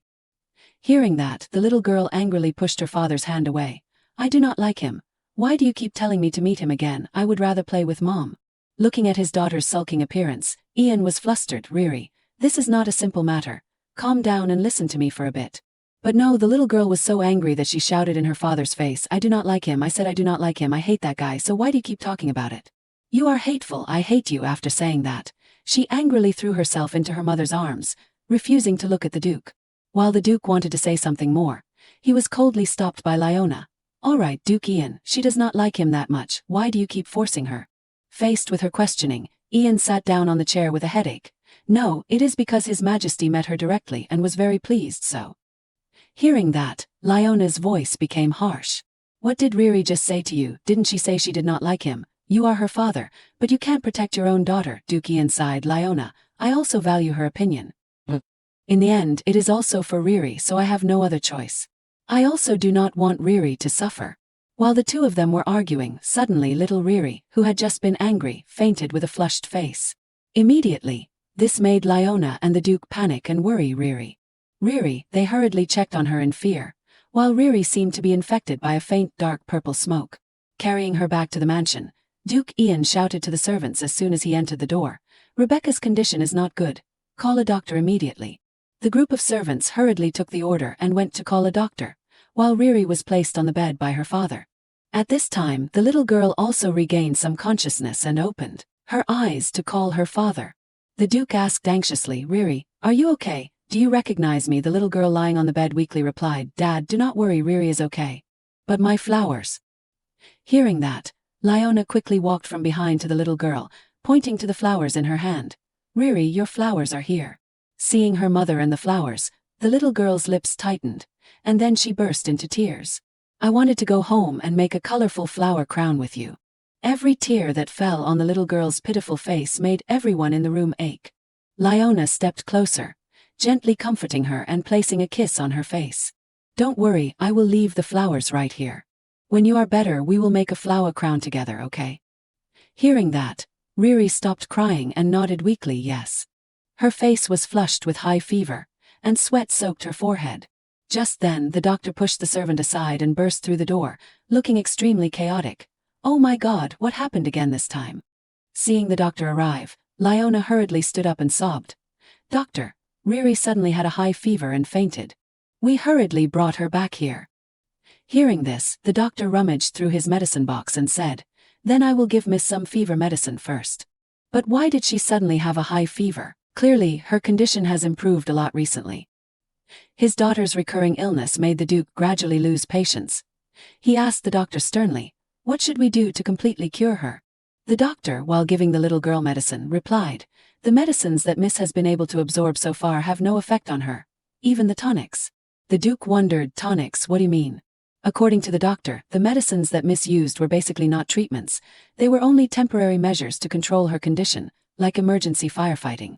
"But once the body resists the medicine, I can't use that medicine anymore. The symptoms that appear when Miss gets agitated and the way the medicine works are completely different from normal illnesses." Leona anxiously inquired, "So there has never been a case like this before?" The doctor, faced with this question, pondered for a moment. "Let us see, it may have appeared somewhere before. But as a doctor, I can't just search the medical records of other patients. So where can we find it?" The doctor said that the temple library had records of cases of illnesses with unknown causes, but not everyone could enter there. If she wanted to view the records there, Leona needed to get permission from the high priest. This path was much more difficult, but was there really no other way? Lost in thought, Leona suddenly thought of something. She hurriedly turned to ask the Duke, "About the rare book you said you found in the temple library with the help of His Majesty." The Duke nodded in confirmation, but he had not had the key and access for very long. You have to have the key to be able to enter and exit. However, the Emperor does not always get permission from The high priest, so I am worried whether this method will still work. Hearing that, Lyona suddenly patted her chest. Give me the key, I will try to meet the high priest. Faced with this unexpected offer, the Duke was momentarily stunned. Then he looked at the flowers placed by his daughter's bedside. His voice became soft and somewhat helpless as he called his daughter's name. Hearing her father's voice, the little girl tried to open her eyes and reply, "Dad, I am okay." His daughter's words were like what that woman had once said, lying on her sickbed, saying the same thing, "Ian, I am okay." Then the Duke remembered His Majesty's previous threat. Do you want to relive that nightmare again? Remembering these words made Ian freeze, thinking to himself, I can't lose another important person to me. Absolutely not, it can't happen again. Then he suddenly made a gloomy decision. I will change the doctor immediately. This decision made Lyona confused and annoyed. Why? Hearing this, the Duke explained, didn't you hear what he said? That doctor prescribed tonics, not treatments. Because he prescribed the wrong medicine, that is why her condition has not improved. Hearing similar reasons again made it difficult for Lyona to contain her anger. She asked loudly, what did you just say? Did you hear what the doctor said clearly? Riri's illness is not a common illness. It is a strange illness that has no similar cases before. The doctor tried to find a treatment and prescribe the appropriate medicine for her. But you do not understand that and still want to fire the doctor immediately. If you arbitrarily change doctors and Riri's symptoms worsen, what will you do then? Will you regret it later and blame the past? Why do you always make such sudden decisions? I understand you think this way because of your love for your daughter. But at times like these, if you are a father, act like a father. Don't let your mind become weak because of a little setback. The Duke's foolish action was bluntly rejected and clarified by Lyona. He was temporarily speechless. Hearing the two of them raise their voices at each other, Riri, on the sickbed, tiredly called out to her mother and father. Seeing that, Lyona hurriedly turned back to ask her, Riri, what is wrong? Are you in pain again? Only to see her shake her head and continue, are you two arguing? Hearing this, Lyona calmed down a lot and sighed, no, we are not. At the same time, she told herself not to raise her voice in front of her, after all, she was also at fault. Feeling the warmth from her mother's hand, Riri closed her eyes and said, Mom, no matter what, do not go anywhere. I do not hurt when you are by my side. Lyona smiled, stroking her hair, reassuring her with words, yes, I am not going anywhere. I will always be by your side, Riri. Duke Ian stood silently behind them, watching them, wondering what he was thinking. A moment later, the Duke turned and left the room. Night fell quickly. Lyona, sitting by the bedside taking care of her daughter, fell asleep at some point. Meanwhile, a mysterious figure approached and looked at her sleeping soundly. That person's hand gently stroked her platinum blonde hair. Although in a daze, Lyona felt someone stroking her hair. Who is it? This feeling was so warm and affectionate, but her eyelids could not open anymore. A night passed with the warm sunlight shining into the room, dispelling the coldness. Lyona was woken up by the sunlight and rubbed her eyes. Oh my, when did I fall asleep again? Little Riri was still fast asleep. Checking her daughter's temperature, Lyona breathed a sigh of relief. Thankfully, her fever has gone down. I have to change the wet towel. Lyona was about to get up and leave, but she suddenly noticed something placed on the table by the bedside. It was a finished flower crown. The appearance of this item surprised Lyona. This is a flower crown, who made it and left it here, and the feeling of someone stroking my hair last night. A terrifying guess appeared in her mind. Could it be Duke Ian? No way, Lyona panicked, changed her clothes, and hurriedly left the mansion, heading towards the Grand Library. In her heart, she kept denying, it must be Luca. Who else could it be? It can't be that Duke. A few hours before Lyona arrived at the temple, Duke Ian Petrie had said this. He said that the doctor had disappeared. Lyona was astonished, her mouth agape. What did you say? You did not do it, did you? She looked at the Duke suspiciously. Didn't you say yesterday that you would change the doctor? Misunderstood by her, Ian waved his hand in annoyance. No, I did not mean Riri's doctor. I meant the doctor you asked me to find. On the previous trip home, Lyona, sitting in the carriage, suddenly asked the Duke for a favor. Can you help me find the doctor who examined me before? The Duke repeated it, and Lyona realized her misunderstanding, flustered. Oh, you mean that doctor? What, he disappeared? Duke Ian turned his head to look away before replying. Yes, disappeared without a trace. I apologize, but I can't help you with this. Hearing this, Lyona could only sigh. It is okay, you have put in the effort to look for him, thank you. But he said the doctor disappeared without a trace. What happened? Although she could not find the doctor, Lyona noticed that the Duke's attitude was also very strange. This attitude was like his previous self. Walking on the road, she could not help but sigh. Of course, she also realized that there must be something wrong with the royal palace. After returning from the royal palace, everything was messed up, leading to the fact that wanting to change fate also made her feel delusional. However, Lyona still had the key in her hand. Let us try going to the temple library and see. To find the records that could help Riri's condition, she definitely had to get permission from the high priest. After arriving at the temple, she only waited for a moment before the door opened. The man with white hair appeared right in front of Lyona. "Greetings, Duchess, we meet again." Dumbfounded, looking at the face in front of her, Lyona then panicked and pointed at the man.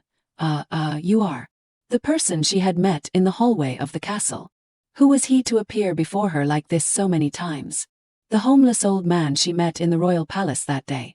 Why was he here? Looking into her bewildered eyes, the man spoke first. "I heard that the Duchess would be coming to the temple, so I came to welcome you." Duke Petrie requested His Majesty for permission to enter and exit the temple library. "Did you bring the key?" Lyona took out the key in her hand. "Oh yes, I have it." But what she cared about was why he was here and what he was doing here. Just then, someone from the temple ran out from inside and said in a panicked voice, "High Priest Caleb, leave that to us. The High Priest does not have to." Hearing that, Lyona's eyes widened in surprise as she looked at the man in front of her. "You are the High Priest." "Oh my," seeing her extremely surprised look, Caleb smiled. "Come to think of it, I have not introduced myself yet." Meanwhile, the young man was also extremely surprised because the Duchess did not know High Priest Caleb. The High Priest possesses extraordinary abilities that are considered magic. His abilities are recognized by His Majesty and have a significant influence in the royal family, and he is our great High Priest Caleb. Hearing the young man's proud introduction, Lyona wondered why such a great person dressed like a homeless person before. At this time, the High Priest smiled and said to her, "Being praised like that, I do not know how to react. I'm just doing my job as a priest. Please treat me normally. I can't let you stand here forever. I will take you to the library. This way, please." Under the guidance of High Priest Caleb, Lyona and her maid followed right behind him. On both sides of the path, the High Priest's subordinates bowed respectfully. Among them, Lyona noticed a white-haired woman. Was not this the person who had shown disdain towards her shabby appearance before? Contrary to the nobles, she was extremely welcoming and hospitable. Dressed in expensive clothes, she also had to bow before her. Lyona was no stranger to this kind of flattering people. Could she find what she was looking for in a place like this, a place that harbored people with personality defects like her? While she was pondering, the High Priest suddenly asked, "But why do you want to use the library? If it is difficult to say, you do not have to tell me." This old man is just curious. Although he said that, his subordinate said that the High Priest had great influence in the royal family, so his words could very well reach the Emperor's ears. Now, not answering or telling the truth would also lead to danger. In that case, she wondered if she should mix truth and lies. After pondering for a moment, Lyona replied, "Actually, my health is not good." Hearing that, the High Priest glanced at her with a puzzled look. "The Duchess is ill." Lyona squeezed out a tear with all her might. "Yes, I look normal on the outside, but even doctors have not been able to identify this illness, so there is no cure. The temple library has records of the illnesses of many patients in the country, so I wanted to come here and see if there is an illness like the one I have." "Is that so?" The High Priest nodded. Lyona continued her performance. "High Priest, please keep this a secret. I do not want people to worry about my illness." "Course I will, my lady." After a while of small talk, he stopped in front of a giant door. "We are here, this is the temple library. Duchess, please give me the key for a moment." Lyona placed the key in his hand and then stepped aside to observe. In her sight, High Priest Caleb held the key tightly in his hands and then closed his eyes, chanting an incomprehensible incantation with strange syllables. Immediately, a pale blue light enveloped the key and his body. When the incantation was complete, the door in front of them automatically opened, revealing the scene inside. Only then did Lyona realize that it was not just having the key that could open the door. After opening the door, the High Priest smiled at her and returned the key. "The door is open, you can freely enter and exit for a period of time. Here's your key back." As he placed the key in her hand, he said, "Duchess, I will pray for you to find what you need and completely cure your illness. Oh, and this library is very large, so be careful not to get lost." For some reason, at this moment, facing the man in front of her, Leona felt something strange that made her feel uncomfortable. Yes, thank you. The smile on his face was as gentle as a kind old neighbor, not like a high-ranking official in the court. He turned and left. Then I will see you again soon. Looking at his back, Leona muttered and clenched the key in her hand, but I do not want to see him again at all, because he is a strange person. At the same time, at the Duke's mansion, Riri woke up after a sound sleep and became distraught when she learned that her mother was not home. Mom went to the temple. Why did not she take Riri with her? I also want to go out with Mom. The Duke sat opposite, comforting his daughter. It won't take too long, and your mother will be back soon. Even though your fever has gone down a lot, you still have to be careful. Riri shook her head and acted spoiled with her father. I am fine now, and even running and jumping is no problem. I am so bored lying in bed all the time. Hearing that, the Duke suggested, so shall we draw pictures or would you like to go eat some chocolate? Riri crossed her arms and shook her head arrogantly. Those things are fun but not now. Ah, that is right. The little girl's eyes lit up, and she quickly raised her hand to speak to her father. Father, do you remember what you promised me? You promised me a wish if I agreed to go to the palace. If you grant me a wish, I will go to the palace. Under the little girl's reminder, the Duke finally remembered his promise. One wish, so what do you wish for? Riri smiled brightly and replied, I will tell you when we are alone. Back in the present, the Duke stroked his daughter's head. You mean you will go to the royal palace in exchange for a wish, right? How could I forget this? Hearing that, Riri became excited, so I will use my wish now. Play hide and seek with me. The Duke was slightly taken aback, not expecting her to use her wish for something so simple. He naturally agreed to play with her.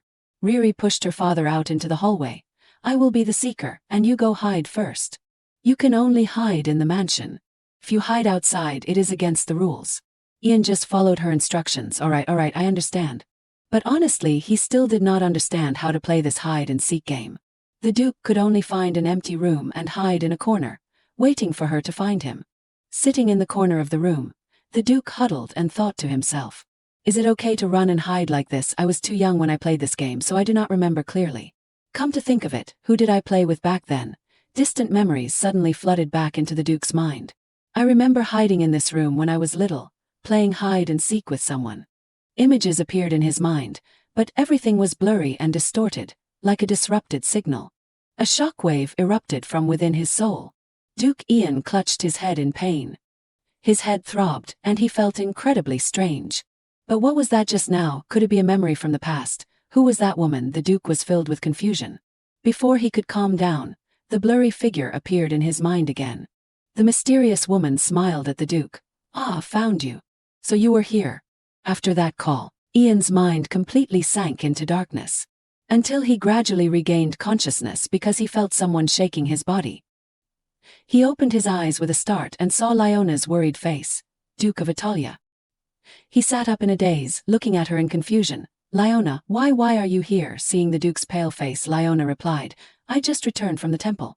Are you all right? Ian, Riri said she would been looking for you for a long time but could not find you anywhere. Only through her words did the Duke remember. That is right, I was playing hide and seek with Riri. It has been so long since I played, so I do not quite understand the rules of the game. I am sorry, Riri. After saying that, he closed his eyes and fainted again, making Leona even more panicked. Duke of Italia, wake up. Calling him repeatedly but still unable to wake him, Leona, in a moment of desperation, ran out into the garden and shouted into the air. Luca, where are you? Hearing her call, Luca appeared nearby. Lady Leona, you called for me. Seeing him, she rushed over and questioned, Luca, where have you been all day? Duke Ian has fainted. Is this the strange phenomenon you were talking about? Oh my, needless to say, how exhausted Leona was today. When she returned to the mansion, she saw her daughter crying because she could not find her father. She went to look for the Duke in place of her daughter and found him fainted in a room. Why were so many things happening today? After hearing the whole story, Luca's eyes dropped to the ground. So it has come to this. Every time he does something against his true heart, a part of his soul begins to shatter. That is why the Duke fainted. True heart. Leona did not understand what true heart meant, but what she cared about most was how to wake Ian up. She asked Luca, but even he said he did not know. Perhaps, madam, you should try looking for clues in the temple library. That night, it rained heavily outside, with thunder and lightning crashing down on the earth. The terrifyingly loud sounds made little Riri shrink into Leona's arms. Leona hugged her daughter tightly and reassured her. Riri, are you scared? Although she was hugging her mother tightly, the little girl stubbornly shook her head. No, I am not scared. It is just loud.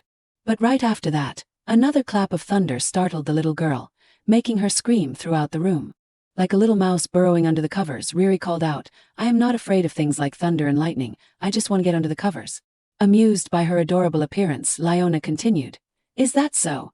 Then I will tell the brave Riri a truth. Thunder and lightning are warnings from the gods.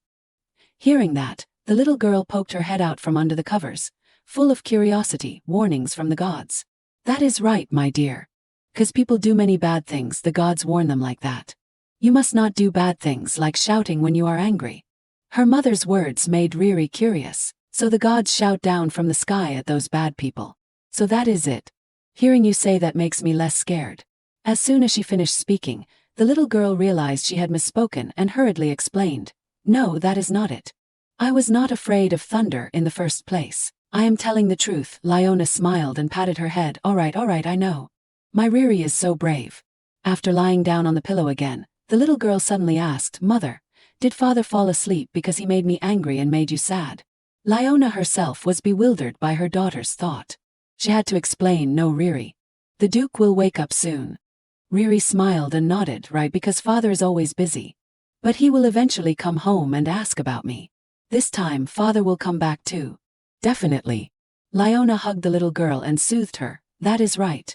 Until the Duke wakes up. Let us protect this mansion well for him, okay?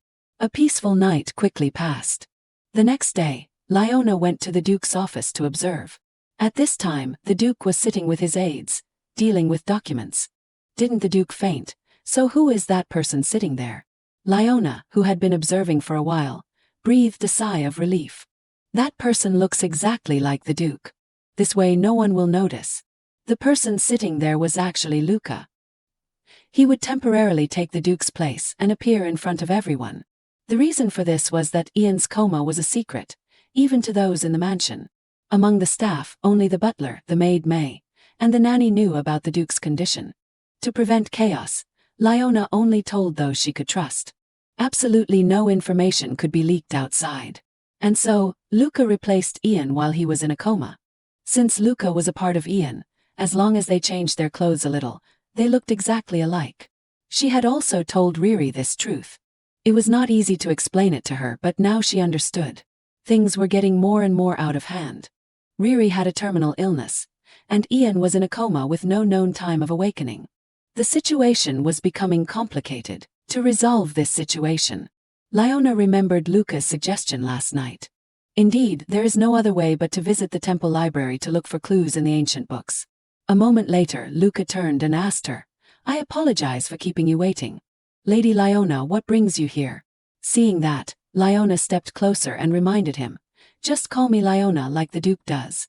You must not let the other servants discover that you are Luca. Is that so? I apologize. Then the person in front of her imitated the Duke's manner and called her name in a deep voice, Liona. This manner, this face, and this voice momentarily stunned Liona. For a split second, she really thought the person in front of her was the Duke himself. Regaining her composure, she cleared her throat and said, I have something to ask of you. Please come with me to the temple library. Didn't you say so before, that I should try looking for clues in the temple library? Let us go find them together. After thinking for a moment, Luca nodded. All right, understand. Then I have to prepare right away. She had intended to leave, but thinking of something, Liona stopped and suddenly said, Luca. When it was just the two of them, he could just be Luca. A moment later, she leaned against the door and sighed. Why am I like this? Luca suddenly saying that made my heart. Just a moment ago, he looked at her affectionately and said, Aren't we family now? These words made Liona's heart race because, after all, Luca was the Duke. After a moment of daze, she hurriedly patted her face. Pull yourself together, Liona. Now is not the time to think about this. Finding clues at the temple library was important, but at the same time, she also had to learn more about Duke Ian. About the reason why Duke Ian fell into a coma. To find out the cause of the separation between the Duke and Luca, to answer all those mysteries, she had to understand everything about him. But initially, she heard that the servants who had been working in the mansion for a long time had all been replaced. Currently, no one in the mansion knew about Ian's past. She wondered if she should meet the previous servants. With this doubt in mind, she went to the nanny to inquire about the situation. Madam, do you want to ask about the people who have worked in this mansion for a long time? Let me think. I know an elderly butler. He worked in the mansion even longer than I did. Like the other servants, he left the mansion. I heard he lives alone in a remote place outside the city. So, can we meet this elderly butler? Faced with Liona's question, the nanny replied awkwardly. He is a very tight-lipped person. I do not know if he will open up when asked. Knowing it would be difficult, Liona was full of determination. It is all right. I will do everything to learn about the Duke. Seeing the madam's resolve, the nanny stopped dissuading her and nodded. I understand. Then I will go find and meet him first, madam. Liona smiled brightly. Is that okay? If so, thank you very much, nanny. Just then, little Riri, who had been busy on the floor, suddenly called out to her mother. Mother, look, Tada, I drew father. What do you think? As she spoke, the little girl showed off a drawing of the Duke she had just finished. Liona smiled and stroked the little girl's head, praising her. It looks exactly like Duke Ian. My Riri is a very good artist indeed. Hearing her mother's praise, the little girl proudly patted her chest. Of course, and when father wakes up I have to show him. But where are you going, mother? Why are you dressed to go out? Faced with her curious gaze, Liona carefully explained. Well, I am going to the temple for a bit and then I will be back. Riri, may I go out for a little while? Hearing these words, the little girl immediately became dejected. Do you have to go, mother? Liona smiled and nodded. Yes, that is why I am asking your permission. Because I promised I would not leave Riri and go away. But I can't keep my promise today. After listening, Riri suddenly opened her eyes wide with excitement. So now I have to make a very important decision, right? That is right, Riri. My Riri has the right to make this important decision. Her mother's words made the little girl feel very important, and she thought seriously, like a little old lady. After a moment, she sighed and looked at her mother. Okay. I want to say no, but I know you won't abandon me. I know you will come back so you can go. Because Riri is a good girl. The little girl's appearance was so adorable that Liona could not help but hug her again and caress her. Thank you, Riri. You are my lifesaver, Riri. My lifesaver is someone who does not think I am useless, someone who makes my life shine brighter than anyone else. So I will definitely not leave until you do not need me anymore. Lying in her mother's arms, the little girl smiled happily. Hee, I understand. Oh, and when you are gone, remember not to follow strangers anywhere. And do not get too excited and fall down, okay? The little girl admonished her mother like a real adult. Liona kissed her forehead, of course, so do not worry too much. I will be back soon. Then the little girl, along with the nanny and the maid, said goodbye to her mother. Liona was so moved by this scene that she shed tears. She always begged me not to leave her, yet since when did she grow up so much? I feel both happy and sad. Luca, who had been watching from inside the carriage, praised her. It is all thanks to Lady Liona. You have had a positive influence on young Miss Riri. Haha, I did not do anything. Liona scratched her head embarrassedly, then covered her mouth and yawned. Excuse me. I am sleep deprived, so. Hearing that, Luca suddenly offered her something. Madam, please take this. Holding the bottle in her hand, Liona wondered, what is this? Luca explained that it was a type of oil good for sleep. He had recently noticed her fatigue and found it for her. I hope it will help you, madam. Looking at his smile and feeling his concern, Liona was a little surprised. Thank you, Luca. Their carriage stopped in front of the temple library. Luca took Liona's hand, helped her out of the carriage, and they entered the library together. This time, they did not encounter High Priest Caleb. Since the key was still valid, Liona simply brought it close to the door, and it opened automatically. Then they both stepped inside. Seeing the library with his own eyes, Luca could not help but be surprised and exclaim, "Is this the temple library? This is truly a wonderful place." The surroundings were simply but elegantly decorated and carried a sacred air. Countless books were displayed on the shelves, exuding the scent of paper, which made people feel relaxed. Luca looked around for a moment and suggested, "There are many books here, so let us split up and look. I will try looking this way, and Lady Liona can take the other side." Liona nodded in agreement, and they split up in two directions to search.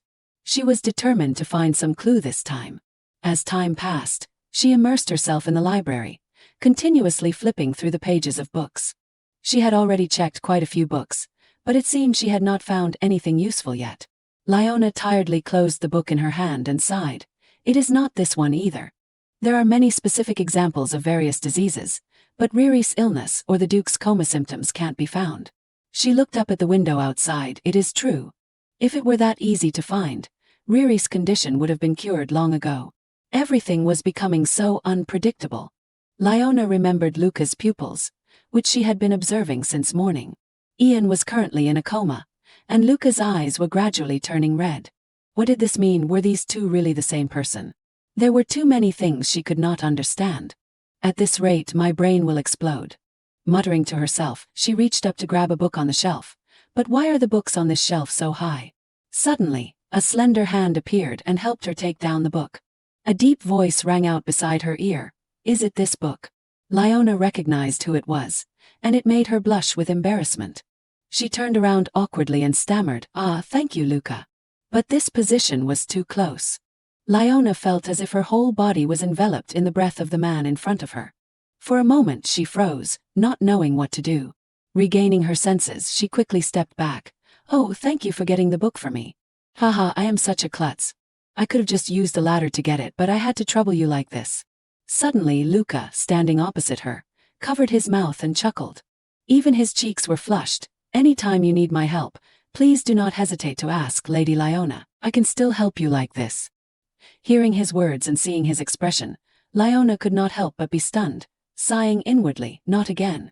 Luca's eyes had just turned red again. While they were silently looking at each other, High Priest Caleb suddenly approached and spoke. Isn't that Duchess Petrie? I did not know you would return so soon. It seems you did not find what you were looking for last time. Because there was a stranger present, Leona momentarily took her eyes off Luca and replied awkwardly. Aha, that is right. There are too many books here. I can't search them all by myself. So today, I came with Duke Ian. Seeing that, High Priest Caleb bowed slightly before the Duke.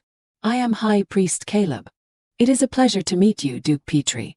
I apologize for not being able to greet you sooner, as I was unaware of your visit. Luca shook his head calmly. It is all right. It is because I came without notice. I will certainly return, so you do not need to report to His Majesty. Yes, I will do so, Duke Petrie. After saying that, he looked straight at Luca, his eyes somewhat mysterious and seemingly harboring some thoughts. It was unknown whether he had noticed anything or not.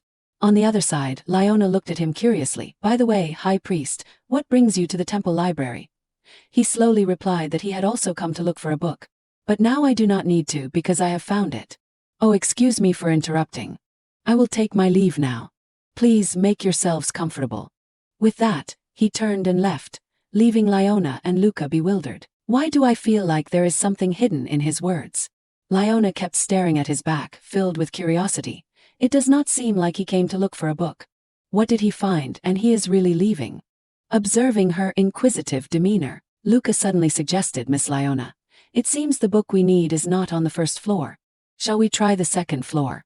Hearing his reminder, Leona was startled and embarrassed. Oh right. She was in a hurry and did not have time to worry about other people's business. Forget about him. Then their book search continued. This one is not it either. Oh my, this one too. This one is a bit similar, but the symptoms are different. Leona kept muttering amongst her books. Luca could not help but laugh, finding her adorable. Leona asked him puzzledly, what is so funny? Seeing that, Luca said with a smile, I am laughing because I can feel how much you cherish Miss Riri. I think she will get better soon, thanks to you, Lady Leona. But I have not found any definite information yet. However, Luca had a strange confidence in her. You will find it, madam. If anyone can, it is you. Where did he get such faith in her? Leona voiced her inner observation. You seem very happy now, Luca. Surprisingly, Luca did not deny it but nodded. Yes, I am very happy. His frankness made Leona smile happily as well. It is strange. Seeing someone smile makes me happy too. I thought I only felt this way when I saw Riri smile, but I feel the same way with you. Inwardly, she could not help but think of Duke Ian. Seeing the Duke smile is not bad either. As if realizing her changing mood, Luca softly called her name, only to see her close the book in her hand and continue. Come on, this book is not it. Let us get another one. I told Riri I would be back early, but I do not know if I will find any clues today.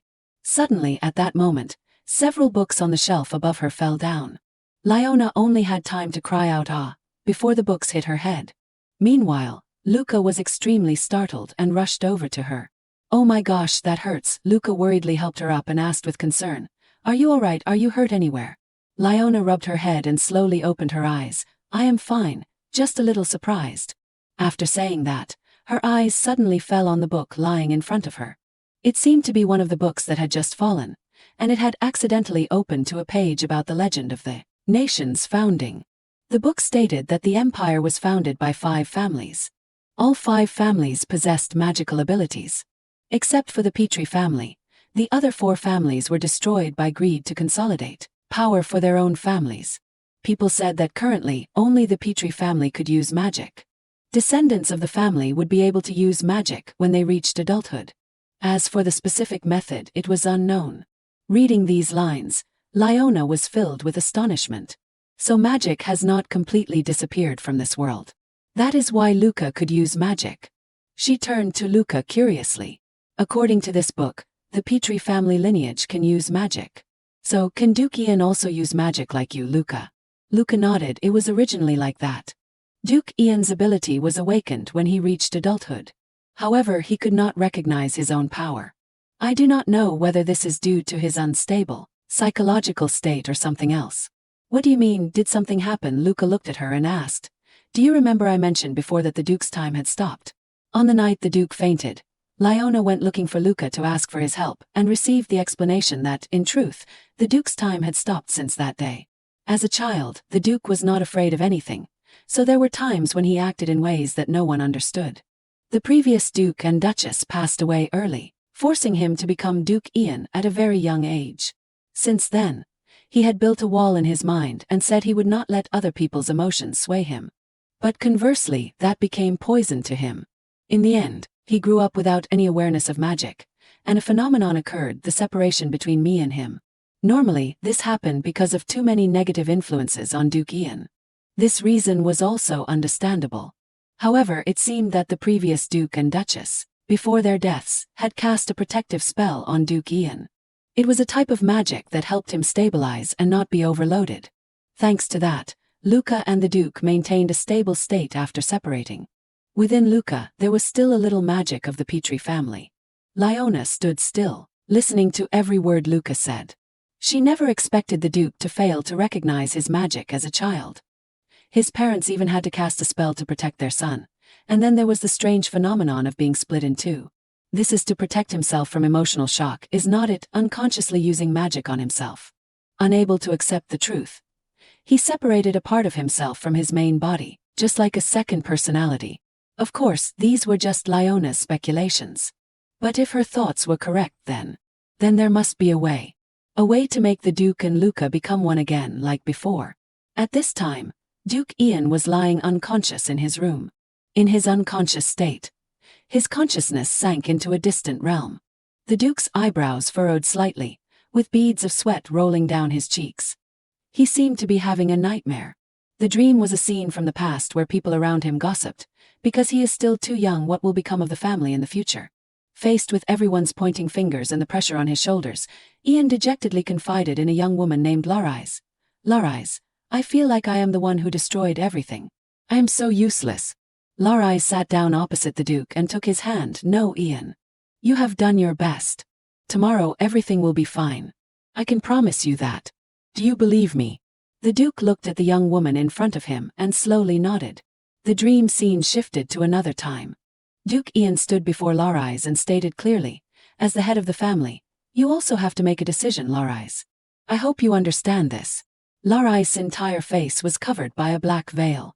In the dream, her face could not be seen clearly, or perhaps the image of her in the Duke's memory had become blurry. Larise pondered silently and then nodded. Yes, Ian. I understand. The scene shifted again, and this time she was lying in a hospital bed. Her voice weak. Ian, I am sorry. I can't be with you until the end of my life. At that moment, Ian panicked and grabbed her hand. Why are you apologizing to me? It is not your fault. No, Larise, do not. With Larise's life coming to an end, Ian felt a wave of despair and pain. That pain continued to gnaw at him to this very moment. Ian remembered the past through the dream and shed tears of pain on his face while sleeping. As for Luca and Leona, after leaving the temple library, she decided to stop by the market for a while. Lady Leona, what are you planning to buy at the market? Hearing that, Leona smiled and walked ahead, looking around. I am planning to buy a gift for Riri. She bravely protected the mansion even though I was not there. so I have to reward her. Isn't she praiseworthy? Riri strongly assured her. Our home is left to me to protect. Leona, while browsing around, asked Luca, what do you think Riri would like? A sweet dessert or a toy? Luca smiled, indicating that he did not know for sure, but he thought Riri would like any gift, as long as it was from her. Is that so? Leona happily continued her gift shopping mission. Passing through the dark alleys in the neighborhood, she paused thoughtfully as she saw homeless people slumped by the roadside in those alleys. There are still so many homeless people, Leona sighed. Speaking of this, Luca also mentioned something he knew, to improve the people's difficult lives. His Majesty once donated money to them. But I do not think this welfare comes from sincerity. Leona looked at the completely resigned appearance of the homeless people and sighed. You are right. Random donations like this only make the people more miserable. If it were me, I would consider a different approach. I would give them a fishing rod instead of a fish. I would teach them how to work instead of giving them money. If they knew they could still earn money through honest work, without needing exceptional skills, then at least they would have a much better life than they do now. Hearing her words, Luca smiled and praised her. You always surprise me, Lady Leona. He mumbled something under his breath, which Leona did not hear clearly, so she had to ask again. What did you just say? But Luca smiled and shook his head, saying it was nothing, and changed the subject.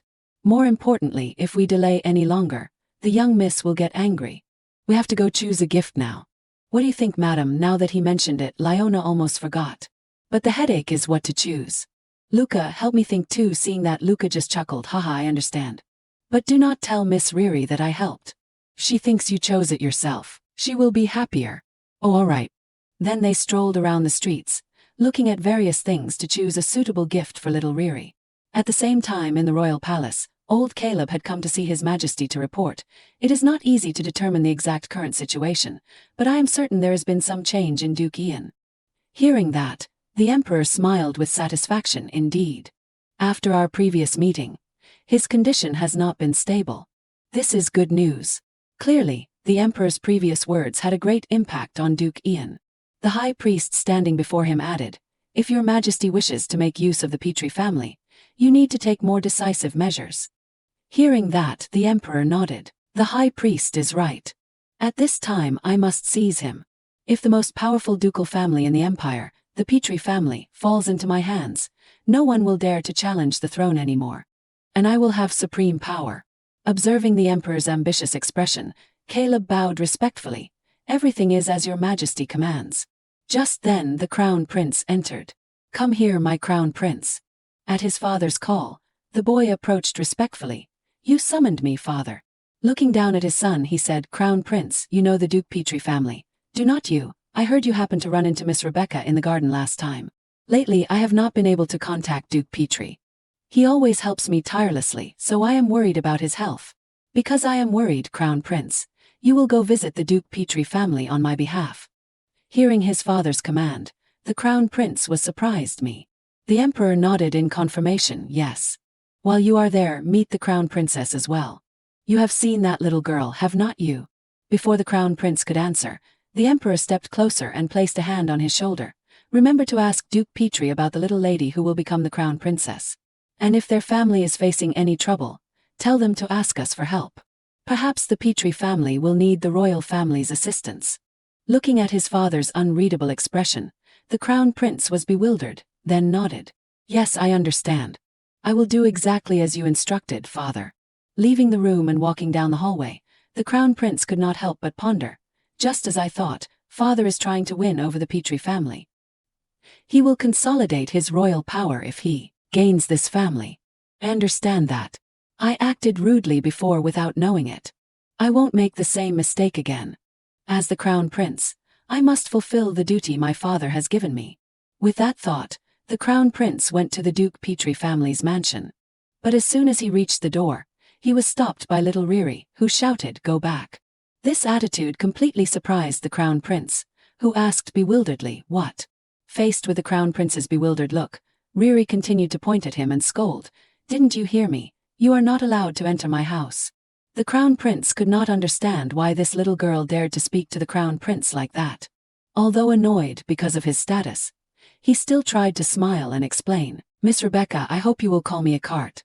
And also, out of concern for everyone, I am here today on behalf of His Majesty. Please take me to greet the Duke. Mentioning her father, Riri was momentarily flustered, but she calmly replied, no need to worry. You can go back.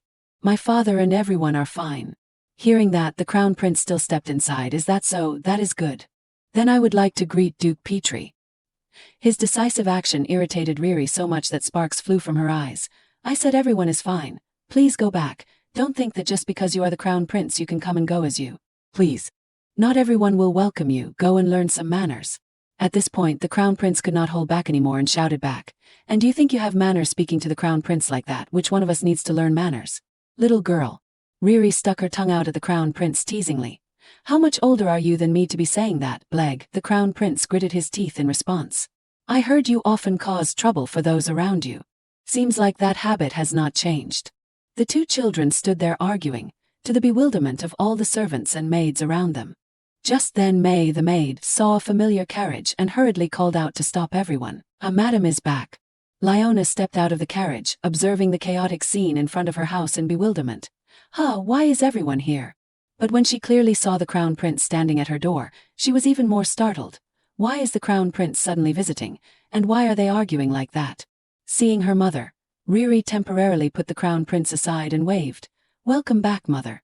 Liona walked closer helplessly, with a smile on her face, and greeted the Crown Prince. Greetings, Your Highness. What brings you to our mansion? Speaking of this, the Crown Prince turned and glared at Riri, then said, His Majesty has not heard from Duke Petrie recently and is very worried. So I came here personally. As this matter concerned him, Luca stepped forward in front of the Crown Prince. I sincerely apologize for causing His Majesty concern. Please convey to His Majesty that I am well. Seeing the perfectly healthy Duke standing before him, the Crown Prince was silent for a moment and then nodded. Understand. I will convey the message. From now on, if you visit His Majesty less often, please inform the royal palace and do not let the Emperor worry. Luca nodded in response. I understand. Meanwhile, Liona also secretly breathed a sigh of relief. If that is all, I will take my leave. With that, he walked towards the carriage, but before getting in, he stopped and glanced back at Riri. Looking at Riri's face, she was still very angry. Seeing her as if she wanted to eat him alive, the Crown Prince was stunned.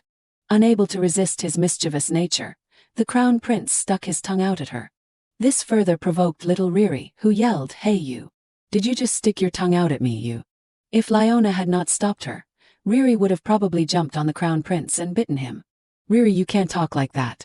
Riri yelled in frustration. I am so mad, colt or tart or whatever, you are a jerk.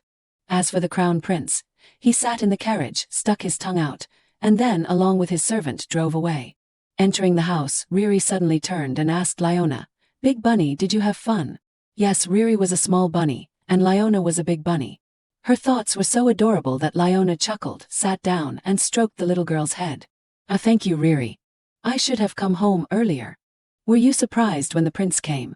Riri puffed out her chest and shook her head. No, mother. Because I am a grown-up now, I can handle these things. And her way of handling it was to have a heated argument with the Crown Prince. Under her mother's helpless gaze, Riri took out another drawing. I drew a big bunny while I was waiting for you to come. Liona clapped and praised her. That is my Riri, you draw so well. But for some reason the little girl continued dejectedly. It seems we do not look alike.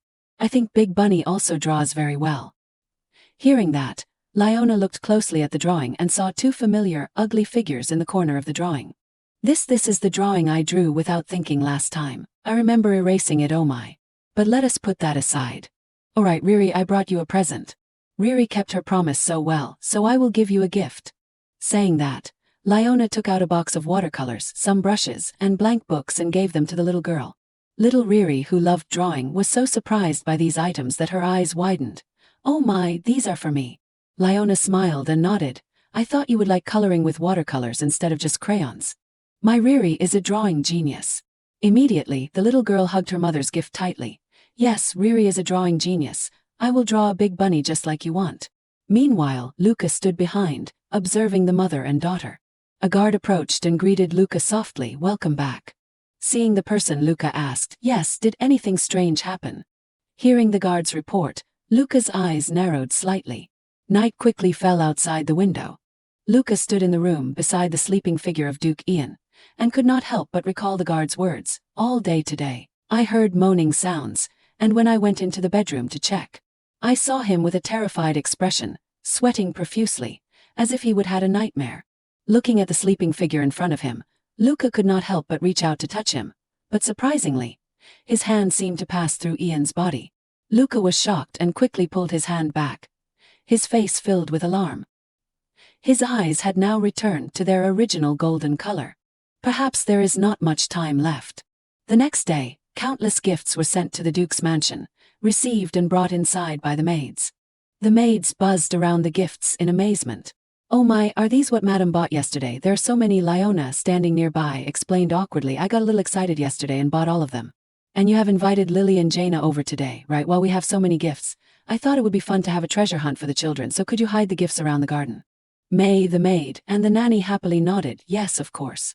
Then the maid carried the gifts towards the garden, while the nanny had something to say to the madam. "Madam, I went to see the former butler you mentioned before." Speaking of this, Leona listened attentively. "How did it go? Did he agree to meet me?" The nanny's face became sad as she shook her head. "Unfortunately, I only made it to the door. The pain is still present in the family he served for so long. He seems to want to forget some painful event in the past." Hearing that, Leona could only sigh in regret. It is so hard to meet that butler. And she really wanted more information. Faced with the nanny's apology, Leona just smiled reassuringly. "It is okay, no need to apologize. Thank you for helping me." That morning, Riri's two close friends were invited to the mansion to play with her. The children went together to look for the treasures, which were gifts hidden in the garden. It was all based on clues written on pieces of paper. Leona cheerfully approached and asked the children, "Have you found a lot yet?" Hearing that, Riri and Lily smiled happily, while Jaina sighed dejectedly because she had only found one small gift. "Oh dear, Jaina only found one, what should we do?" Riri also noticed her friend's expression, so she took a gift box from her spoils and gave it to Jaina. "Here, take this." Jaina hesitated slightly, but Riri found it, right? Riri smiled. "Didn't Jaina help me find this gift, so I am giving it to you." Taking the gift, Jaina was overjoyed. She understood that her friend Riri had thought of her and given her this gift. Lily, standing beside them, also took a gift box and gave it to Jaina. "Come to think of it, you helped me too, so I will share with you." Watching the children share their gifts, Leona found it adorable and laughed. "My Riri, she has learned to care for others. Why is she growing up so fast?" Meanwhile, Luca approached and presented a gift box to Leona. "I found a gift too, so I am giving it to Leona." What? Leona was bewildered as the gift box was opened. Inside, unexpectedly, was a ring. The handsome Luca stood before her like a prince in a fairy tale and asked, "Will you accept it?" This scene momentarily left Leona speechless. Meanwhile, the children behind them, like little gossipers, whispered amongst themselves, "Oh my, is this a proposal so romantic?" Hearing her friends' whispers, Riri declared proudly, "Of course, Luca likes Big Bunny." The little girl's words inadvertently revealed that the person in front of them was not the Duke, which immediately startled Leona. She hurriedly covered her daughter's mouth. "Haha, of course father has to love mother. And while we are a couple, what was that? A proposal? And what were you saying, you kids? Is that right, Duke Ian?" Perhaps because they had intervened in time, the other two children did not notice Riri's unusual words. They just looked at Leona and Luca with admiring eyes. "Will you two live happily ever after?" Seeing the children's expressions, it seemed they had not been exposed. Thank goodness. Luca also secretly breathed a sigh of relief and then looked back at the ring box in his hand. His hand was gradually fading and becoming transparent. His mood also sank, but he knew this was what he had to face. That night, in Duke Ian's bedroom, Riri sat beside her father and continuously told him about the day's events, how the treasure hunt went, and how many gifts she had found. Watching her go on and on, Leona, sitting beside her, sighed. It seems she had a lot of fun today. "This makes me happy too, but..." Leona asked, "Riri, are you scared that father keeps sleeping like this?" Her question made the little girl suddenly fall silent. After a moment of silence, the little girl's shoulders trembled slightly, and her voice became choked with sobs as tears rolled down her cheeks. Everyone is worried about father, but to Riri, he is Riri's father. What if he never wakes up? Riri really misses father. Seeing her daughter cry like that, Leona naturally felt heartbroken. She opened her arms and hugged her, comforting her. "I am sure father is also worried about Riri while he is sleeping, just like how mother is worried about you right now." So Riri, believe that father will wake up soon. Lying in her mother's arms, the little girl continued to cry. I hope father will wake up soon. Even if he is inattentive, I still want him by my side. Liona's eyes were also filled with tears. She closed her eyes slightly, letting the tears fall. Yes, mother wants that too. Her tears seemed to transform into magical dust, dissolving into Duke Ian's body. For a moment, his body lit up slightly with a faint, hard-to-see light. At the same time, outside in the garden, Luca raised his hand, looking at it and also seeing the light enveloping his spirit body. This is standing under the beautiful moonlight. He sighed, finally, the time has come. While mother and daughter hugged each other and cried, Liona suddenly felt something warm. What is that? Suddenly, she saw Duke Ian's body glowing brighter and brighter. This startled her. What is this? Why is there suddenly light around the Duke? While she was extremely bewildered, a translucent, ethereal hand rested on her shoulder. Lady Liona, Miss Riri. Hearing the call, Riri turned to look. Surprisingly, it was Luca standing before them. His form was also glowing. Luca, your body. Riri looked at him in bewilderment. Luca, your body is sparkling. Why? Is it because the moon is bright today? Luca smiled and explained, haha, my body has been like this ever since I came back here. His cryptic words made Liona even more confused. Came back here, what is going on? Luca softly called Liona's name. His voice gentler than ever before, as if filled with a myriad of emotions. Liona, your sincere tears when you think of Ian and Riri. That was the key to breaking the dark magic that separated Ian and me. I heard and felt the tears of both of you touch Ian's heart. I feel the moment we become one has arrived. Hearing that, Liona was completely surprised. What, you mean you two can become one now? Little Riri, half understanding, looked at Luca worriedly. Luca, where are you going? Faced with their fear, Luca did not say another word. He bent down and used his ethereal body to embrace the mother and daughter. At this moment, Luca finally expressed his true feelings to them. Just like you love Riri. Both Ian and I also love you and Riri very much. Saying that, Luca placed an ethereal kiss on Liona's forehead. Liona's eyes welled up as she looked at the person in front of her. A multitude of emotions arose in her heart, making her sob and struggle to speak. As if understanding her heart, Luca smiled comfortingly. Don't regret this parting, because I won't disappear from this world. In that instant, a magical light enveloped Luca's body, so bright that Liona had to cover her eyes. Meanwhile, Riri suddenly grabbed Liona's hand, shook it, and shouted, Mother, mother. Look at father over there. To Liona's astonishment, Duke Ian had woken up on his bed, and Luca had completely disappeared. He slowly opened his eyes and looked at the mother and daughter, his familiar voice ringing out once more, Liona. At the same time, Duke Ian also regained his lost memories of his childhood when he and a young lady played hide and seek in the mansion. Under their parents' instruction, don't hide too well, and remember to come back when it is time for dinner. Ian and Larais replied in unison cheerfully. Yes, mother, father. While running down the hallway together, Larais said, Ian, I hid for too long last time and made father worry. Hearing that, Ian smiled sheepishly. I am sorry. I did not know you could not find me. Oh, but even in my dreams, I did not think you would hide in my room. Alright, let us hide in the garden today. How about that, Larais? The beautiful smile of the young lady with golden hair was deeply etched in little Ian's mind. Yes, sister Larais. The bright summer sun and the mist from the fountain added to the vivid picture of the children's childhood. Time passed until one day, Larais returned when it was already dark, and this made Ian extremely worried. Why are you only coming back now? Do you know how long I have been looking for you? Where have you been? Why are your clothes like this? Are you hurt somewhere? What happened? Faced with her younger brother's worried questions, Larais could only stand there silently, tears in her eyes. No, I am fine, Ian. After that period, Larais seemed to be pregnant. She sat in the beautiful garden, carefully drawing a picture. Her gentle and delicate appearance was like a precious porcelain doll, so fragile that it seemed like it would shatter with a light touch. The lonely picture she drew was of a beautiful white rabbit. More time passed, until Larais lay on the bed with little Riri beside her. Ian, I am sorry. In the end, I still could not be your support. Sitting by his sister's bedside, Ian tried to control his grief, but his body still trembled with sobs. No, Larais, it is not like that. Seeing his stubborn appearance, Larais sighed and pointed to the child lying next to her.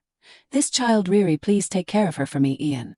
Their conversation seemed to have woken little Riri beside them. But when she opened her eyes, she saw Ian's figure shrouded in darkness, with a dark aura surrounding him. Me alone, how can I do it? How can I take care of her? I am sorry. I am sorry, Laurai's I can't muttering. Ian turned painfully to leave. But at that moment, the child on the bed cried out, making him freeze. The cries grew louder and louder, the child's face soaked with tears. Ian stood still, looking at her in a daze. Then the child reached out towards him, and in his eyes, he saw her small reflection. Laurai's last words seemed to coincide with Liona's pleas in the present. Please stay by Riri's side. Don't use busyness or your pride as an excuse to avoid her. No matter what anyone says, she only looks up to you. Because she loves you and sees you as her only family. Ian listened to these words blankly. Family, my family. In a space that he did not know was real or illusory, Ian saw the figures of the two people most important to him, Riri and Liona. It was their sincere love that awakened him from his coma, allowing him to wake up and continue his life. Perhaps because she was tired from the day, or perhaps because of the joy of her father waking up, Riri quickly fell asleep. But even so, she still clutched Duke Ian's sleeve tightly. Seeing this, Ian sighed. It seems I have made you and our daughter suffer a lot. I'm sorry. Hearing that, Liona replied, just as you said. You slept for too long. Everyone was worried about you. The Duke's heart melted at this deep concern.